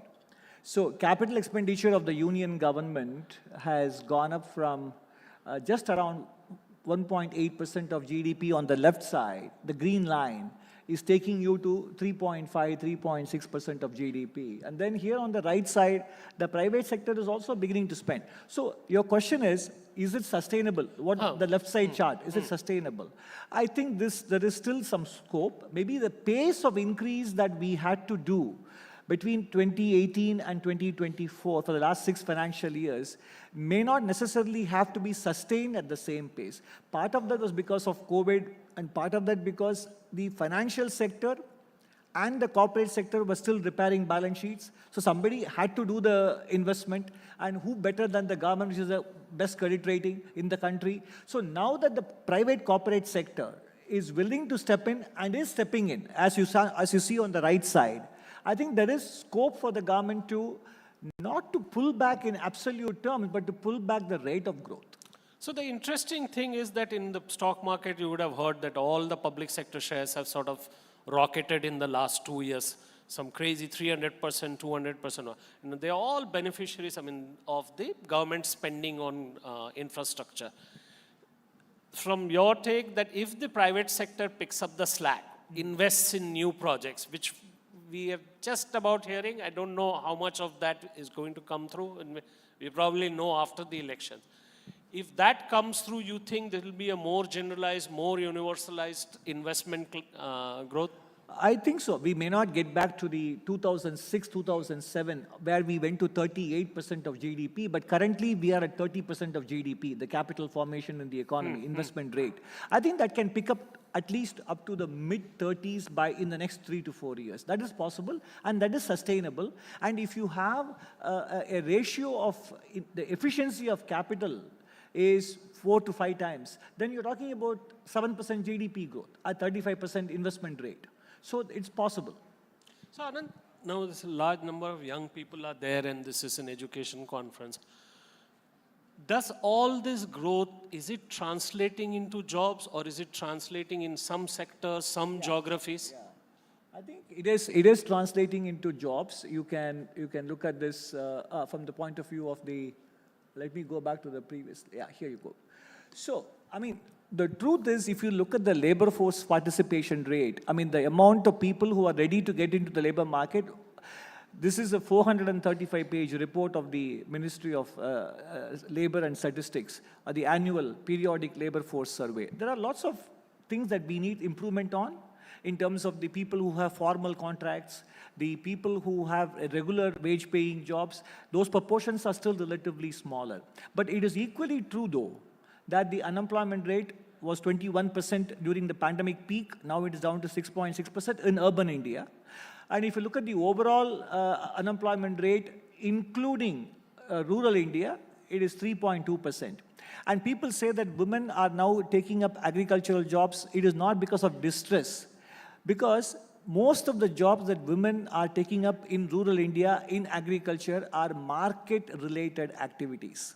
So it is not subsistence wages, it is proper wages. So in that sense, the job market situation is improving. And if you look at the formal sector, in 21-22, IT sector created jobs. In 22-23, financial services created jobs. 8% growth in 21-22, 5.5% growth in 22-23. So the economy is, and then we are completely excluding the gig economy, which employs close to 700,000 or 7 lakh workers. And you see it in the Employee Provident Fund Organization net enrollment, which is stepping up year after year. So job creation is indeed happening, but more organized sector jobs more have to be created. And even in the organized sector jobs, smaller proportion are the ones who are having a proper contract, social security benefits, etc. All those things have to improve. So there is much work that remains to be done. I'll take, Kaveri, we can take questions? Okay. Dean sir. உங்கள்கிட்ட அப்புறம் வரேன் முதல்ல student okay that young boy there good afternoon sir sir till 2019 one minute பேர் என்ன சொல்லுமா identify yourself I am Sandhya Kumaravel from Kingmakers IAS Academy. I'm basically an UPSC aspirant. Okay. So till 2019 we were receiving 2 volumes of economic survey, like the reforms part was being missing for 3 years, sir. We hardly require this time. Can we expect the same? So UPSC aspirants are missing the 2 volumes, is it? Yeah, of course, that's a big concern, sir. No. We did bring out a volume, by the way. I think you probably missed it. End of December, we brought out a collection of essays. It is still available in the Department of Economic Affairs website. See, we turned it back to 1 volume survey in the last 2 years, not because of lack of time or because of COVID or whatever. Economic survey is what it should be. It is a survey of the economy. The larger idea generation of the Office of the Chief Economic Advisor should not be confused with the economic survey. So we did it separately and we brought it out in December, end of December. Similarly, for this financial year, because this is going to be an interim budget, there will be a mini survey coming out in the next few days. And there'll be a full survey after the elections, before the full budget. And in that survey, we will talk about some of the best practices that many civil servants spoke about here that happen in different parts of the country. For example, you look at stunting in children, height for weight. Sikkim and Bihar have done exceptionally well. We want to feature how Sikkim and Bihar manage it compared to other states. So those kinds of stories and policy decisions taken, implemented, etc., which can then serve as an inspiration and model for other states and other districts, we will cover all those angles in the July survey. But you must take a look at the collection of essays we brought out end of December. Particularly, you should read the debate on why India's ratings are not what they should be. Okay, next question, young man there.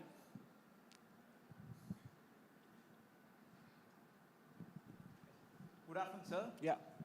Myself, Balaji, currently pursuing bachelor's in electrical engineering. So I have one question for you, sir. In recent quarter of our GDP data shown 7.6%, but GVA, the gross value added, is declining a lot, especially in the IT sector and manufacturing sector. So, which is the major GDP contributor in our GDP? So how come GDP can grow when key sector like IT and manufacturing is in trouble?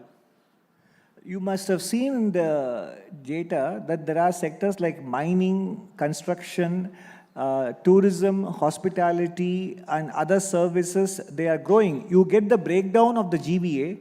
Obviously, not all sectors will be able to grow at the same rate at all times. The IT sector is subject to global cycles, and therefore there will be periods when they will wax and wane. But the data gives you the breakdown of which sectors are contributing at what points in time.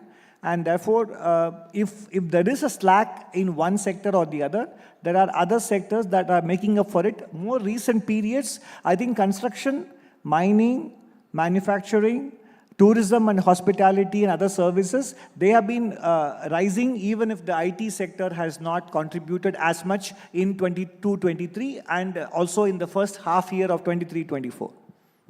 Okay, we have to wrap up now. Dean sir, you're escaping your question? Very quick question. Recently, you were very critical about the World Bank metric used by credit rating agencies on investment safety of countries. Now, World Bank, IMF itself, I mean, they themselves are getting irrelevant. And I know about your deep research, empirical models that you're developing. Do you have an alternate framework that you're working? Can we expect that soon? Because now India is no longer going to consume anything. We have to contribute to the larger scheme of things. Alternate credit rating. Because these credit rating agencies are the ones who escape all crises and still surviving, enriching themselves. Right. No, I think there are two parts to your alternative methodological proposals. We have made them in that particular essay which Shankar also referred to in this collection of essays. That's the first essay. So we have made some proposals to these credit rating agencies. Then the second part of your question will be, if they don't do these things, do we have an alternative credit rating mechanism itself? Now, that is a completely different set of problems because they have 100 years of incumbency advantage. And if we sponsor some credit rating agencies, they will naturally face the problem of upstart versus established oligopolist. So it's a different problem to solve. And that may not be solved in a year or two. It is a process. Thanjavur பாஷையில் பணம் கொடுக்குறவன் தான் கெட்டி மேளம் எப்போ அடிக்கணும்னு சொல்லுவான். Thank you very much. I have to wrap. All the students I advise, Anant is here. Grab hold of him, get some advice from him. He has been in different streams, different places, global exposure, Indian exposure, public service exposure. You should catch hold of it. Now, I will also tell you one thing. Shankar is a good friend. That's why he's saying all this. And second, I benefit a lot from having periodic conversations with him. Okay, thank you. Thank you.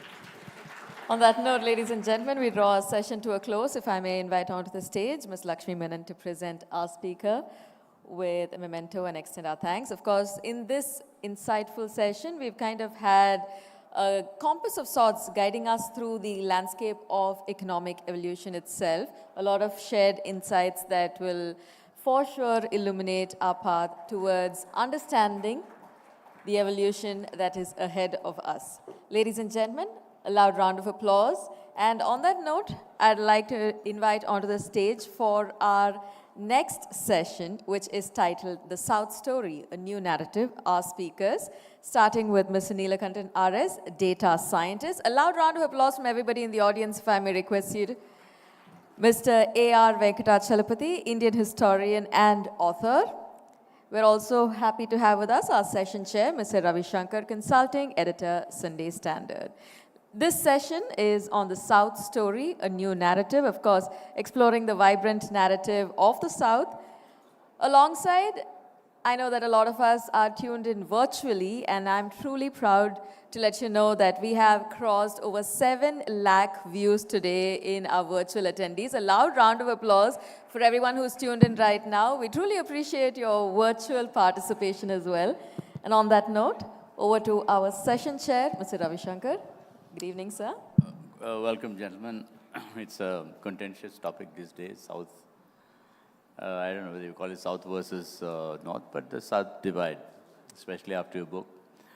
I would start with I would rather not start with the the data of, 30 to 31% increase in GDP, UP 9%, etc. I mean, I would rather go into a larger context, a larger civilizational or cultural context or historical context into the South, not worse, the South different from the North.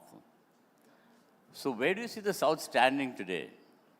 As an independent cultural force, as an independent economic force, which is helping the rest of the country? Or do you see the South as part of a unified cultural economic force, which is enriching the country's economy? I don't know what, culture. So, thank you for that, and thank you for having me. It's very important that we distinguish the ideas of culture, and our individual ideas of it from the political economy, right? In my mind, culture is a post facto understanding of, who we are and what our definition of an in-group is, right? The purpose of an in-group is not to contribute to the economy of what is the political boundary of India. The purpose of an in-group is to be the in-group, right? And towards that extent, if you were to, which is why the contribution of GDP, again, GDP is a number which, in fact, it's the person who came up with GDP has quite often warned us that, it's most likely to be abused, Simon Kuznets, right? But the point I want to make here is pretty simple. The status of various states in India is deeply problematic, whether they are south or west or east. But the point is that the Indian Union is at a certain precipice. And the reason why it is the case is because the resource allocation problems of this country have come to a pass wherein the viability of arriving at reasonable solutions no longer seems to be within the realm of what is conventional ideas of understanding of governance, right? So that is a serious problem. Where does culture come in? Well, like people who are at the receiving end are going to define themselves by a certain culture, and therefore, like how do I say this? I guess I'll leave culture to, anthropologists and historians, but to me, the intractability of the resource allocation problem is what matters. But I mean, if you look at it, I'm tossing it to you. I mean, there's a very strong Southern identity. I mean, there is in terms of clothes, in terms of food, in terms of even cinema. But while you can actually divide the Northern identities into more specific, the rest of the subcontinent, let's put it that way. So would you see the South as a separate cultural entity ever coming into conflict with the Northern structures? Unless it already has, economically. Like all historians, historians cannot give you short answers. Historians cannot give short answers. They have to take hours and hours, but considering the limitations of time, we are always constrained by time. I think no region exists in isolation. This is a no-brainer. But each region, each culture has its own special characteristics, defined by, time and the various groups which have contributed to it. So we can think in terms of commonalities, but we can also think in terms of diversities. So I think there are times when we have to think of what distinguishes the South from the North, considering what has happened in the last, say, 30, 40 years, economically, in the sphere of economics, in terms of growth, in terms of politics. I think separate processes have unfolded. How economic growth in South India, as my colleagues Kalai Arasan and Vijay Bhaskar have argued, I think in their book, Dravidian Model, that growth has been possible to a great extent in South India because of the inclusive nature of that. So here I also want to bring in one historical thing, there is always the baggage of weight, baggage of culture and history. So more than 100 years ago, when V.O. Chidambaram Pillai, Vausi, started the shipping navigation company, There was no capitalist enterprise in this part of the country, certainly down south. But how does somebody come up with an idea to have a grand idea of starting a shipping company? You can always, culture is made by human beings, which means that though they are constrained, they can always transcend that.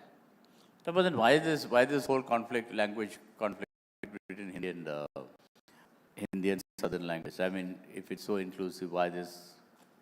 Is it a political thing or is it a cultural thing?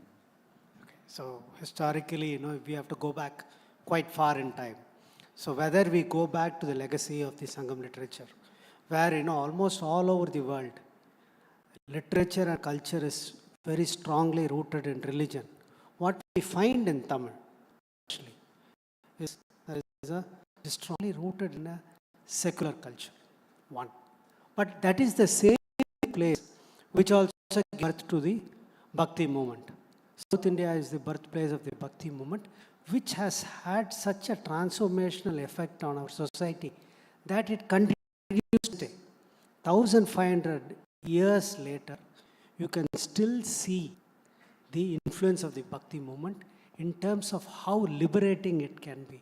We find this the difference between how Renaissance, period in the East, I mean, which you didn't have is the northern, part of it. But I agree with you to a certain extent. Now, I'm going to venture into slightly dangerous territory. 1947 to 50 was a very turbulent period because the nation was being put together, etc., etc.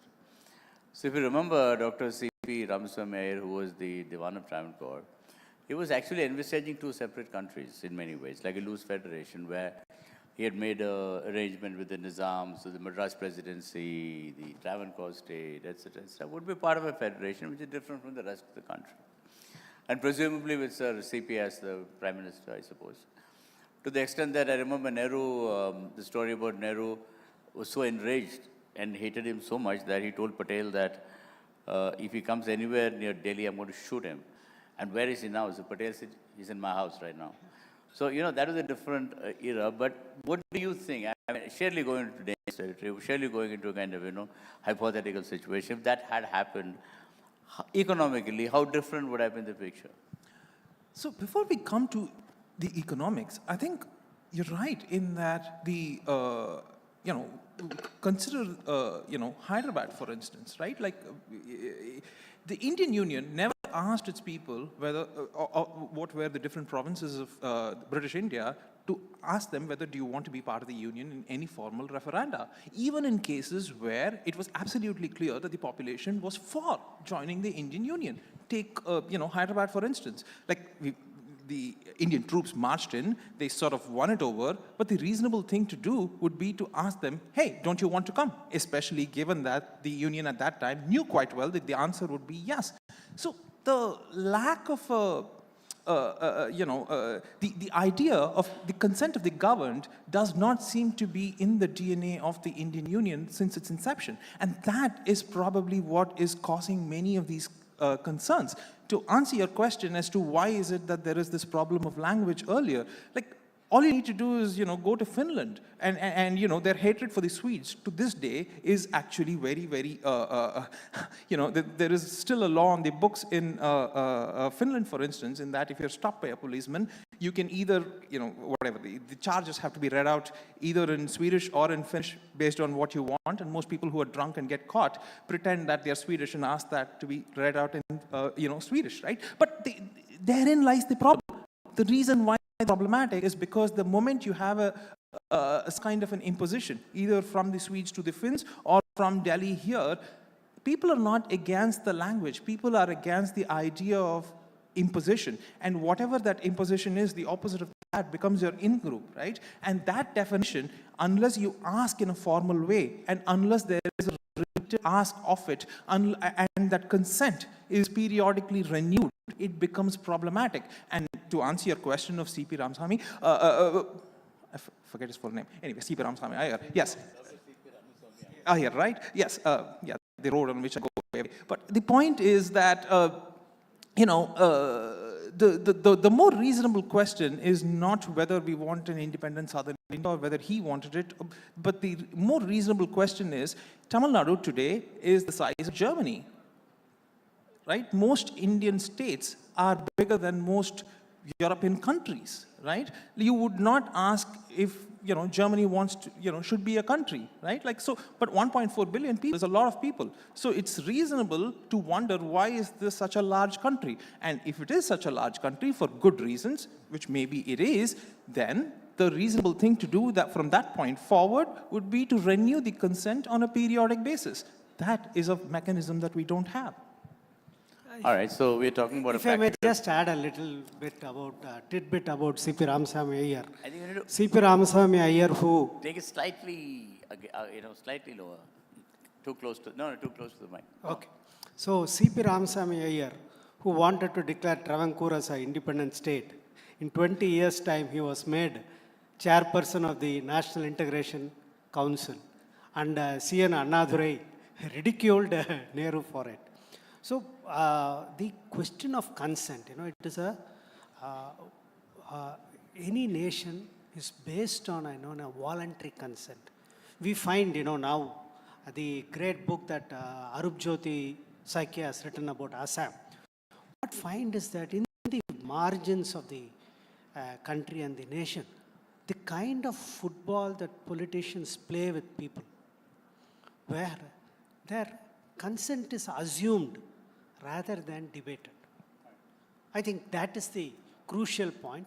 It is not a question of, somebody want to be going away, but it is always constantly renegotiating your relationship with other parts of the great nation. You've been a more civilized discourse.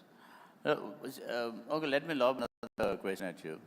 See, India is rather, is what I call the antiquity victimhood. The antiquity of victimhood. Oh, we were kind of, we were civilization, we were like 500,000 years old, and these guys came in and blah, blah, blah. The South has suffered horrible invasions. We had a lot of Islamic invaders. We had, Tipu all the way up till Palghar and, etc. Why is it that religion is a more effective political tool in the North than in the South? Okay, I'll take this. I think, once again, we have to go to the Bhakti movement. When it originates in Tamil Nadu, South India, in the 6th or 7th centuries, it is a profoundly liberating movement. It is able to mobilize all classes of people. And it uses not a ritualistic language which people can't understand, but the language of the people. And if you look at all the devotional literature, whether it is of the Saivite Nayanmars or the Vaishnavite Alvars, you find there is a emphasis on the direct relationship with God, rather than through the mediation of a priestly class or through the mediation of a language that people can't understand. So that is foundational, and that continues to feed the culture, and that continues to inform the culture of the people. The second is what happens to the institution of the temple during the Chola period. Unlike the North, in South India, temple is a social institution. Even though the society is hierarchical, caste is very much there, every segment of society has a role in the temple institution, even though it may not be equal. So that has a very leveling role. And the power that is given to the Tamil language. No, but you still have Dalit temples and non-Dalit temples. You had in Kerala, in Tamil Nadu now. So how does that work? Pardon me? I said you have lower caste temples. I mean, you keep reading about, like roads passing through. So lower caste temples, you have the same thing in Kerala, you have the same thing in Tamil Nadu, the same thing in... So temple participation, leveling experience cannot be a universal. No? There is a caste element to it also. No. Temple as a social institution in Tamil Nadu is of a very different order. It is a social institution, cultural institution, economic institution, and it has been so for at least 800 or 900 years. That is why we find that to this day, we find social conflicts played out in terms of rights in temples. We want to movements in Kerala have done the same. I don't know about the rest. Yeah, let's Just to add to what he says, while that might be true about the historical evolution of this society, if you were to look at states wherein Prerna Singh wrote a wonderful book on this, and she measures the degree of subnationalism in every state. And if you basically correlate that degree of subnationalism to the use of religion in that particular state's politics, you find that the states with the highest subnationalism have the lowest use of religion in their politics. And coincidentally, Tamil Nadu and Kerala happen to have the highest degrees of subnationalism, and incidentally, their use of religion in their politics is much lower. So. Let's switch to a more contemporary kind of a thing, because I'm talking about the film industry, right? The great stars were always from Raj Kapoor to Shah Rukh is still, he's done something amazing recently. But suddenly, the South seemed to have just rocked, people in the North are really like taken aback. It's like they hit them. Who's RRI? Who's Prabhas? Who's this thing? And they're kind of commanding the kind of fees which very few North Indians, which a few North Indian stars kind of do. And there seems to be no heroes come up. While South seems to be manufacturing one after the other, and to the extent that many of the Hollywood guys are turning to Southern movie plots to kind of repeat this. So do you think the South as a modern cultural force is ever going to take over the North or leave the North behind? I think the nature of the film industry is very, very different in the North and the South. Bollywood, because it wants to cater to a very huge market, what it does is, it is kind of a rootless wonder.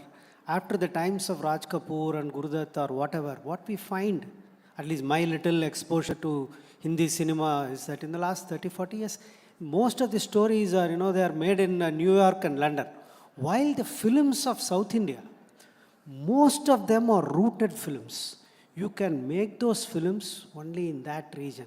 So that linguistic boundedness, which limits its market, is also its strength.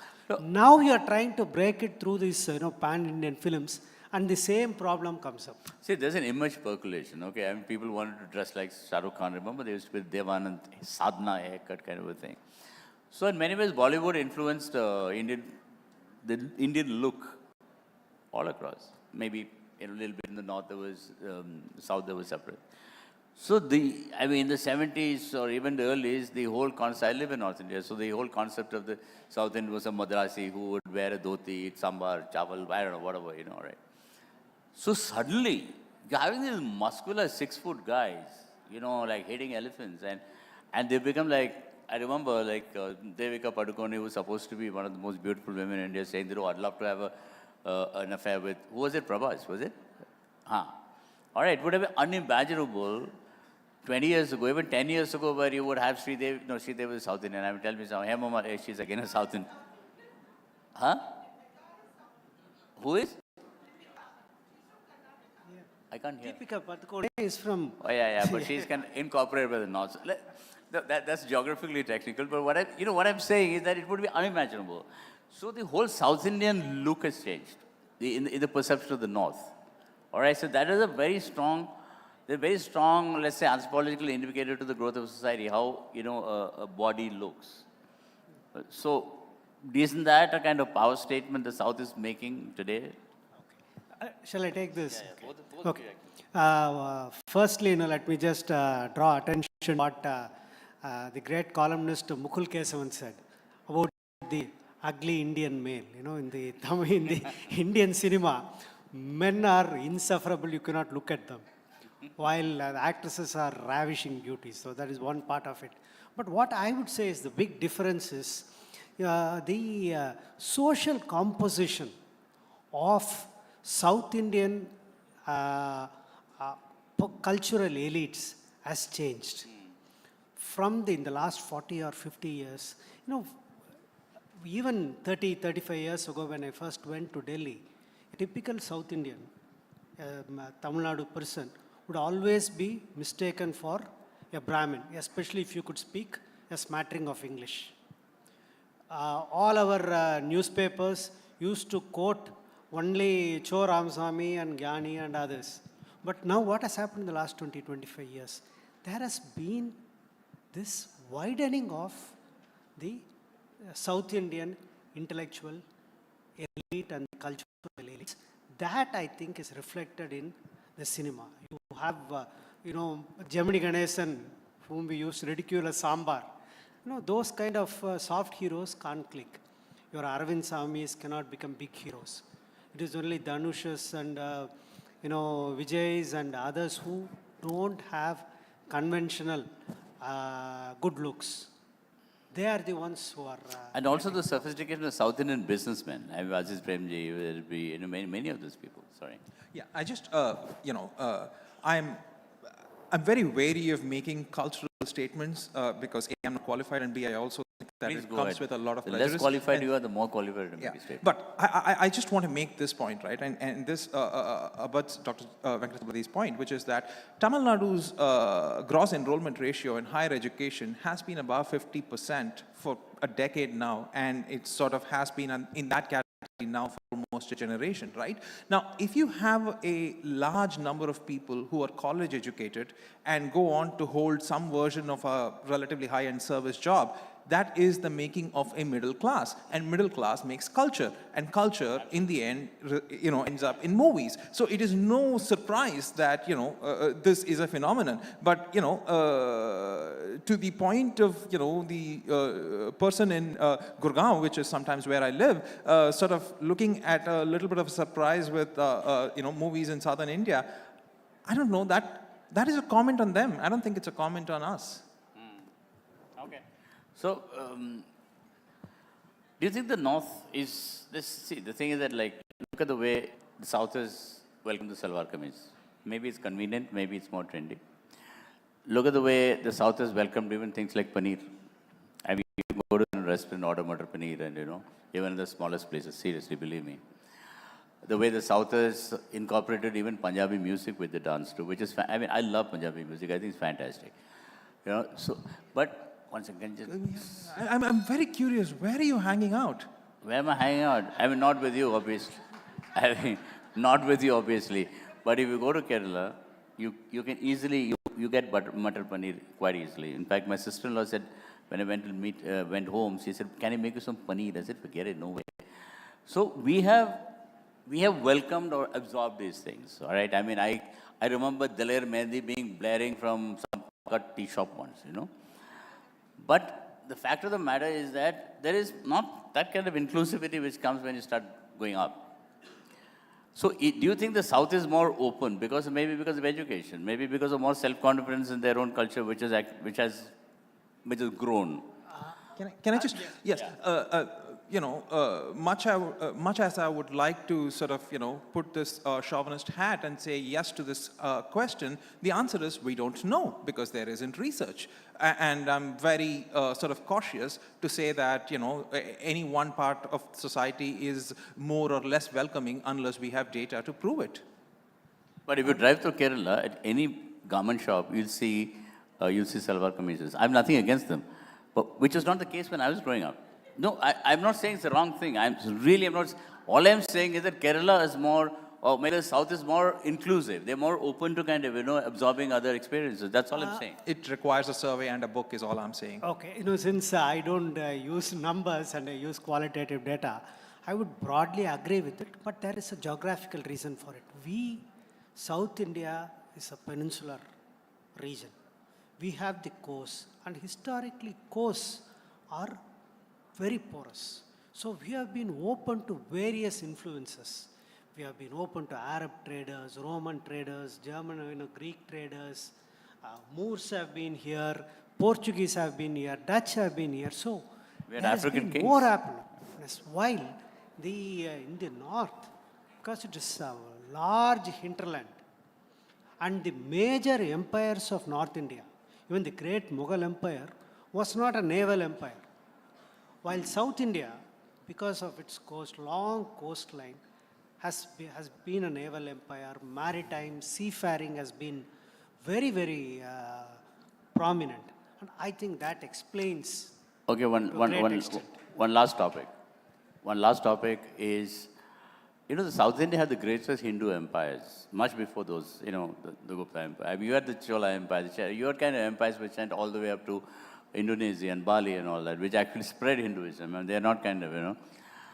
But those roles have really been played down until that movie, what is that new movie which has come out, I don't know, something about Chola, whichever you will help me there. There was a new movie which has come on, the South Indian king. I mean, there was Ponniyin Selvan, yeah. Right, until then, I mean, the Chera Empire or the Pandya Empire, Chola, please go laughing, was not kind of, you know, so the most of the empires which were considered the Hindu empires, the greatest empires were the Guptas, the, you know, who the other guys, the Maurya Empire, etc., etc. Why? So, I mean, why is it a historical anomaly in terms of projection? Okay. You know, the indifference and apathy of North Indian elite towards South India is, I know, it's intolerable, uncondonable. I have lived in Delhi, I have interacted with the North Indian intellectuals. Their knowledge of South Indian culture, language, and history hovers around a statistical zero. So they are to blame, we are not to blame. There you go. Right. Again, I just want to also say that, you know, I don't think, you know, these empires happen to be Hindu. I don't think that the reason why they aren't in the popular discourse, in, for instance, the CBSE textbook in any great detail, at least at the time that I was a student, is not because, you know, they were Hindu. It is largely probably because, you know, the Chola Empire's heyday was like, what, 1,200 years ago? And, you know, the Mughal empires were more recent, and probably because there is more historical sources available. It's lazy historians to blame. No, not Hindu in the sense you understand Hindu today. That's not what I mean. I don't mean Hindu as you understand Hindu today. Whatever the case, right? Like there is a recency bias in the way in which education and history happens, and that is true for all of the world. Fair enough. But one thing which If really... I may add just one point to your question. You know, this kind of, you know, binaries which we are operating with Hindu and Muslim, we have to remember that the so-called Hindu empire of Vijayanagara had Muslim soldiers. Its king wore the robes of a sultan. So this idea of, you know, this black and white definitions in terms of religion did not operate in medieval India. But it did operate during Ashoka, when he had to kind of, you know, work the Brahmins against the Buddhists. I mean, where you look at... Anyway, that's a totally different story. So, you know, is it the failure of a political leadership? Because we had very strong political leaders. You had Kamaraj, you had presidents who were Hindus, South Indians. I mean, you had Tamil Nadu chief ministers who controlled who would be the cabinets and stuff like that. So, do you think it is a political failure on part of South Indian politicians? Absolutely not. It is a failure of the structure of the Indian Union. You can basically win the Indo-Gangetic plains and form the government in Delhi and completely ignore southern India. And therefore, you get to sort of, you know, live in your own world in Delhi, right? All right. Any questions from the audience? Nobody wants to ask them questions? Okay. There's a lady at the back. Is it audible? Yep. I'm Abhirami from MOP. My question is to Mr. Neelakandan. So I did a little research and I found that you were a data scientist. So how do you go from being an engineer/data scientist to writing a book called South versus North, India's Great Divide? Like, what drove you to that? I mean, it would be extraordinarily rude to my co-panelists for me to answer that question on some personal tangent. But if you really want to know, what I did was, I was living in Madras at that time. It was 2011. There was an assembly election. I calculated the probability of my vote impacting, in electing my MLA. My constituency is Viragambakam. If you're really interested, you should go and calculate the probability of that yourself. And, when I calculated that, I found that to be e to the power minus minus 254, if I'm not wrong. And then what happened was that I got curious, and therefore I calculated the probability of me electing the MP, and that happened to be e to the power minus 591, if I'm not wrong. And then what happened was I got sufficiently more curious, and so I took a random constituency in Madhya Pradesh. It was called Guna. I calculated its probability. I found out that the average he was hanging out with the right crowd. No, what happened was that I found out that the average voter in Tamil Nadu is about 40. She's a kid. Yeah. She is interested in this, right? And she should be. So eventually, moral of the story is that I found out that the average voter in Tamil Nadu is 40% more powerful in terms of electing their representatives compared to the voter in Madhya Pradesh. And I was wondering why.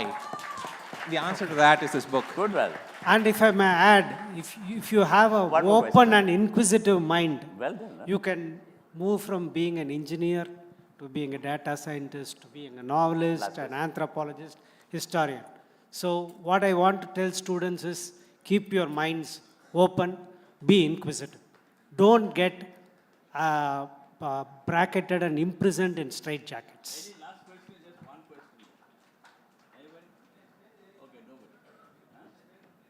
One last question left. Is anybody I want to ask one? Not really. All right. Okay, we're done. Thank you, gentlemen. Thank you. What a fun chat.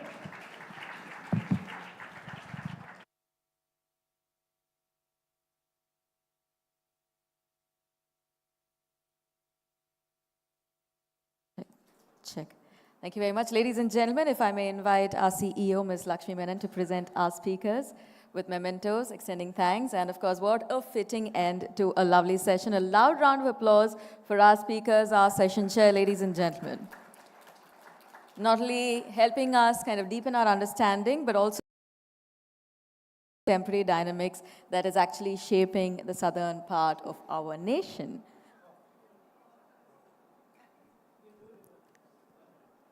We've spent the last session understanding our world, our land, thanks to our speakers. If I may request you to put your hands together as loudly as you can as they take their leave. Thank you very much. Thank you, ma'am. With that, we move on to a much awaited session. This is called Passion and Progress in Cinema. Taking to the stage this particular session, we have actor par excellence, Mr. Siddharth, joining us. A loud round of applause. Chairing this session, we also have Mr. Sudhir Srinivasan, entertainment editor. A loud round of applause, ladies and gentlemen. When it comes to creative fervor and cinematic evolution, they always go side by side. Today, we explore the interplay between us.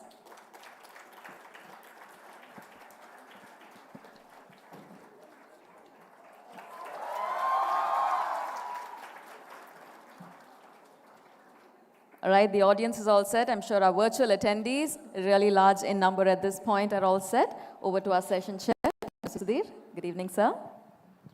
Good evening. It's such a pleasure to be here. After all the heavy conversations that you've no doubt heard through the day, here's adding more heaviness. I hope you weren't thinking that it's going to be light-hearted, particularly focusing on the flavors of films per se. Let's go a bit deeper than that. Let's go into touching upon the formative years of what made Siddharth. It's such a pleasure to have you here, Siddharth. And I say this because I see you as a very important artist, both for your contributions in cinema and beyond. You are an actor who's given what I think is your career best performance in your most recent film, Chitta. As an artist, as a public personality, you are a free-thinking voice in a time of polarization and fear as well. And over the years, of course, we've discussed cinema and its nuances. But today we are in the presence of many students here, youngsters who at this age particularly often seek a sense of direction. I don't think that ever goes away, by the way. Some reassurance that the world is all right, and I thought we'll speak about your formative years. And let's start off by having you talk about when you were a youngster. I don't want to imply that you're not one now. One of the first questions we're asked then is what we want to be when we grow up, right, as a career. What was that for you? When your teacher looked at you and said, Sidhu, what do you want to be? What was that for you? First of all, good afternoon, everyone. Thank you for that very kind introduction, Sudhir. So when we discussed having a conversation here in front of students, I told him it doesn't matter what we try to do, it's important what we try not to do. So we can't be boring. So was the first, instruction I gave him and request. And the second I said is, no matter what, we are not going to dumb down this conversation in order not to be boring. So we're going to try to do both of those things with this conversation. I hope that's okay with our large student crowd here. Because talking about cinema is something that I take very, very seriously, especially when I talk to youngsters about it. Because this is my 23rd year in the business. And from the time I started out to now, I've asked for one thing more than anything else, which is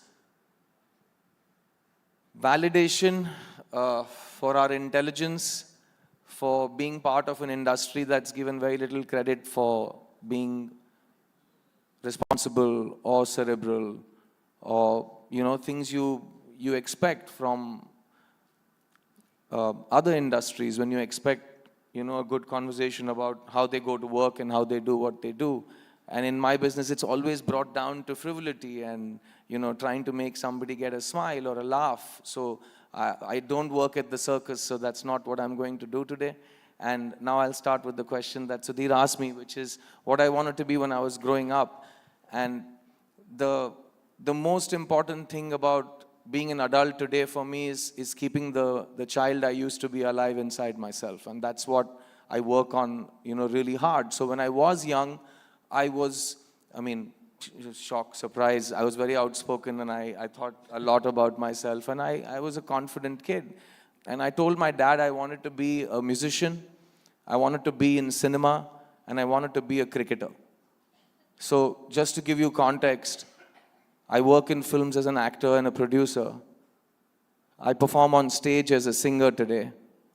And I just shot in Chepauk for a film based on cricket, for which I played pretty good cricket for the last 3 days. And it's called Test. So you tell me, can I go home and tell my dad? I think I was pretty accurate when I said I wanted to be in music and cinema and cricket. And I remember my dad telling me nobody else has done all of those things at the same time. And I said, well, I'll be the first. And I think that's what I can summarize my whole career and my whole outlook to life, my creativity and, my energy, down to two things. One is my curiosity and the second is my enthusiasm, which is also read as confidence. So if there's any two things I would want you to, please, it's yours, take it from me, is your curiosity and your enthusiasm. So that's what I think you guys should take with you as well, because, like I said, you set out to do the things you decide to do, and you end up doing the things that you decide to do. And everything else in the middle, you'll find reasons to say, oh, that didn't happen because of another human being, or that didn't happen because of the context, or that didn't happen because of the system.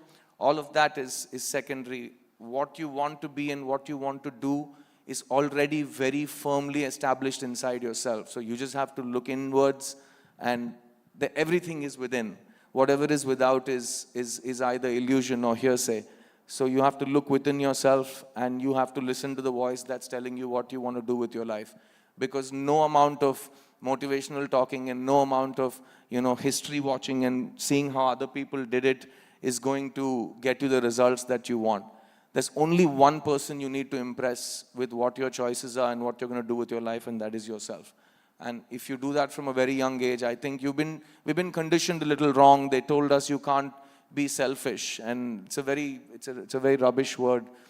Self-love is very important, and you have to put yourself on at least a certain pedestal so that you can listen to yourself when you speak, and then you can, be a better version of yourself. So love yourself. Don't be afraid to celebrate yourself.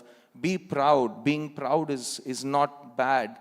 Pride might be looked at as a vice or even a sin, but pride is different from you. Be proud of what is good in you and what you want to do. So for me, growing up, I liked making people laugh. I used to love singing.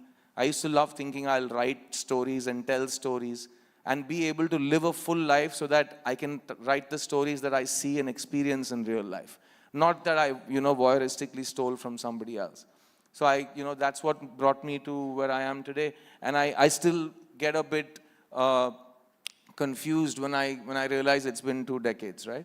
Because I read somewhere recently, and this is something I totally agree with, it takes 20 years to become an artist. And I know I already thought I was a great artist when I started performing for the first time. But 22 years later, I think I'm starting to become an artist. And now it's about becoming a better artist. And a better artist is someone who remembers what they learned along the way, and they keep polishing it, and they don't forget to live their life and experience. And I see these lovely faces here. These faces go into your mind when you prepare for a role. Because you don't say, oh, in this scene, this protagonist or this character goes through this, so how will I feel this? Is not acting. It's about thinking, how would somebody in that position perform it? So the first step is empathy. And the second step is having a good enough sense of observation and sense of both memory and posterity to then remember that and try to be a human being who's not yourself and be both believable as well as fitting into the furniture of what the writer and the director create in a scene. So acting is a very dense, incredibly vast experience. And I think I'm just starting to scratch the surface, and it's not what you've read. I've read all the books and I've met all the masters and I've spoken to all of them. But each person's journey is individual. So, I think I'm starting to get better at that. Siddharth, I love that answer. As you were talking, I wondered what sort of complex question did I ask you for all these great insights that you share. You brought up my childhood, so I think that is a pretty complex starting point, right?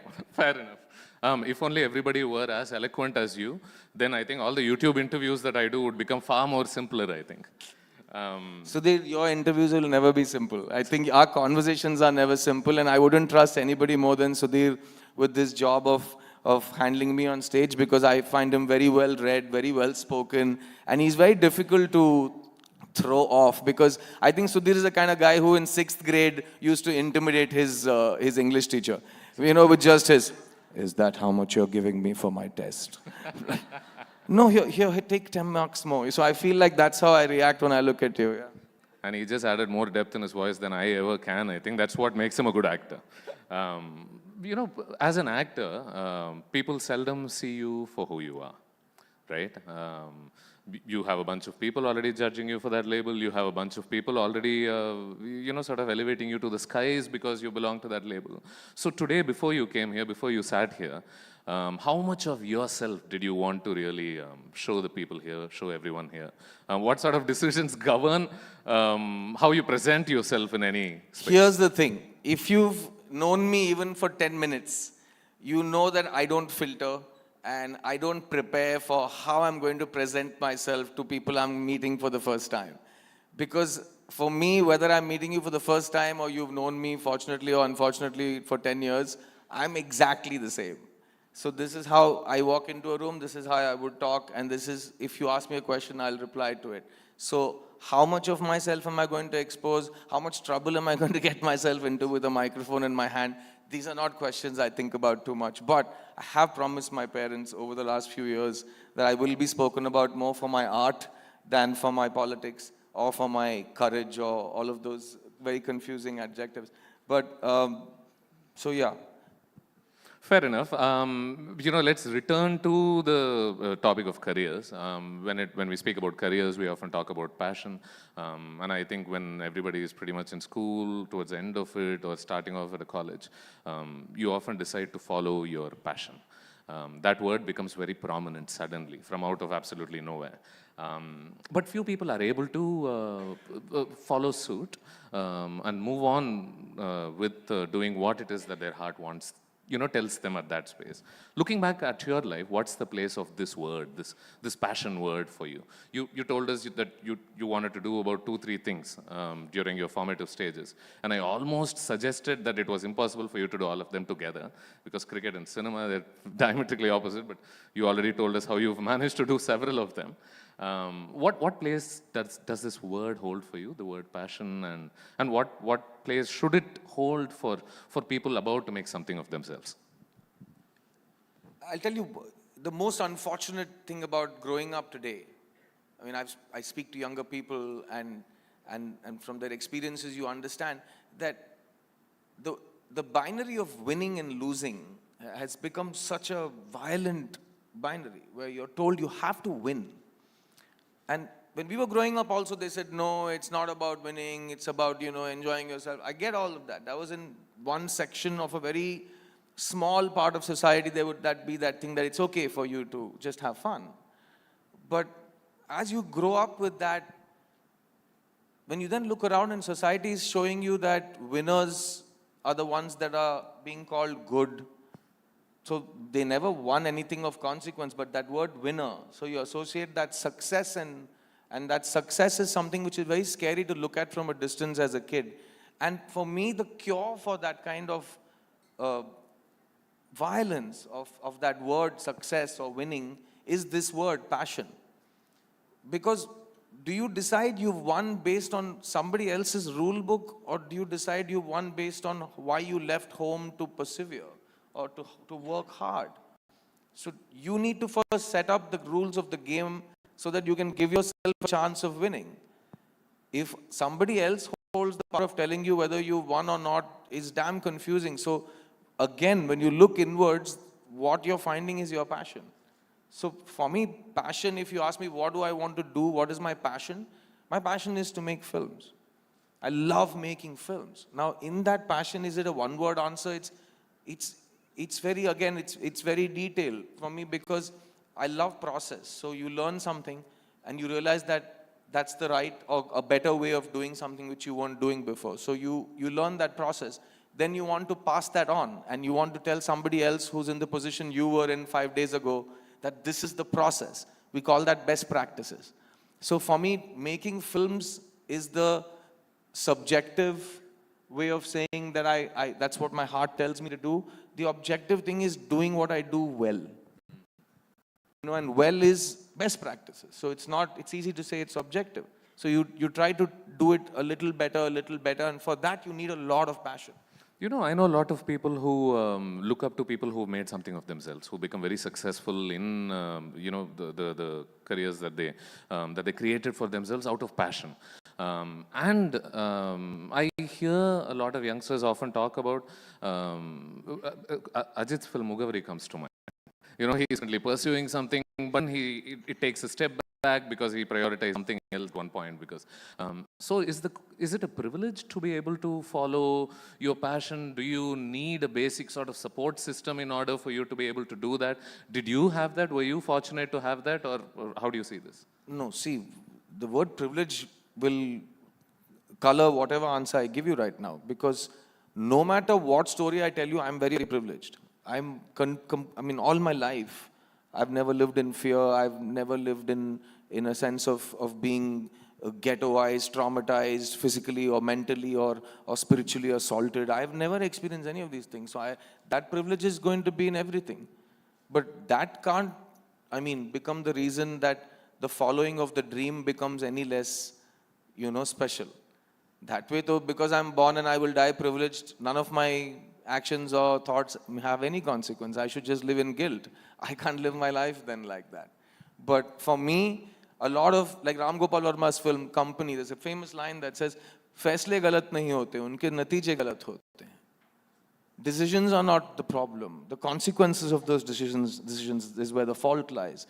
The positive flip of that is also this, which is Chitta example. People said after it was made, after it was seen, after it was celebrated, people said, yeah, it's a no-brainer. Of course you should make a film like this. I'm like, that's not how the film was made. We were constantly pushing a boulder up a mountain because everybody said nobody will want to watch a film like this. They said, why are you making a film about this? Why are you producing this film? But when the result happens, everyone's like, yeah, I always knew that boy's idea of that film. So it's very easy to hindsight 2020, right? Similarly, for me, it's very nice now that, yeah, my privilege probably helped me get through 23 years of a career in cinema after an MBA. So, No, not for a minute No, did but I. you know what I'm saying? But the fact that I said at 16, this is what I'm going to do. And I give that passion is what drives everything. And you have to know what you want in order to be passionate about it. If you don't know what you want, then all your pep talk and passion will amount to not knowing what you're talking about. So How, yeah, you how have do to you know. develop the conviction to follow one specific area that you're interested in? I mean, ask them if somebody is studying science, why, how did they choose science? No, I ask you this because I notice that it often keeps changing. It's fairly mutable, isn't it? I mean, you like certain things, you want to make something of yourself. Maybe a lot of people hear you again, talking. a lot of kids here, sorry, I'm saying kids, I didn't mean that in like an I'm an old person thing. I mean, a lot of people here have heard this, like jack of all trades, master of none. All nonsense. What does that mean? Jack of all trades, master of none. What an idiotic, reductive way to tell a child to, not do many things at the same time. You're saying multitasking is for losers. Who told you this? So please do as many things on a horizontal value chain as you want. It doesn't always have to be vertical in a straight line. You can do multiple things. You're not in college for the rest of your life, right? Where you have mains and subseas and all of that. You can just do whatever you want, whenever you want it. And that's the beauty. You're growing up and becoming adults in a generation that talks about intermittent fasting. Okay? Which is basically telling you don't eat breakfast, which is what you've been eating your whole life. Your grandfather's been eating their whole life. Today they're saying don't eat breakfast. So, you're living in a time where even your food is being told to you about, so you decide what to eat, when to eat, as long as you want to eat it. Same thing applies for your career. Same thing applies for love. Just do in love I'm not saying do like meet 20 people. No. Please don't make a, thumbnail out of this. What I mean is, you have to keep your mind open like the previous speaker said. And don't get, closeted into one straight line that you're stuck in. Next 20 years, you have to do this like this. Don't do anything like that, yeah? Sir, you spoke about Chitta and how difficult it was to conceive of it, execute it, and now in hindsight, of course, because of its success, everybody seems to think that, yeah, that was the way to go. You did well. So there is a purity of vision that was retained across Chitta, I think, at every step of the way, which is why the film turned out to be the way that it did. And how today this purity that we speak of expression, say, how do you do the right thing, say the right thing, without worrying about self-preservation, without worrying about retribution, when there is no necessary practical incentive to be that? There's a big problem with one word that you use in that question, the word right. How do you know to say the right thing? You're saying, if I say something and you think it's the right thing, it's because you and I agree with each other. If the entire front row thinks that I'm saying the wrong thing, then this question doesn't even mean anything. So what is the right thing? Apne dil ki awaaz suno, okay, is the right thing. March to the beat of your own heart. Okay, fantastic. There's no right and wrong. There's only what you will do and what you will not do. Each individual has a mirror. Look in the mirror. There are things I will do even if it's for free. There are things I won't do even if you pay me 10 crores. Okay, so let me be very specific then. On social media, while you were still there on Twitter, you did not hesitate to make your opinions felt. That I've been doing since 1985. Exactly. Yeah. So how, I mean, now you're not on Twitter, and I think Twitter is the worst off. Twitter is now X of mine, We don't talk anymore. Yeah. I think it's worse off because I think the discourse isn't meeting a necessary certain. I mean, you spoke about how there is no good and bad. You're being very polite. It became toxic, and it was just, you don't want to get into pardon my French, a shit fight with somebody who has no scruples because you're just going to get really messed up. So just get out. It's pointless. There's no discourse. It is just, bottom of the barrel. You can get as many of these metaphors, but yeah, it's really poor. Yeah. I told you, we also live in a time when somebody is killing somebody else. I'm saying, please don't kill that person. They're like, who are you to say don't kill this person? Do you know who this person is? Do you know why you should kill this person? Do you know where he came from? That's the world you're living in right now. Where if you tell somebody, please don't kill another person, it's a fight. This is not the world we used to live in. First, nobody kill anybody. Let's just sit and talk. That used to be the world we lived in. So it's a dangerous world. So now sit and talk only doesn't mean anything in the information age. Tomorrow you won't know who said what, where, everything will be deep fake. As it is, WhatsApp University is the world's largest stocked university right now. On top of that, tomorrow these guys are very uneducated buffoons. What are you going to do? And they're going to, then use digital technology, hacking, deep fake. You will have no authenticity. We don't have a media. It's just, scary place to be saying that, yeah. Thank you for hesitating for a second before you said that. Yeah, so we can cut it and, edit it differently, right, Kaveri ma'am? Come on. Teach them some cinematic liberty, come on. Yeah. Let's, with respect to Chitta, I mean, I keep going back to that film because I think it's one of my most favorite films of the last year.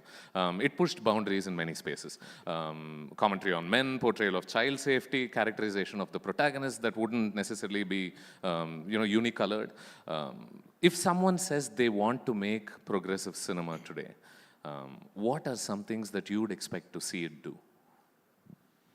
I'll tell you what helped me, and this might not be easy for you to follow, but if you can take the root of it.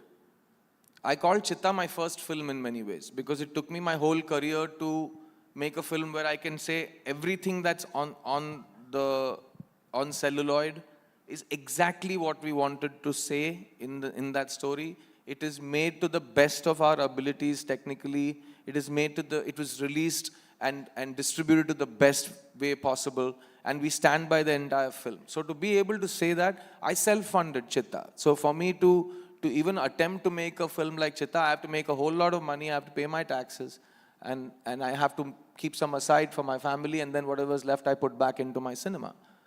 So the good part of that is that I don't have to answer to anybody else except myself.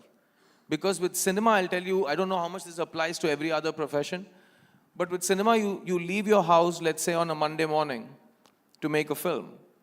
And from there, every Friday, a new film is made, a new star is born, a new trend is created, a new safe way to make money will be introduced. The system gets used to that, but you can't keep modifying the product you left home to make with what is working. Achha, let's just take this from this and put it into this film. You can't do that. And there are films where we have all done that. And they become, some people ask you, did you even see the film before releasing it? Why did you want to make this film? Because sometimes films get confused from the point of making, the conception to the point of consumption. And so for me, that freedom, that making my own rules, having to answer to myself, and it being my money, it really, really helped with a film like this. With Chitta, you really broke away from the sort of assumptions people might have had about the type of roles you could play, or you have played. I ask you this not just in terms of cinema, but in terms of many people's lives. After you do a certain thing for a few years, 10 years, 15 years, you often get boxed into a safe cocoon. Right? Because you now know how that system functions and you know how to rig it in such a way that provides for your basic survival. Now, how do you break out of that? And I think you did that with Chitta. I don't know whether you set out to do exactly that, or whether it happened anyway.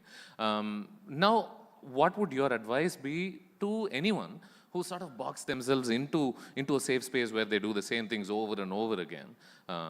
Where comes this energy, this creativity to try and step out of that box? Is it because you have to? Is it because you were bored of what it was? No. I told you, it's in my SOP, okay? The SOP is very simple. I didn't do an MBA and take a 9-to-5 job because I don't want to do anything twice.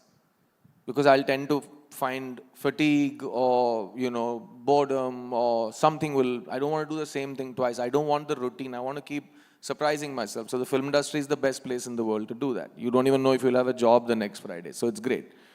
So that was, one part of it. But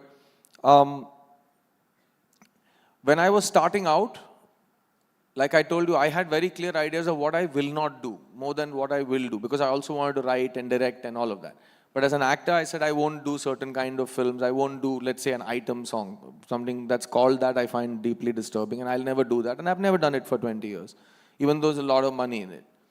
I turned down well, the largest contract of my life 15 years ago for a fairness brand. And I said, are you mad? Why the hell would I endorse that? So there are things that I knew I will not do. Now, what you will do, it's a list of two things. One, what you want to do, and one, whatever the, opportunities, so to speak. So I was told to pick a language and work only there so that I can be the biggest star there after 20 years. So I said, but I don't want to be a star, I want to act. So then I said, whoever gives me the best, work, I'll go there. And I sat here after my first 2 films and I didn't get anything interesting, and then just, something just happened and I got my first film in Telugu. And I went there and I had a contract condition in 2004 that said, I will not do the film unless I'm the voice that dubs the language. Nobody should dub for me in any film. I will speak the language no matter what language it is. So this was very important to me in 2004. So I learned Telugu in 2 weeks and went to shoot Nuvu Vastanante Nenu Vaddantana. Right? And I dubbed for myself for that film. I also dubbed for myself for the Telugu version of Aidharita without knowing the language. I said, no, I have to learn the language. And then I learned, and I wrote a film in Telugu as my follow-up film to that. So that was, after doing the biggest hit of the year, I could have chosen to climb up in that same swing. I said, no, I'll write one film for myself and see what happens. Because I get to learn something new. I get to do something I haven't done before. So that was selfishly the way that I planned that. So I guess the answer on some level... No, so then people advised me, pick a language, now pick a language. So I was there 8 years, then I said, I'm not enjoying this, I don't want to be a star, I want to do new things. Like you said, that people associate you with a certain... I didn't want anyone to associate me with anything. My job is to pretend to be somebody I'm not. So whoever that character is created by the writer and however the director tells me to perform it, I should be able to perform it. That's my job, to pretend to be somebody I'm not. So to become somebody, the moment he comes on screen, everybody's like, that's my guy, clap for him, is the exact opposite of why I became an actor. I love acting, I love being part of films, I love watching films with people and watching good acting or good films. But I don't want to be the biggest kid on the block or the most famous person or the number one, or everybody should always, think of me the same way. I don't want to do that. So I learned different languages. I worked in 6 languages now. I'm going to do my 7th next year. And when I produced a film called Chitta, I dubbed it in Tamil, Telugu. I learned Kannada and dubbed it in Kannada for the first time. It took me 6 days and 70 pages of writing my own dialogues in all of my other languages so that I could speak perfect Mandya Kannada. So I've always wanted to do films and play characters and speak their language the way their locals speak it. Not just learn it in 2 days and, and speak Ungalike and Ramba Padicherika. I don't want to do that. I want to speak the language like a local. So that makes me happy. So after 20 years, if I'm telling you that I have even one film in 7 languages, the value of that in your eyes might not be great because you're like, how many 100 crore hits have you had? I'm like, wrong number, It's apples and oranges. So you have to decide what is currency in your life. Otherwise, none of your achievements will matter. And that's why most people are unhappy because they get what they were told they should get to be happy. Then they get it and then they're even more unhappy. That's because they didn't know what they wanted in the first place. So if anything, the only luck, if just permutation, randomness, is me wanting to work in art. Even that my mother's probably, injected it into me, she, whatever. But that's apart from that intent that I think I will work in entertainment. When I was 10 years old, if I had not had that, I don't know. But luckily I had that, so I can't say, I hope you also can find a 10-year memory or something. But, that's what happened with me. I hope that makes sense. So that it absolutely makes sense, and I'm told that we are coming to the end of the conversation now. Those who follow my conversations know that I'm just getting warmed up. Yeah, this is first gear with Sudhir Srinivasan. So maybe as a final question, I will ask you this: in the world that you live in today, what constitutes a responsible citizen? A responsible citizen. Wow. First of all, pay your taxes. There are 10,000 reasons not to pay your taxes. There's only one reason to always pay your taxes. What he just said. To be a good citizen. Because like I said, no, in my whole life, that's been number one. And I've been in this business more than half my life. And the fact that I still sit before you and proudly say that the reason I've never been, silenced in any way that's, sad or depressing is because nobody's ever been able to come into my house. They can say whatever they want from the outside. They can't come inside. So you need to do your job as a citizen and buy yourself that insurance. If you didn't do anything wrong, nobody can bring you down for something you never did. So that's one reason. But apart from that, this is a great country. And we call ourselves Indians in this room. None of us can fathom how big this country is and how many people constitute Indians. And beyond this room, as it starts widening, how little you know about the real life our country lives in. And for you to be able to be part of the discussion of how this country is run, you need to pay your taxes. And that's the first thing, right? The second thing, and this is a very important, is to be able to affect your immediate surrounding. I think as a good citizen, just your immediate surrounding. Because today you're hearing 10,000 things all the time and you start thinking with one viral video, I'll change this forever. Nothing ever changes forever in an instant. Every single thing is just pushing stuff up a slope. But what you can affect is your immediacy, where you are, around you. And it doesn't always have to be people that you're sworn to protect like your family. It can be somebody outside of that. And even one person or two people outside that spectrum per person in their lives, if they can in some way affect their lives positively, then that's a really big citizen move. Because everything else is, money doesn't have any value anymore. People's lives don't have any value anymore. History doesn't have any value anymore. Authenticity doesn't have any value anymore. So what do you have left as a citizen to keep all of these things alive within yourself and be the best version of yourself that you can be? That's what a good citizen should do right now.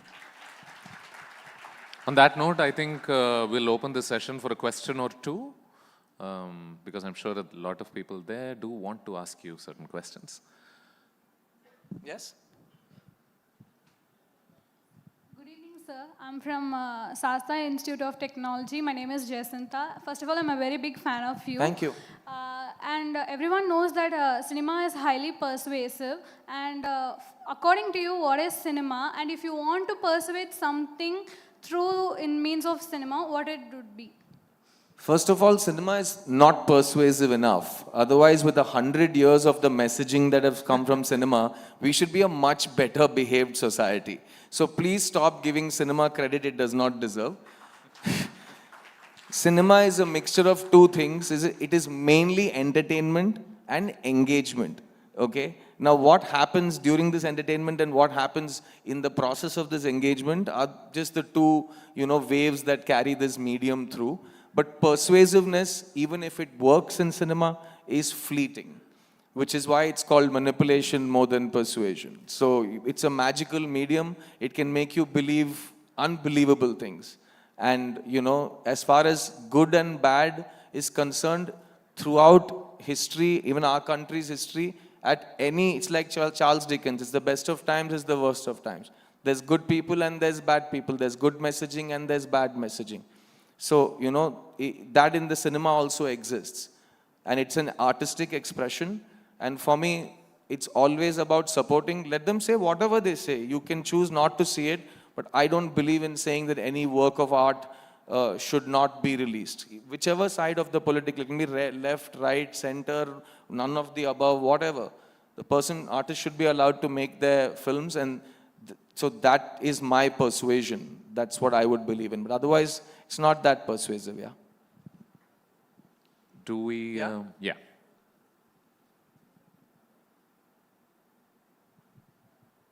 Good evening, sir. I'm Gideon. So we know you are a confident and an optimistic person, and I have seen your interview. I have quoted a statement: "Man mein hai Vishwas, pura hai Vishwas, hum home kamyab ek din." So being in this society, like everyone tries to push you down always, It's general in a life of a teenager or a college student. So how you keep yourself optimistic all the time? I told in the beginning of this conversation, thing I worked very hard on, because when I was a child, they said I used to speak like an adult. So now that I'm an adult, I try to remember that child who used to speak like an adult and try to be like that person. They say I don't age, I don't look, whatever. It's because of how I am on the inside. And for me, it's about, just being your young self. And that really, really helps with what you're talking about. Does that make sense to you? Yeah, thank you. Okay, I think those are all the questions that we Take can one, take. last one from her. Okay, sure.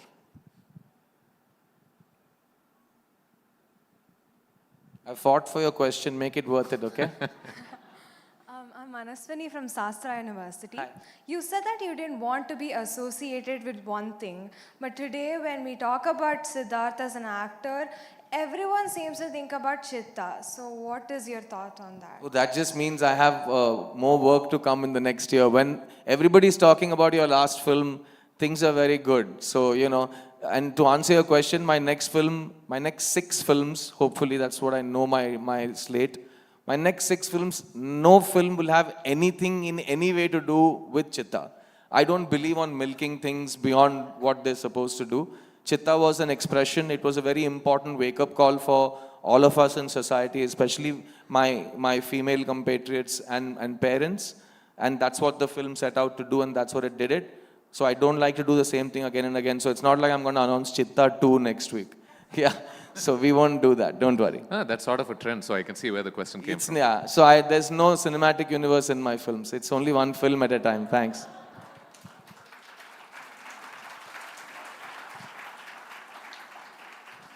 Siddharth, thank you so much for this conversation. It stepped into You many have to ask deep them. spaces. Remember the 2 things. 1, that we'll try to inform you about something, and 2, we won't be boring. Kaveri ma'am, please tell me we passed. A loud round of applause for Sudhir and I. Thank you, ladies and gentlemen. It's not easy speaking to young people. It's not easy. And I count myself in the audience as well, yeah. Thank you so much. Thanks, guys. Thank you so much.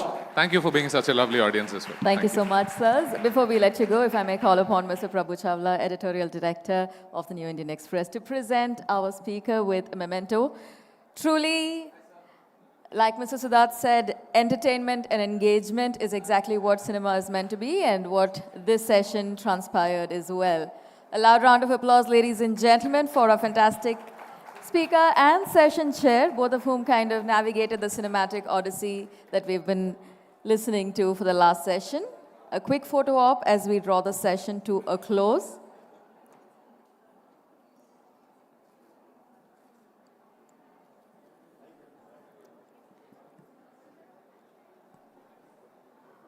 Ladies and gentlemen, with that, it is time for us to step into our ultimate or the closing session. Now, through the course of 2 days here at the ThinkEdu Conclave 2024, we have touched upon, we've explored a plethora of topics within the world of education.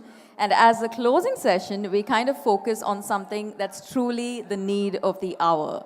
Moral compass, why we need it in education.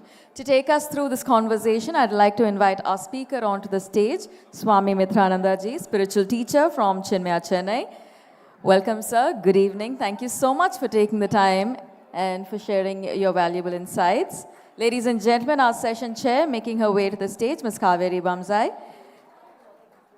Like I said, we've explored the diverse facets within the field of education. But this one is going to be truly different. This one is definitely going to be a well-rounded conversation. And for that, I'd like to hand the floor over to our session chair. Good evening, Kaveri. Thank you. Swamiji, I'd like to ask you to begin by talking about why we need a moral compass in education. And as you can see, they've just stepped out for a bit. I think they'll be back soon.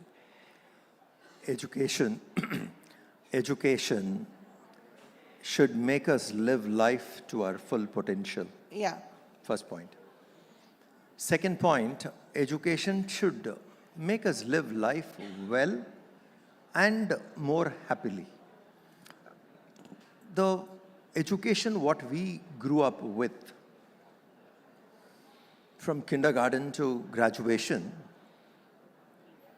didn't even teach us how to handle anger. How to handle? Anger. Of course. And anger is something which we get upset every day. Absolutely. Which is something happening almost most of the time. But we were not taught how to deal with something like anger. Now, the education is incomplete. It is this moral, spiritual values which will guide you how to deal with this. So whether it is anger, whether it is guilt, or whether it is failure, the education did not guide us how to do it, how to learn. We learned how to deal with it outside the schools, but not in the school curriculum. So moral compass is mandatory when it comes to education. Another most important thing for education is the education should help the individual to find one's own swadharma, one's own inner calling. I'll tell you a small anecdote. A person who is artistic by nature joined army. Mismatch. Absolutely. And he was in the army, and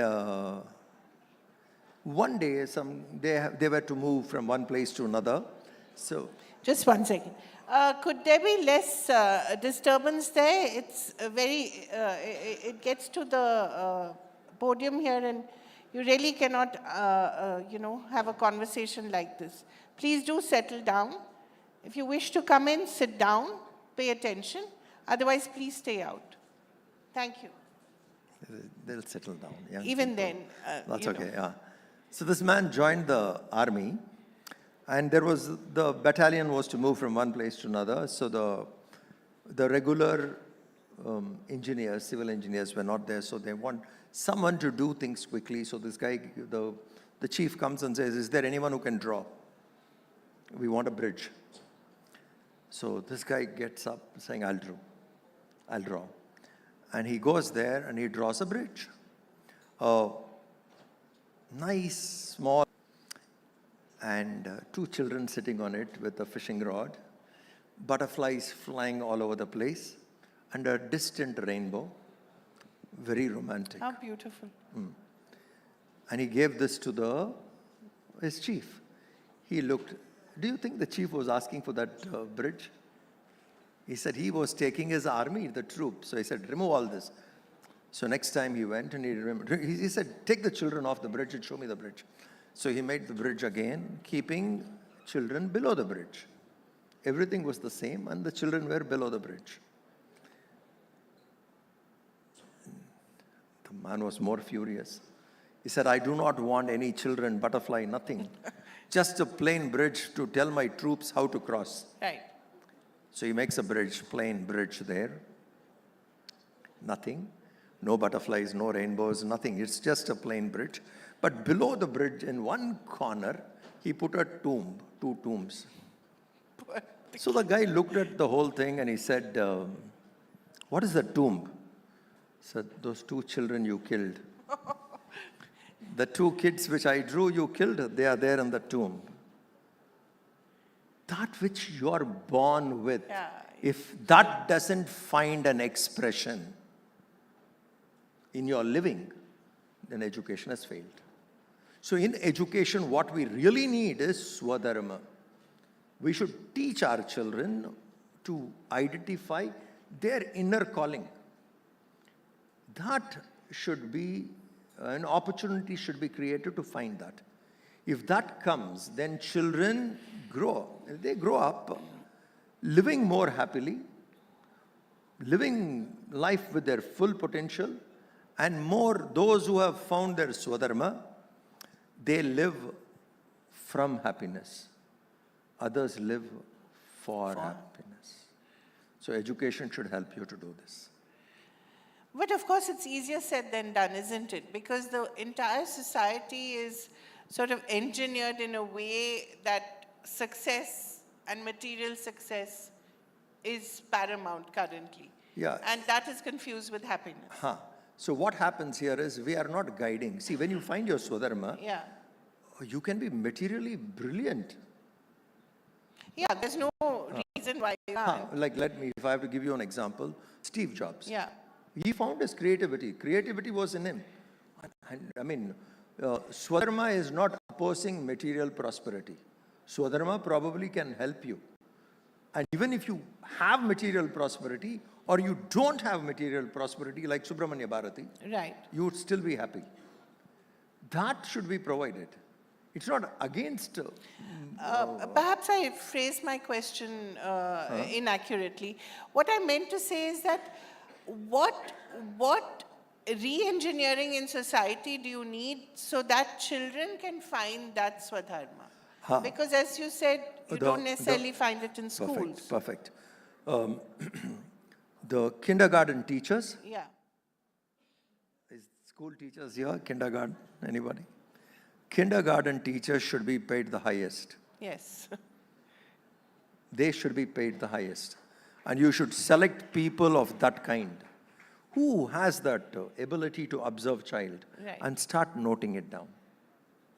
The primary school teachers should be the next required people. They should observe so that when the child leaves or when the child comes to 8th standard, the report should be like, in 2nd standard, I found this talent in this child. Right. This interest in this child. And I could see that in the pre-KG too. And now it is there even in 6th. There is a continuity. Now that is a field. You should plan your career in that kind. So these teachers have to be good observers, notice and do it. Schools are doing this today. Many schools are doing it and they're forming. What is the child's interest at different stages? This is one change, if we can bring in, it'll happen. Because this is moral. You're making a person live well. See, today, unfortunately, moral science, when you say, people think moral science is like, do good, be good. Yeah. Moral science is reclaim your divine. You are born divine, you are divine. You have forgotten, reclaim it. The education should be able to take us there. Right. So, Swadharma has to be compulsorily brought into the education system. I think what I have seen with the new education policy, NEP, because we run schools, I've been checking, that caters to this more or less in helping the child find one's own calling. Yeah. But as you said, you need the right teachers at all levels, not just kindergarten. Yeah. So is it very important that your guru has to be, your GPS has to be a guru? Or can your GPS be inside you and you can read enough and find your Swadharma? There are so many people who found truth on their own. Yeah. Like Ramana Maharshi of Tamil Nadu, he didn't have any guru. He found for himself. And there are people, my guru is Guru, Swami Chinmayananda's Guru, Tapan Maharaj, he found the truth by himself. They were not guided. So there are people who are self-taught.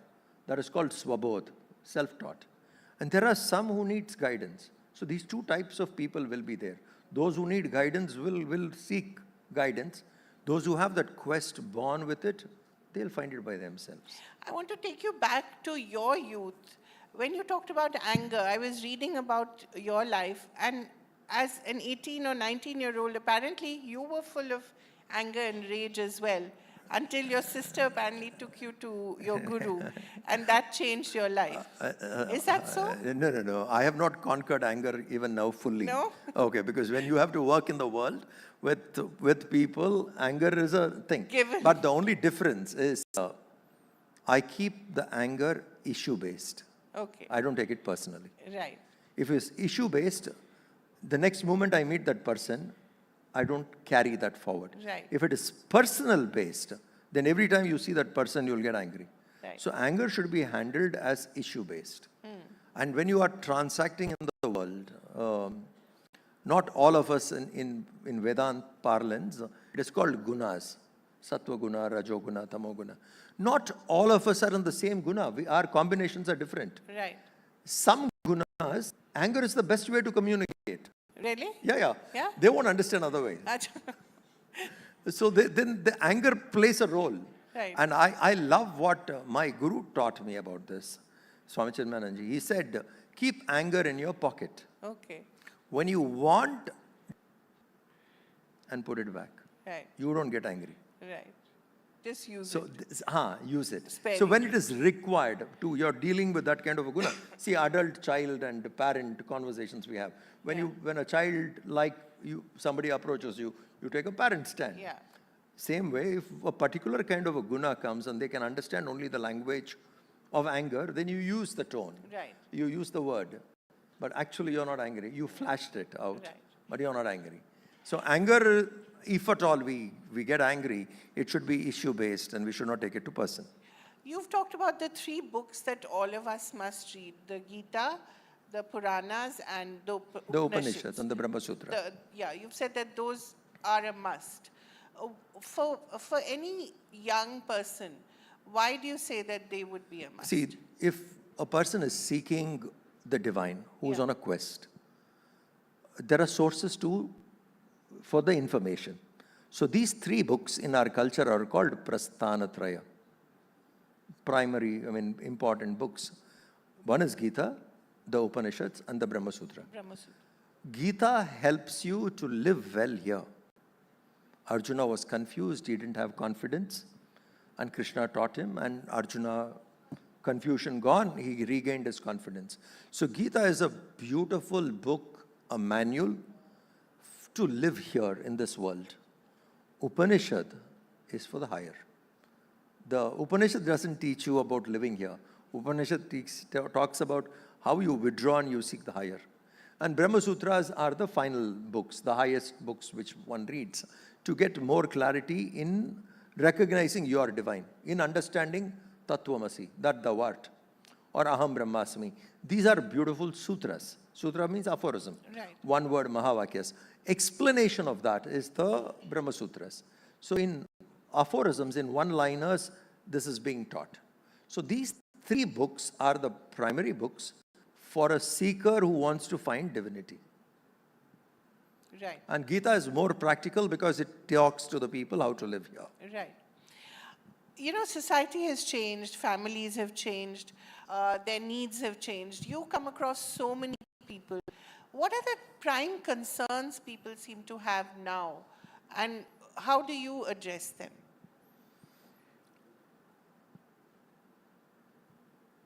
People are loaded with too much information continuously. The attention span has gone. You can't hold anybody's attention. Even when we talk to children, if you're telling a story, they listen to you.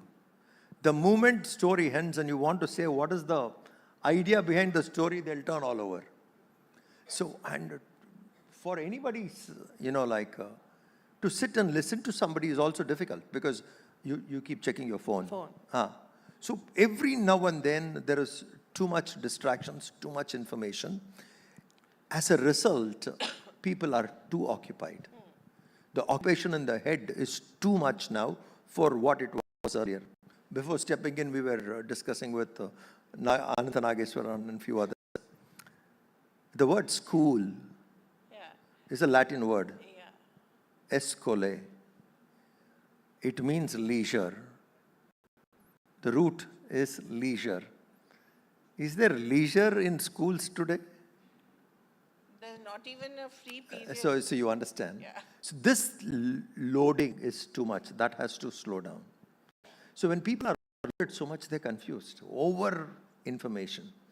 And if that part of it can be done, and if people realize that I don't have to carry this phone 24/7 or anything which distracts. There is specific time I can use it.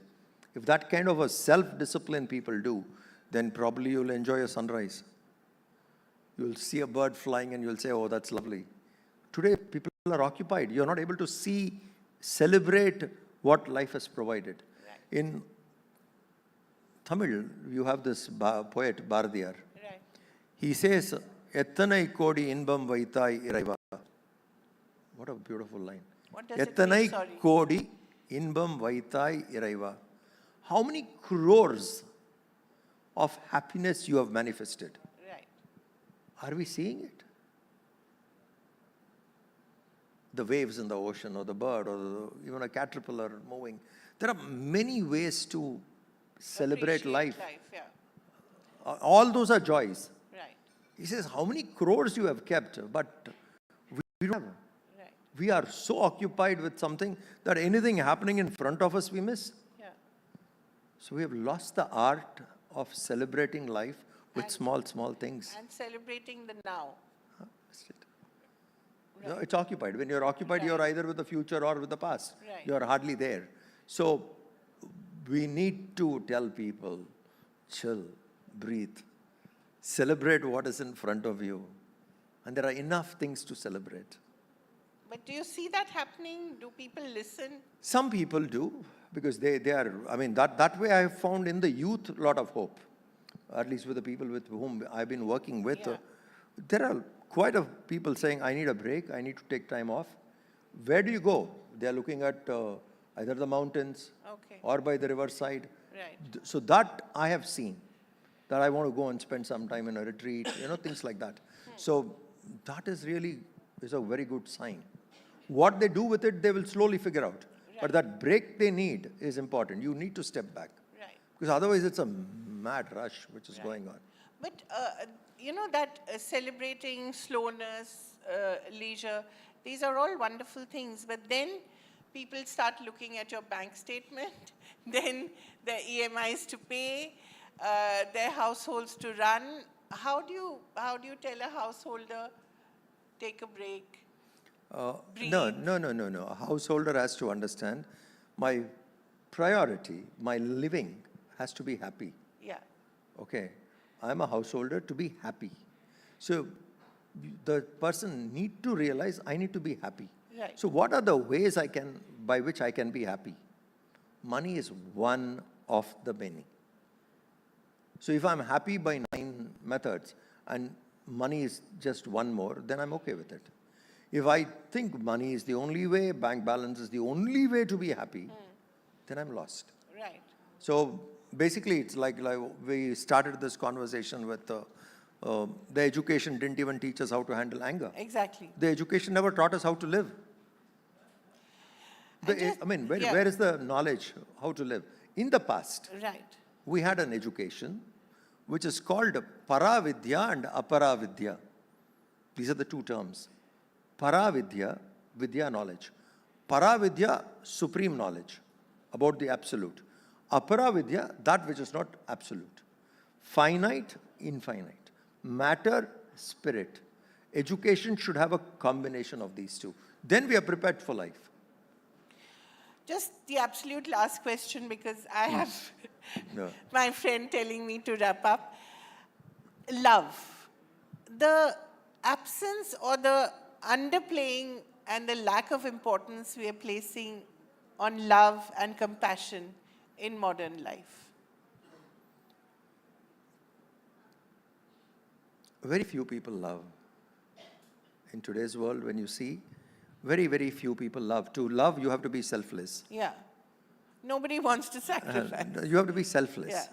Love would naturally mean, to give your best to the beloved. Yeah. That's how love. And your beloved doesn't necessarily have to be a beloved. It can be your family or anything. Anything. To that which you love. Yeah. If you love, you will not compromise. Right. You will give your best. Yeah. So, but most people actually don't love. They seek different things and mistake sometimes that to be love. So, where selfish interest is there, love cannot find its place. But if you want harmonious living, in any relationship, you need to bring these two facts, love and respect. Right. These two are important. If you want to save a relationship, if you want to cherish a relationship, if you want to, in engaging, you want to be happy, in that case, you need love and respect in that relationship. Only love, the relationship will still survive. Only respect, it can still manage, but it will not be that charming. But if these two are taken away, There's nothing. That will be a hell. Yeah. So we need to guide children. Wonderful. Love and Thank you respect. so much. I wish we had more time with you, but I think whatever little time we've had has been most enlightening. Thank you so much for coming, Most and thank welcome. you so much for doing this. Thank you. Thank you. Thank you so much, sir. Thank you, Ms. Kaveri. Ladies and gentlemen, drawing the session to a close, it is my pleasure to invite onto the stage Mr. Prabhu Chawla to present our speaker, Swami Mitrananda, with a memento extending our thanks.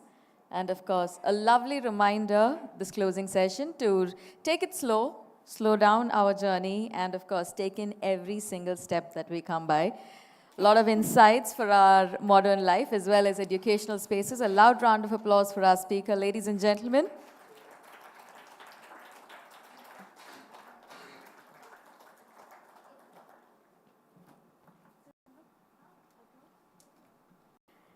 Thank you, sir. With that, we're truly happy to say that we draw to a close the ThinkEdu Conclave of 2024 with a lot of pride, with a lot of excitement. We truly thank you for your presence. Of course, through the course of the last 2 days, we've seen this platform for educators, policymakers, and stakeholders converge.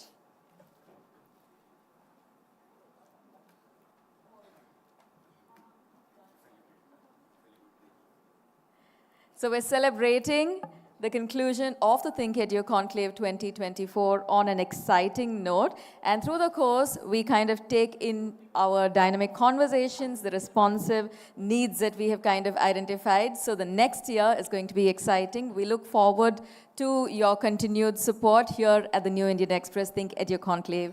Alongside that, let me also tell you that we have great news. We have an exciting award ceremony that's going to be taking place. Devi is officially here. I know a lot of us have been waiting for the Devi Awards, so we do hope that you will join us there as well. Ladies and gentlemen, a fantastic, fantastic couple of days. Thinking, identifying, and of course, understanding the dynamics of the educational landscape. We truly thank you for your presence. We look forward to your continued support. Here's a reminder that our journey doesn't just conclude doesn't conclude here. It propels us forward with renewed commitment. See you at the next edition. Have a great evening.